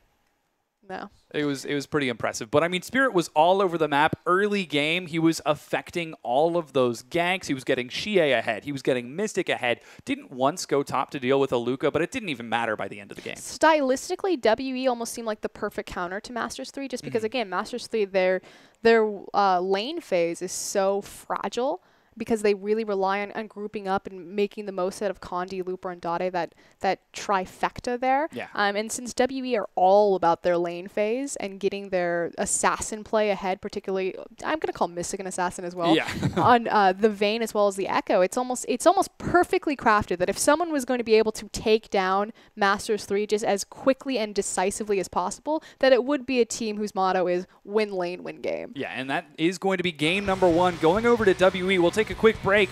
Don't go anywhere. We'll be right back.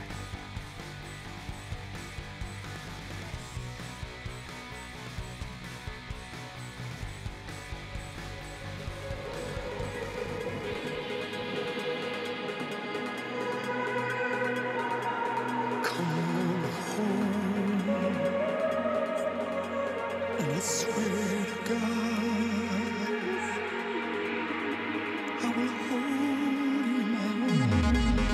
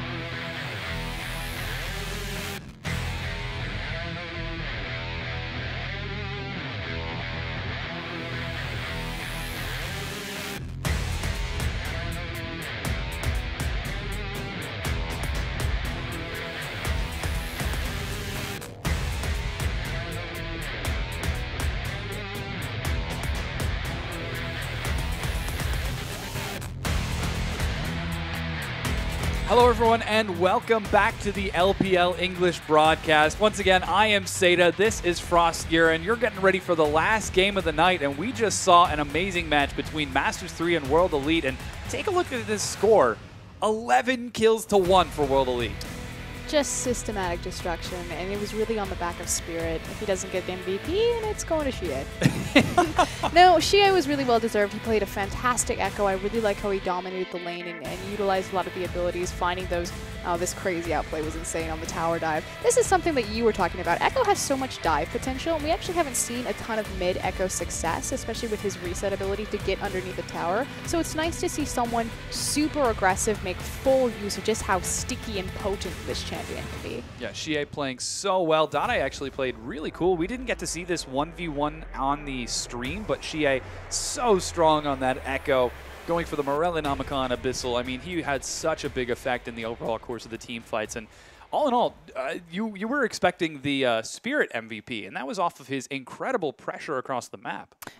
Yeah, had 100% kill participation for a large majority part of that game right there, and just kind of going from lane to lane, snowballing them ahead. And that's really where World Elite find their success. They have to find it early into the lane phase and then transition it into their big 5v5s, just because they don't have the strongest team cohesion, especially if they don't get their comfort picks, like a Lucas Scion, things like that. But they looked fantastic, and really it was on the stepping stones that not only Shie's fantastic Echo performance set up for him, but Spirit on his Gragas. Yeah, Spirit on that Gragas, and Aluka did play reasonably well on that Maokai. We didn't expect a lot from him in the top lane, but he was keeping pace for a majority of the match, and he was relatively effective in overall team fights. Though he didn't get a lot of pressure from Shie, didn't get pressure from Spirit, he still had a presence in fights. I mean, that said, he was also across from a Nautilus top. They had double Doran's ring at, I think, 7 minutes into that game. So it was really just going to be a farm sustain fest. But that really fits into Aluka's identity as a player. He's a meta or a role-playing top laner, so he's going to pick up those tanks. The thing is he really fumbles when you give him responsibility from a carry point aspect. You know, he floundered around when Fizz top was very potent and things like that. His Hecarim has gotten better, but it's really the Maokai, the Scion, where Aluka's going to thrive. Yeah, well, we'll definitely see what he decides to go for in this next match. And let's turn our attention instead to Masters 3. They ended up surrendering 24 minutes in a game. And when you're tied for fourth place, and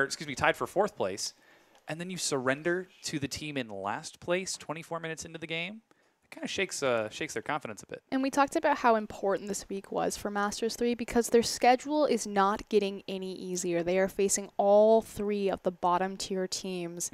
This is effectively their super week. They had 9 points up for grab.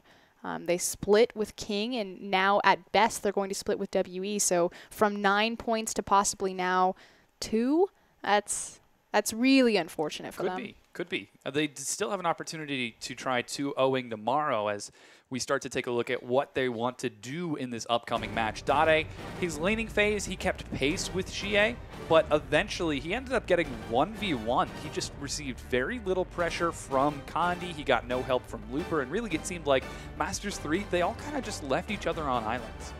No, I completely agree, and the thing is that their lane phase has always been very suspect and very weak, and I talk about, you know, Kandi has one of the highest kill participations in the LPL. He looked much better on his Gragas than he did on his Rek'Sai, has been spamming Gragas, so I really attribute WE having a nice draft phase, making sure that he couldn't get his hands on that champion.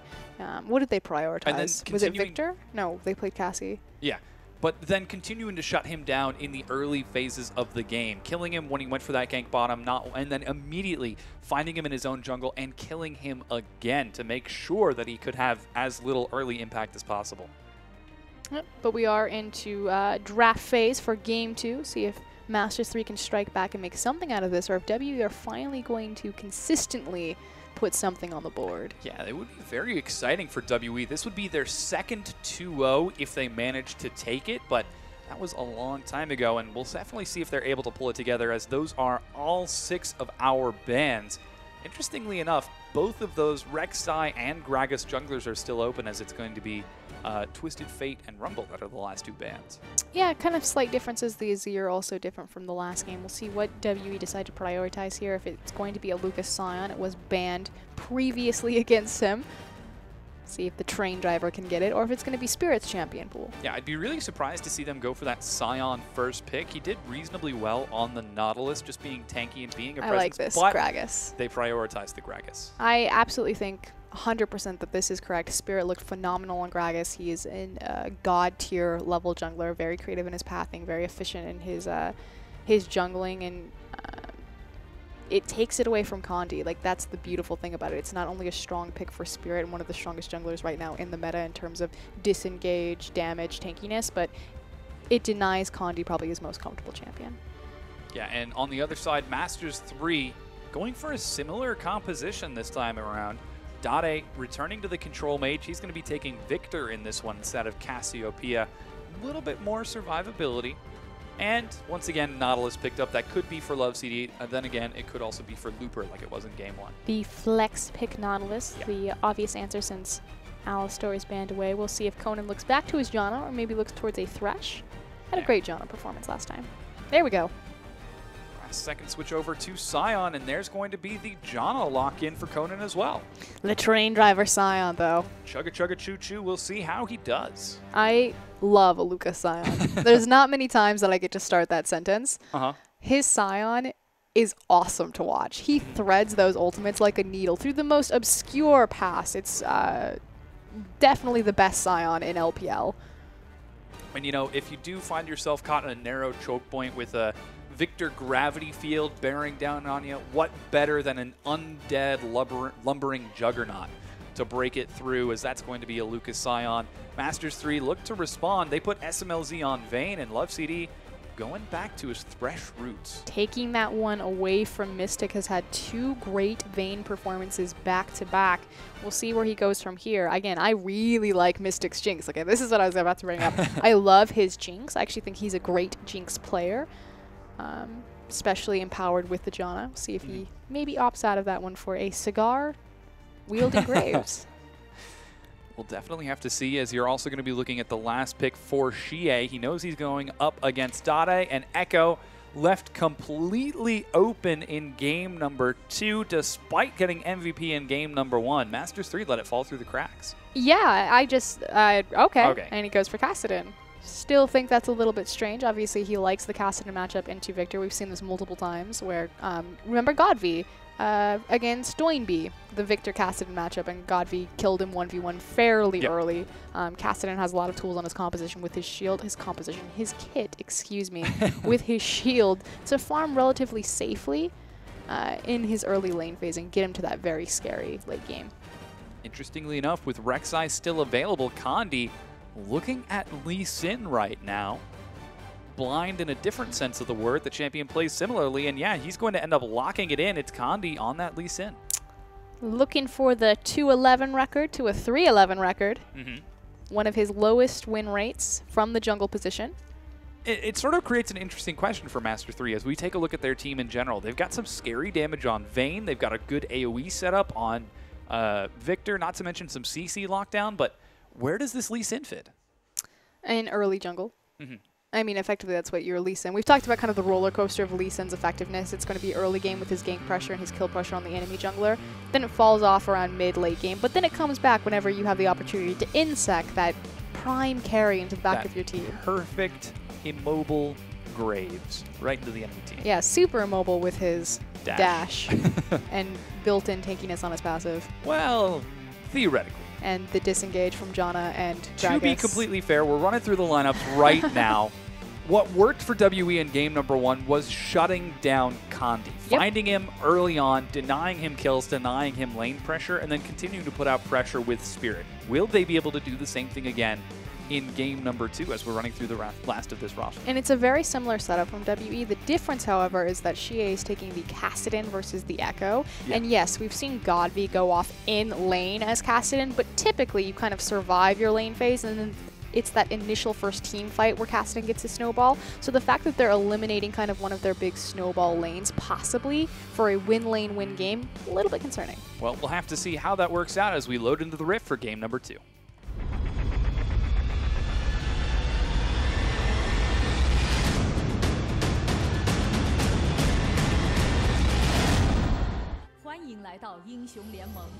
And we have loaded into the Rift. It's WE versus Masters 3. This is game number 2, and after WE took game number 1 in a convincing 25-minute slam, Masters 3 are looking to get some revenge as they send 4 members to the bottom, and Dade keep himself occupied in the mid.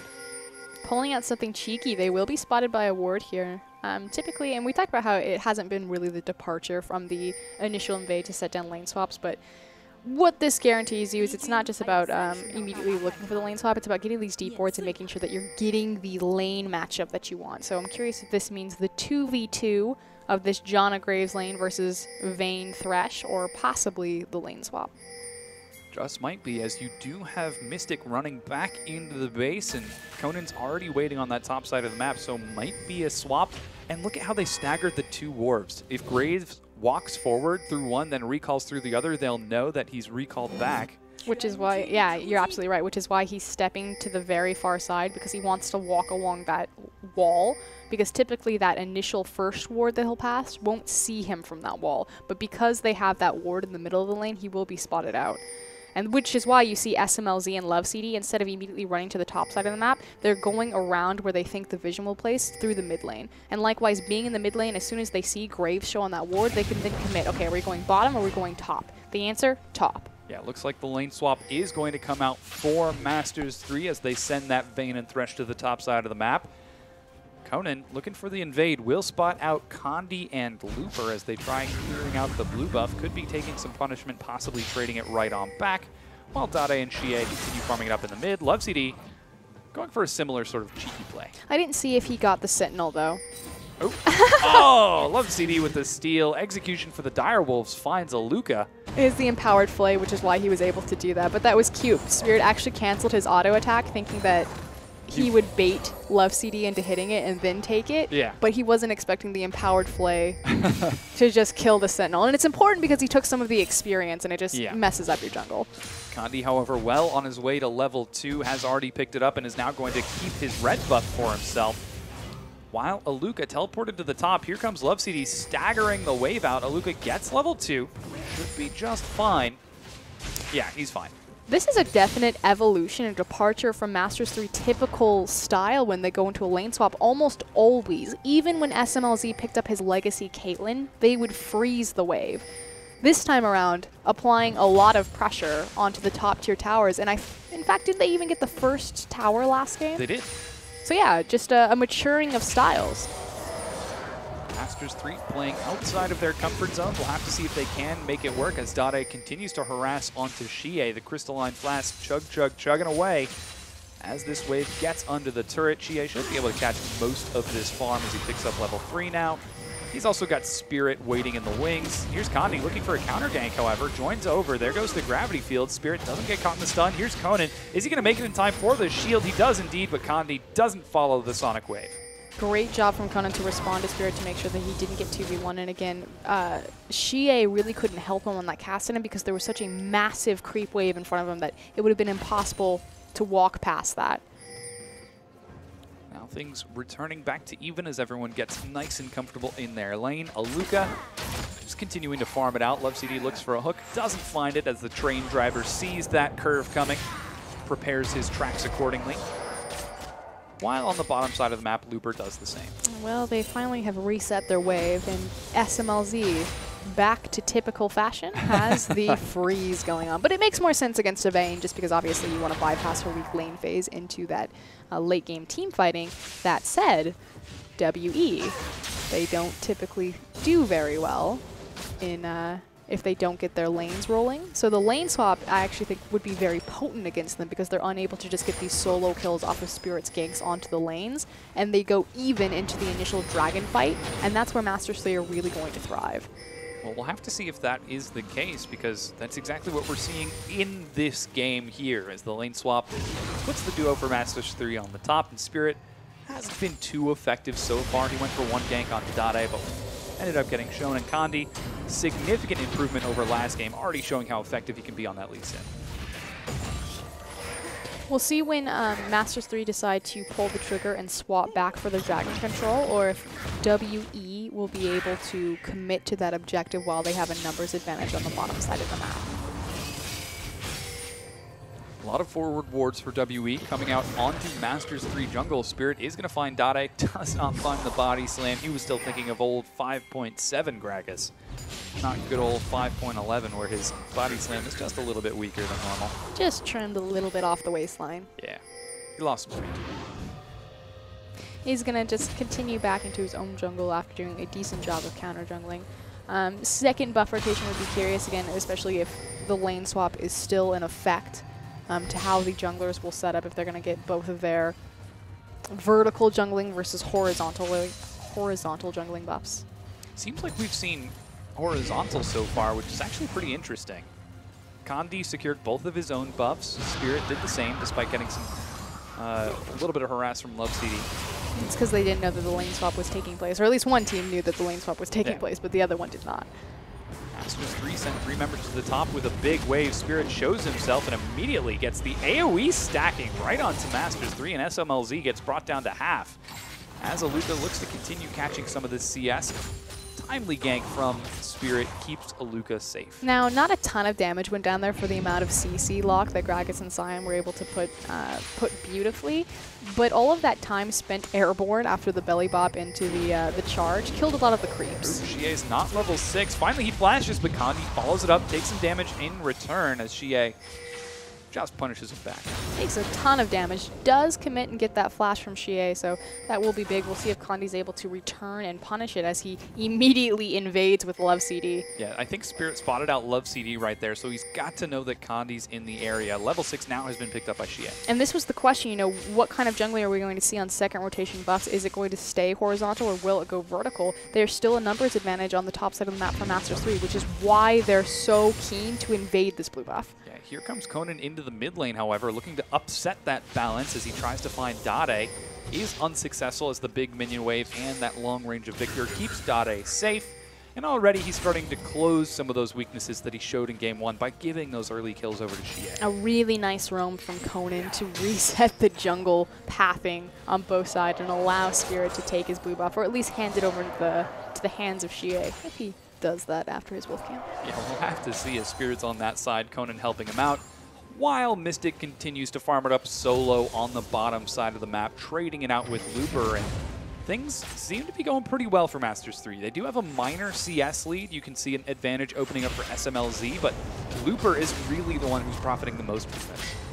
Yeah, 47 to 28. Unfortunately, Aluka has not been able to CS very well underneath tower, and a lot of that was due to the initial bounce of the wave that SMLZ created to get it an early freeze. That said, a lot of the CS is now being driven into Sion's waiting hands.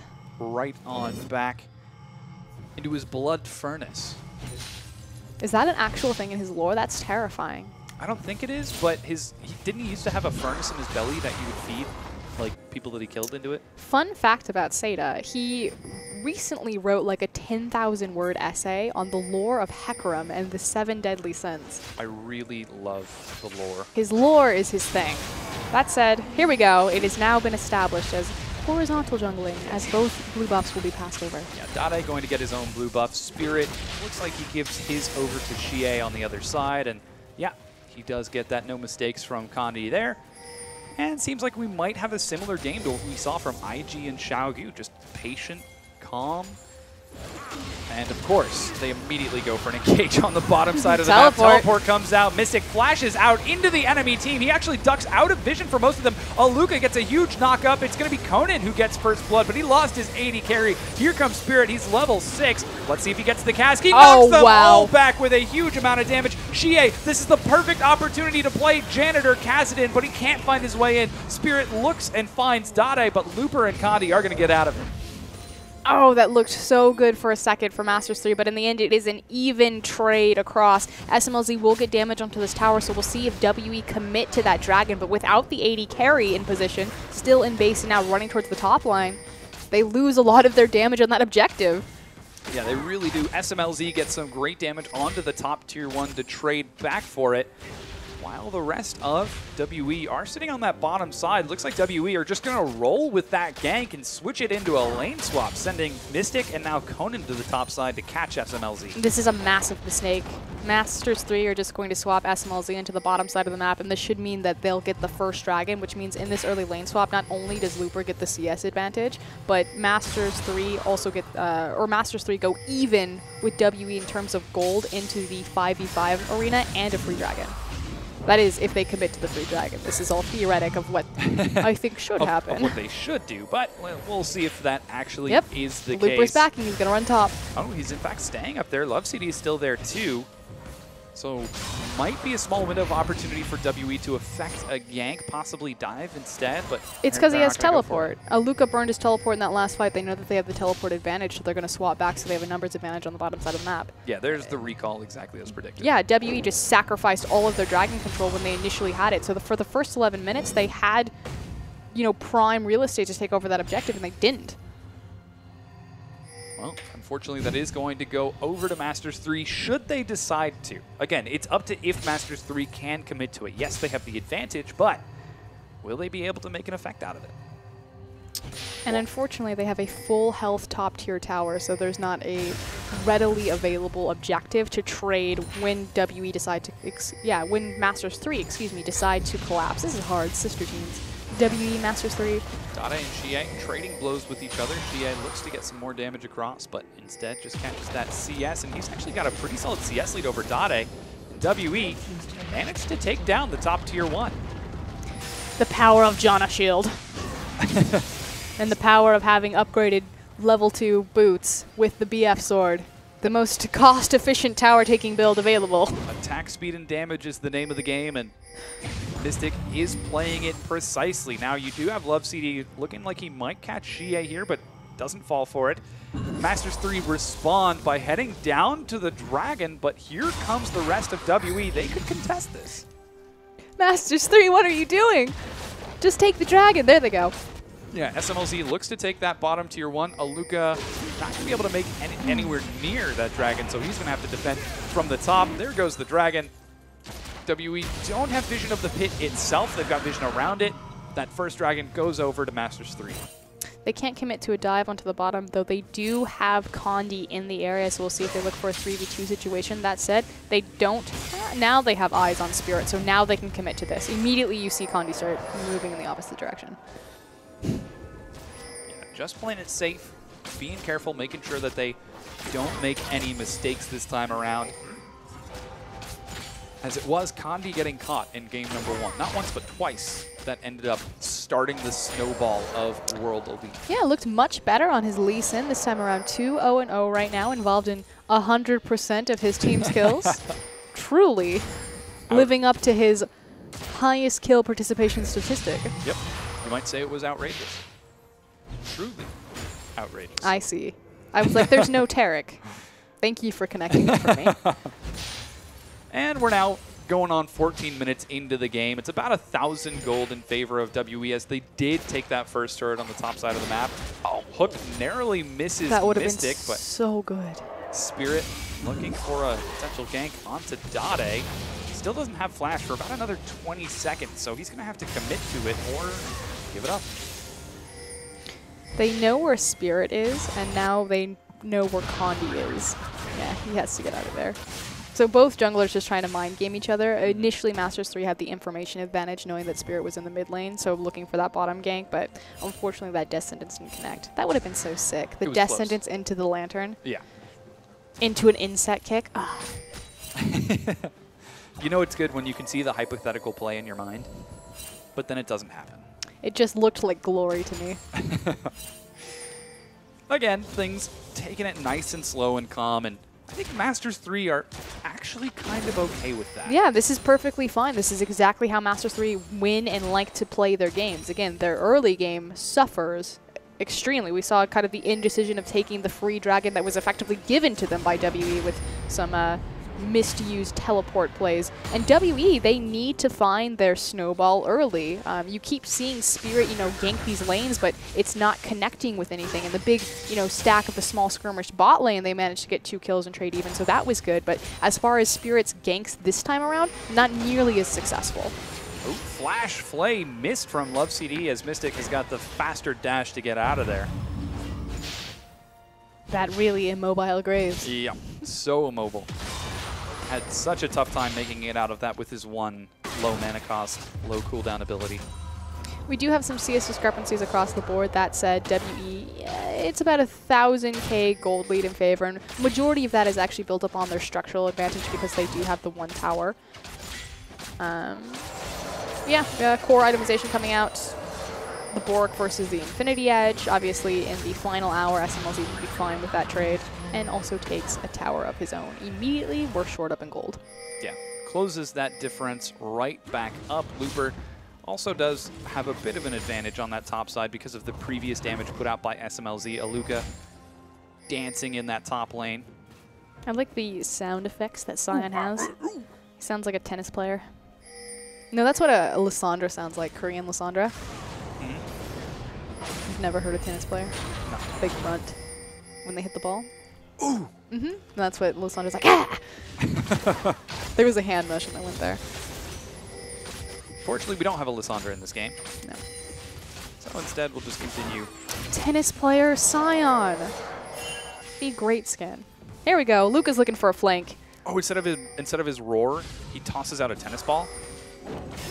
No, I just think because he grunts, but okay, yeah, we can have a tennis ball. He was looking for a flank, but that said, Looper is applying pressure back to the top side, so he has to return there. But anytime he's in the river and he's got a straight shot, count on Aluka to be able to thread those Sion ultimates. We'll have to see if he's able to pull them off. So far, 0-1 and 2 this game. He hasn't been quite effective outside of that teleport to the bottom, which resulted in that first turret being taken. Dragon's up in 1.5 minutes. Masters 3 did secure the first one. WE want to try putting a stop on that next one, so that's why they've got 4 members on this side of the map. Oh, Spirit gets caught. There goes Blade of the Ruined King. He's going to have to get over here. Suddenly, WE are in a bad spot. Conan gets kicked back in. The huge homing resonating strike. For a blind monk, he goes far. Really nice combo. Obviously, that's the classic from Lucen. So your Q is going to do more damage the less health the target has. So what you do is you Dragon Rage, you initial Q, Dragon Rage, proc the Q. Not only do you get a free gap closer because you get to follow up on your kick, but you do more damage. Yeah, so that's another kill going over to Masters 3. Immediately you see SMLZ respond by shoving in on this bottom side of the map. Knowing for the time being they do have a temporary numbers advantage, though Conan has respawned. He's on his way back down there now. He's definitely going to be up before the Dragon. And looks like Spirit might be trying to catch them out with the flank here. Has to be very careful because he doesn't have his flash available. That said, Grag is still incredibly mobile because he has his belly bop. Oh, SMLZ going to fly away with that Arclight Vein, whereas Blood Moon Thresh recalls normally. Oh, Shie gets a bit aggressive on the Dade, takes some damage as punishment, but oh. That's unfortunate. He missed the Rift Walk. It was more like a Rift Trip. Here comes the Chaos Storm. They're continuing to chase him forward. He doesn't have his flash. He has Ignite. Conan tries to keep him alive. There are so many shields on top of Shie. He actually makes it out of here. Conan looks like he's having flashbacks of what just happened. Spirit doesn't make it over the wall. He aggroed the Dragon. This is a really bad spot for Spirit.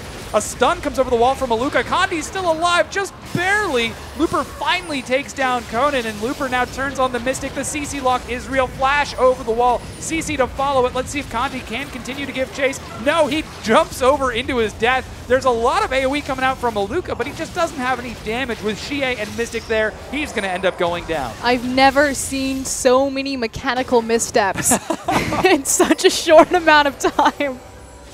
The Rift Trip. The Rift Trip, the failed belly bop, Conan eating that dredge line, that was all over the board. That said, Masters 3, they come out ahead. They trade 1 for 2 as well. More importantly, the objective. Yeah, they're going to be taking the Dragon now. This is their second Dragon. Spirit's chugging his way over there, but he's not going to make it in time. And even without Kandi's Smite, they can still secure that. Masters 3 take the Dragon. And finally, Masters 3, we talked about, where do they actually find their strength? It's not in their lane phase, although Dade has had a better performance. Didn't show up this game, but previous games. It's when they're grouped up in these skirmishes and in these 5v5s and their ability to out-team fight. Shie looks like he might be caught again. Dodges the Sonic Wave. Wow. He just read poor Kandi like a book. I don't know if he dodged that or if Kandi just missed. There was a sidestep. He was going one direction, then clearly changed direction. I've been tainted by what I just witnessed. I'm pretty sure you mean tilted. Yeah, definitely tilted. Masters 3 secure the Scuttle Crab, and they still have 4 members on this bottom side of the map. They look He got for him. and find Oh, Spirit. yay. There goes the Lantern. Cask locks him down for a while, but Spirit is going to go down. SMLZ gets the kill. The flash box may have been a little bit unnecessary, but beautiful. Death sentence into the Dark Passage. Yeah, SMLZ even using the final hour just in case. This mid-tier 1 is going to go down as Dade shoves forward with SMLZ, while Love CD continues to look for a flank on that far side. And this is exactly where Masters 3 want to be. And we talked about this, you know, WE taking the lane swap or getting lane swapped on and not making sure that they get that 2v2. Where do they find their advantage? They have to find it in the lane phase. And by lane swapping against them, you pretty much stagnate the lane phase into just being about objective control and objective trading. And this is where they've been exposed. They're weak at playing the map. Yeah, they're down 2 turrets right now. It's 3-1 in favor of Masters 3. And with that, you've actually got about a 3,000 gold difference starting to open up in favor of Masters 3. Now they should... No, they do not, in fact, get any damage onto that mid-tier 1. Aluka was looking for a flank, but he's joined up now with the rest of his team. Victor. Yep. That's his laser. Yep, he's got the upgraded Hex Core, which will then give him bonus AP due to his level. And at this point, Victor is perfectly fine to just sit and immediately laser and kill majority of the creeps. So it is very hard to push into him without him dead. Looper did just effect a quick recall. On top of that, he finishes his Frozen Heart and gets a Spectre's Camel on top of it, just in case he takes any damage from Xie. And all in all, it looks like Masters 3 effectively staggering their backs to make sure they don't leave any of their lanes too wide open, but WE don't really have a lot that they can contest right now. The biggest objectives up for priority right now are going to be the mid-tier towers. It's a little bit more dangerous for Masters 3 than WE, because obviously it's a second-tier mid-tower versus the outer tower. So we'll see how Masters 3 go about approaching this objective. Typically it would mean grouping up together, moving into the jungle, and placing down deep wards, which is what they appear to be doing now. We'll have to see if those deep wards manage to pay off this game. If they are able to effectively find those picks like they just did with Spirit. Love CD once again leading the charge, though Looper is right behind him. They are going to see Spirit clearing this out, though he did just drop a ward and even has the Wolf Spirit to spot it. Ooh, barely makes it over the wall. Looper drops a ward just to say, hey, I got my eye on you. I feel like we've seen this play before from them, where they set up their deep vision onto the Baron side and just look for picks. Now the nice thing about their composition, or excuse me, so we saw this from World Elite last time, now Masters 3 doing it. The nice thing about their composition is they have what I like to call non-committal CC. So things like the Dredge Line, like the Death Sentence, the Depth Charge, even the Sonic Wave Insect maneuver from Lee Sin. I mean, obviously he gets to choose whether he goes in on that. So you kind of throw out your skill shots, and if you like what you see, you commit on it. If you don't, no harm, no foul. It's not like an Amumu bandage where you're there.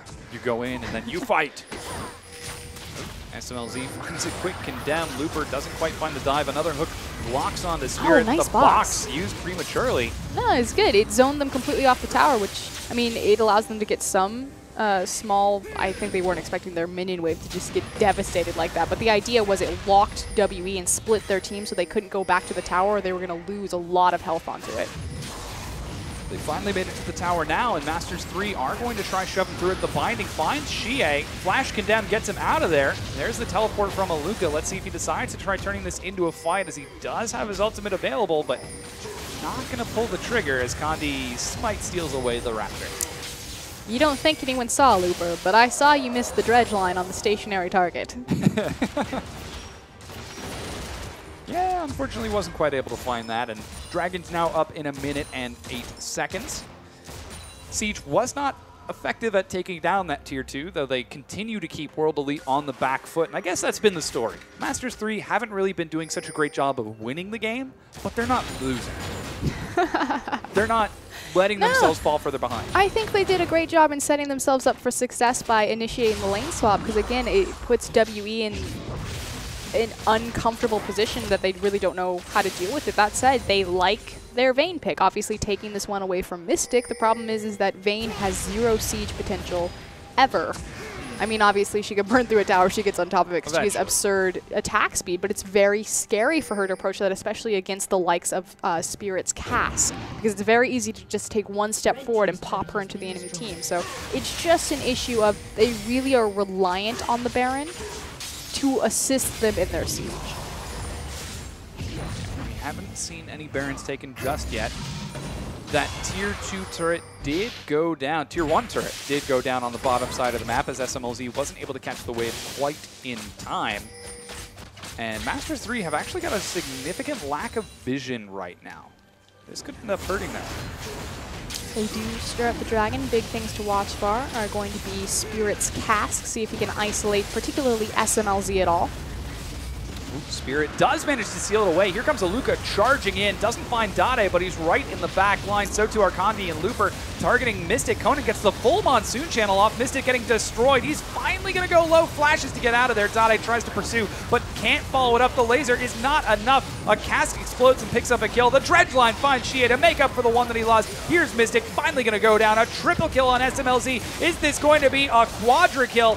He cleans it up, a quadra kill for SMLZ. Conan is in the direct path to that Baron. I don't think they're going to be able to catch up to it, though. Not going to be a secondary Penta. SMLZ playing the fight really well. His front line, CC, Looper, and Love CD just spoon-feeding him these kills, as well as Dade making sure that he got off his full damage rotation before he went down. I really want to talk about Spirit's Cask at the beginning of that fight because he effectively pushed Dade and SMLZ completely out of it, and they tried to isolate and burn down Kandi. That said, Masters 3 were just too far ahead at this point. The gold lead spoke for itself. Yeah, it definitely did. Masters 3 are going to take this first Baron for themselves. It's now 11-5, 27 minutes in, and with that Baron secured, they're feeling good. Look at where SMLZ and Dade are before this fight. Like, the fight has already started, and they're trying to immediately burn down Kandi, and that was because Spirit had pushed them out, but it's just, they're too tanky at this point. They don't have the damage options.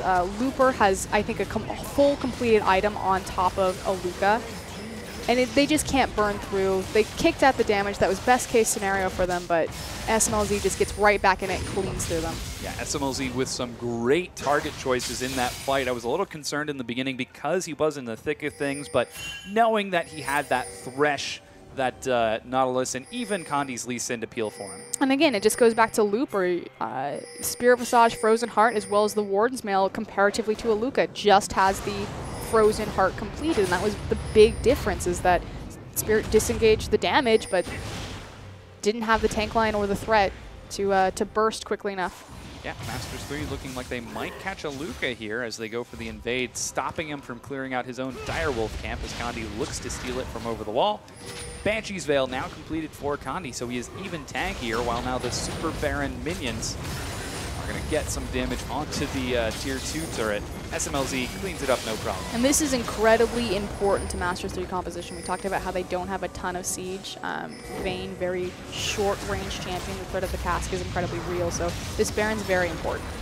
SMLZ takes a lot of damage. The Cask is tossed out as well, and WE decide to fight. Shie is CC locked over there. Aluka manages to kill Dade. If Shie can get into the back onto SMLZ, they might be able to turn this. The slow comes out. Looper is going to fall, and Aluka doesn't have his ultimate as he used it very early. The flash slow from that challenging shout is going to find SMLZ. The tornado, narrowly doesn't get it as Love CD flashed Dark Passages behind him to allow it to get out. Micromanagement of the disengage, understanding that it was Vayne that had to take the Dark Passage because Kandi would have the safeguard available as opposed to Lee Sin grabbing that one. See ya, Vayne.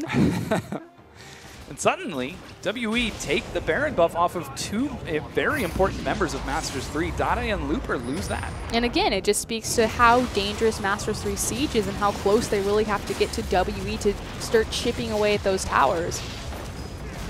WE show themselves mid and finally knock down that mid Tier 1 turret with no one there to defend it. And suddenly, it's still about a 4,000 gold difference between the two, going on 5 in favor of Masters 3, but we've seen what happens when WE can take a favorable engage.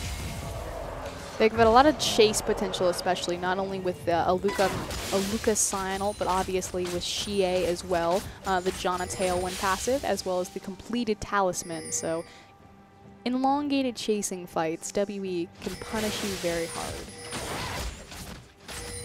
Some serious chase potential from WE. Dragons now up in 2 minutes. Masters 3 are already on that side of the map as they look to continue utilizing the rest. Oh no, the Baron buff has actually fallen off. Instead, they might just be setting up a good old-fashioned siege like they did on the mid-tier 2 a few minutes earlier, though. WE starting to hit some pretty scary item breakpoints.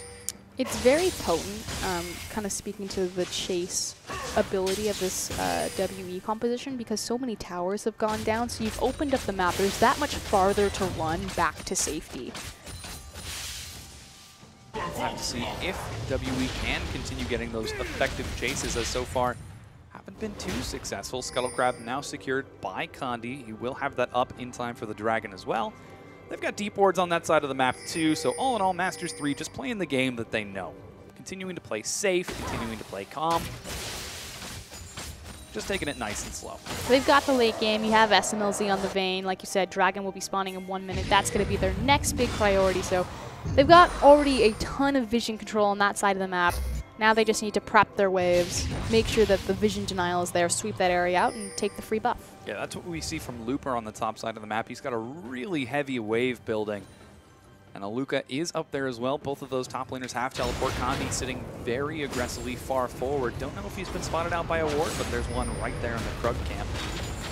Might be looking for a pick here, but instead just continuing to sit back. Yeah, Mystic's not going to fall for it.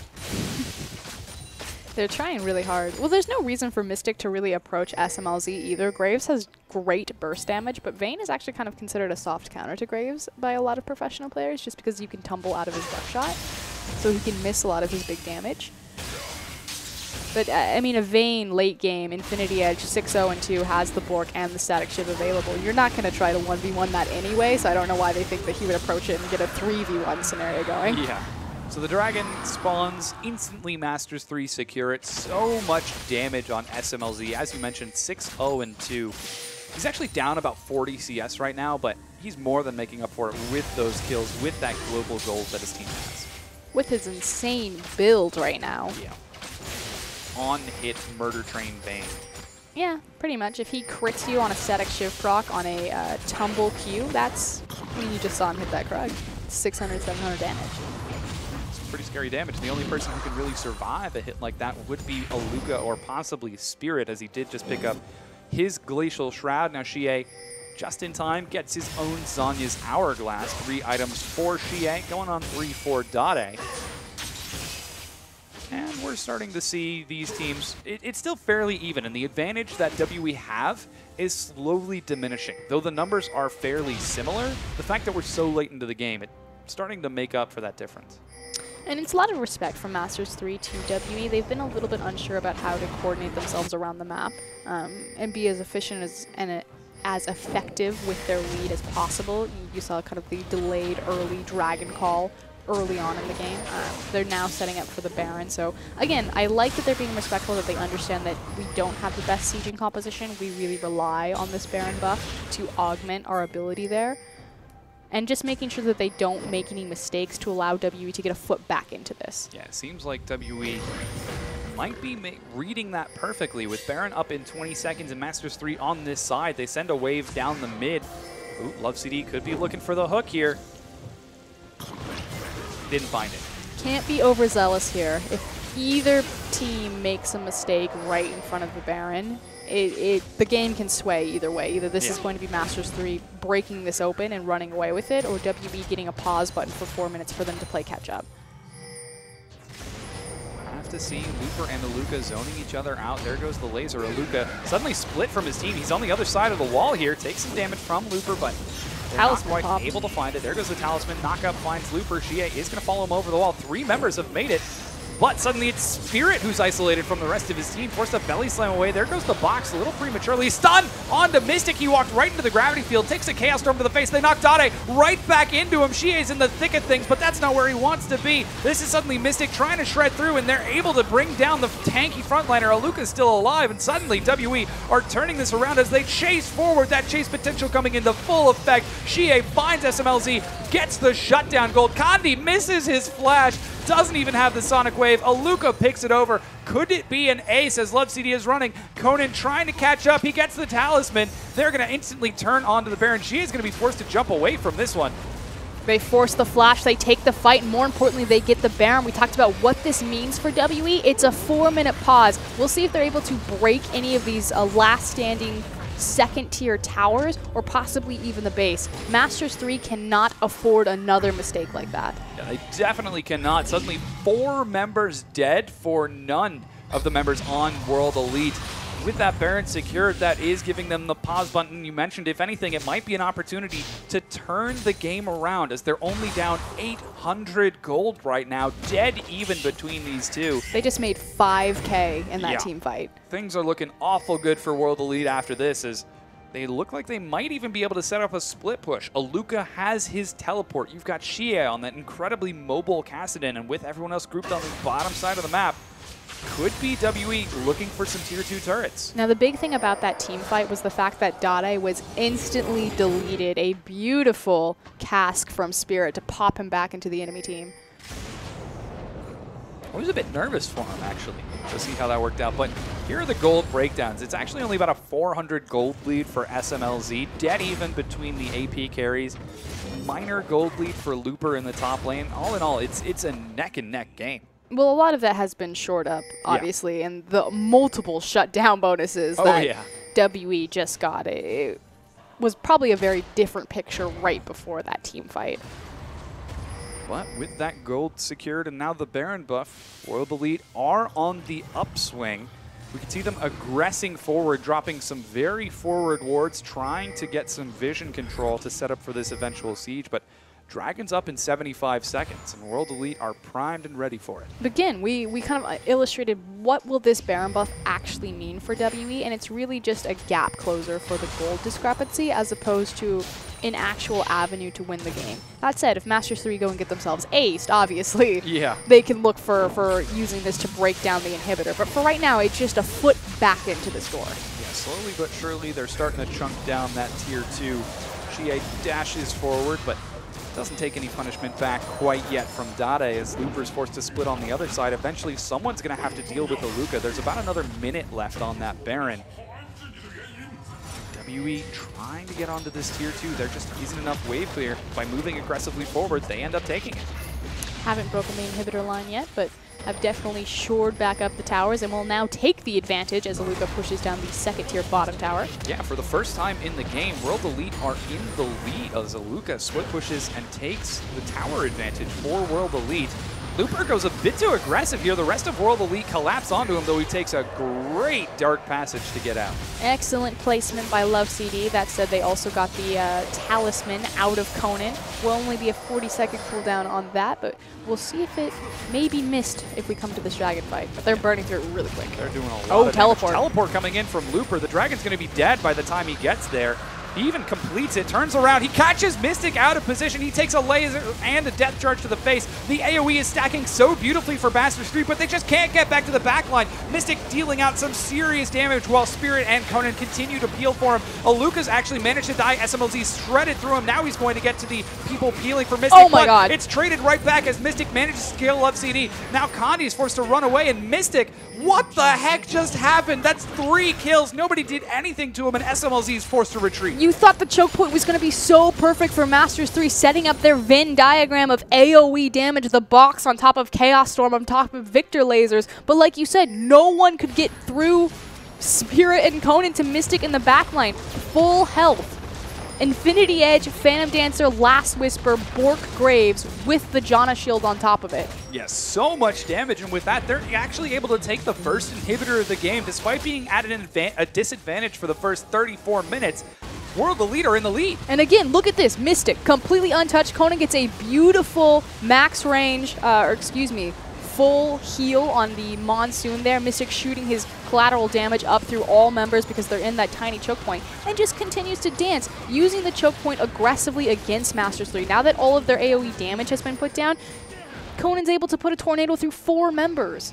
Yeah, huge play from World Elite, and just like that, Mystic going from 1-3-8 to 5-3-8, feeling a lot better about himself in this game. Shie gets his blue buff, and taking a look at the gold, he actually is only about 250 gold ahead when it's all said and done, as SMLZ did get a few kills of his own. That's insane, though. for how far he's been trailing behind SMLZ, 6-0-2 not more than 5 minutes ago. Yeah. And now even that up, not only with his massive CS discrepancy, 840 CS like you said, but now just an incredible team fight from Mystic. He's really identifying himself as a position-based AD carry and saying that he can hang with the best of them. He certainly can, especially after that team fight. Last item pickup is a Banshee's Veil for some defensive stats. Now Baron's up in 2 minutes. Masters 3 took the first one and were able to secure for themselves some outer turrets, tier 2 turrets, but they haven't been able to do that much since that happened. Suddenly, World Elite, they're feeling a lot more confident. We're seeing them move together as a unit outside of the defensive zone of their base.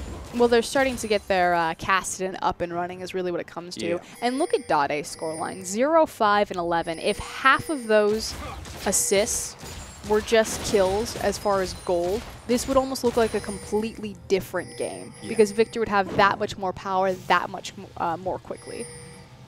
Unfortunately, Dade not quite able to find those as now a lot of defensive items have been built. Talisman instantly used by Love CD, but the immediate smoke screen denies any sort of follow-up. Shie dashes forward. Oh, Luka from the side finds Love CD. This fight is blowing up as he turns around, but SMLZ shreds through his health. He's still alive from the monsoon of Conan. He's going to end up going down almost certainly. Yeah, SMLZ brings him low.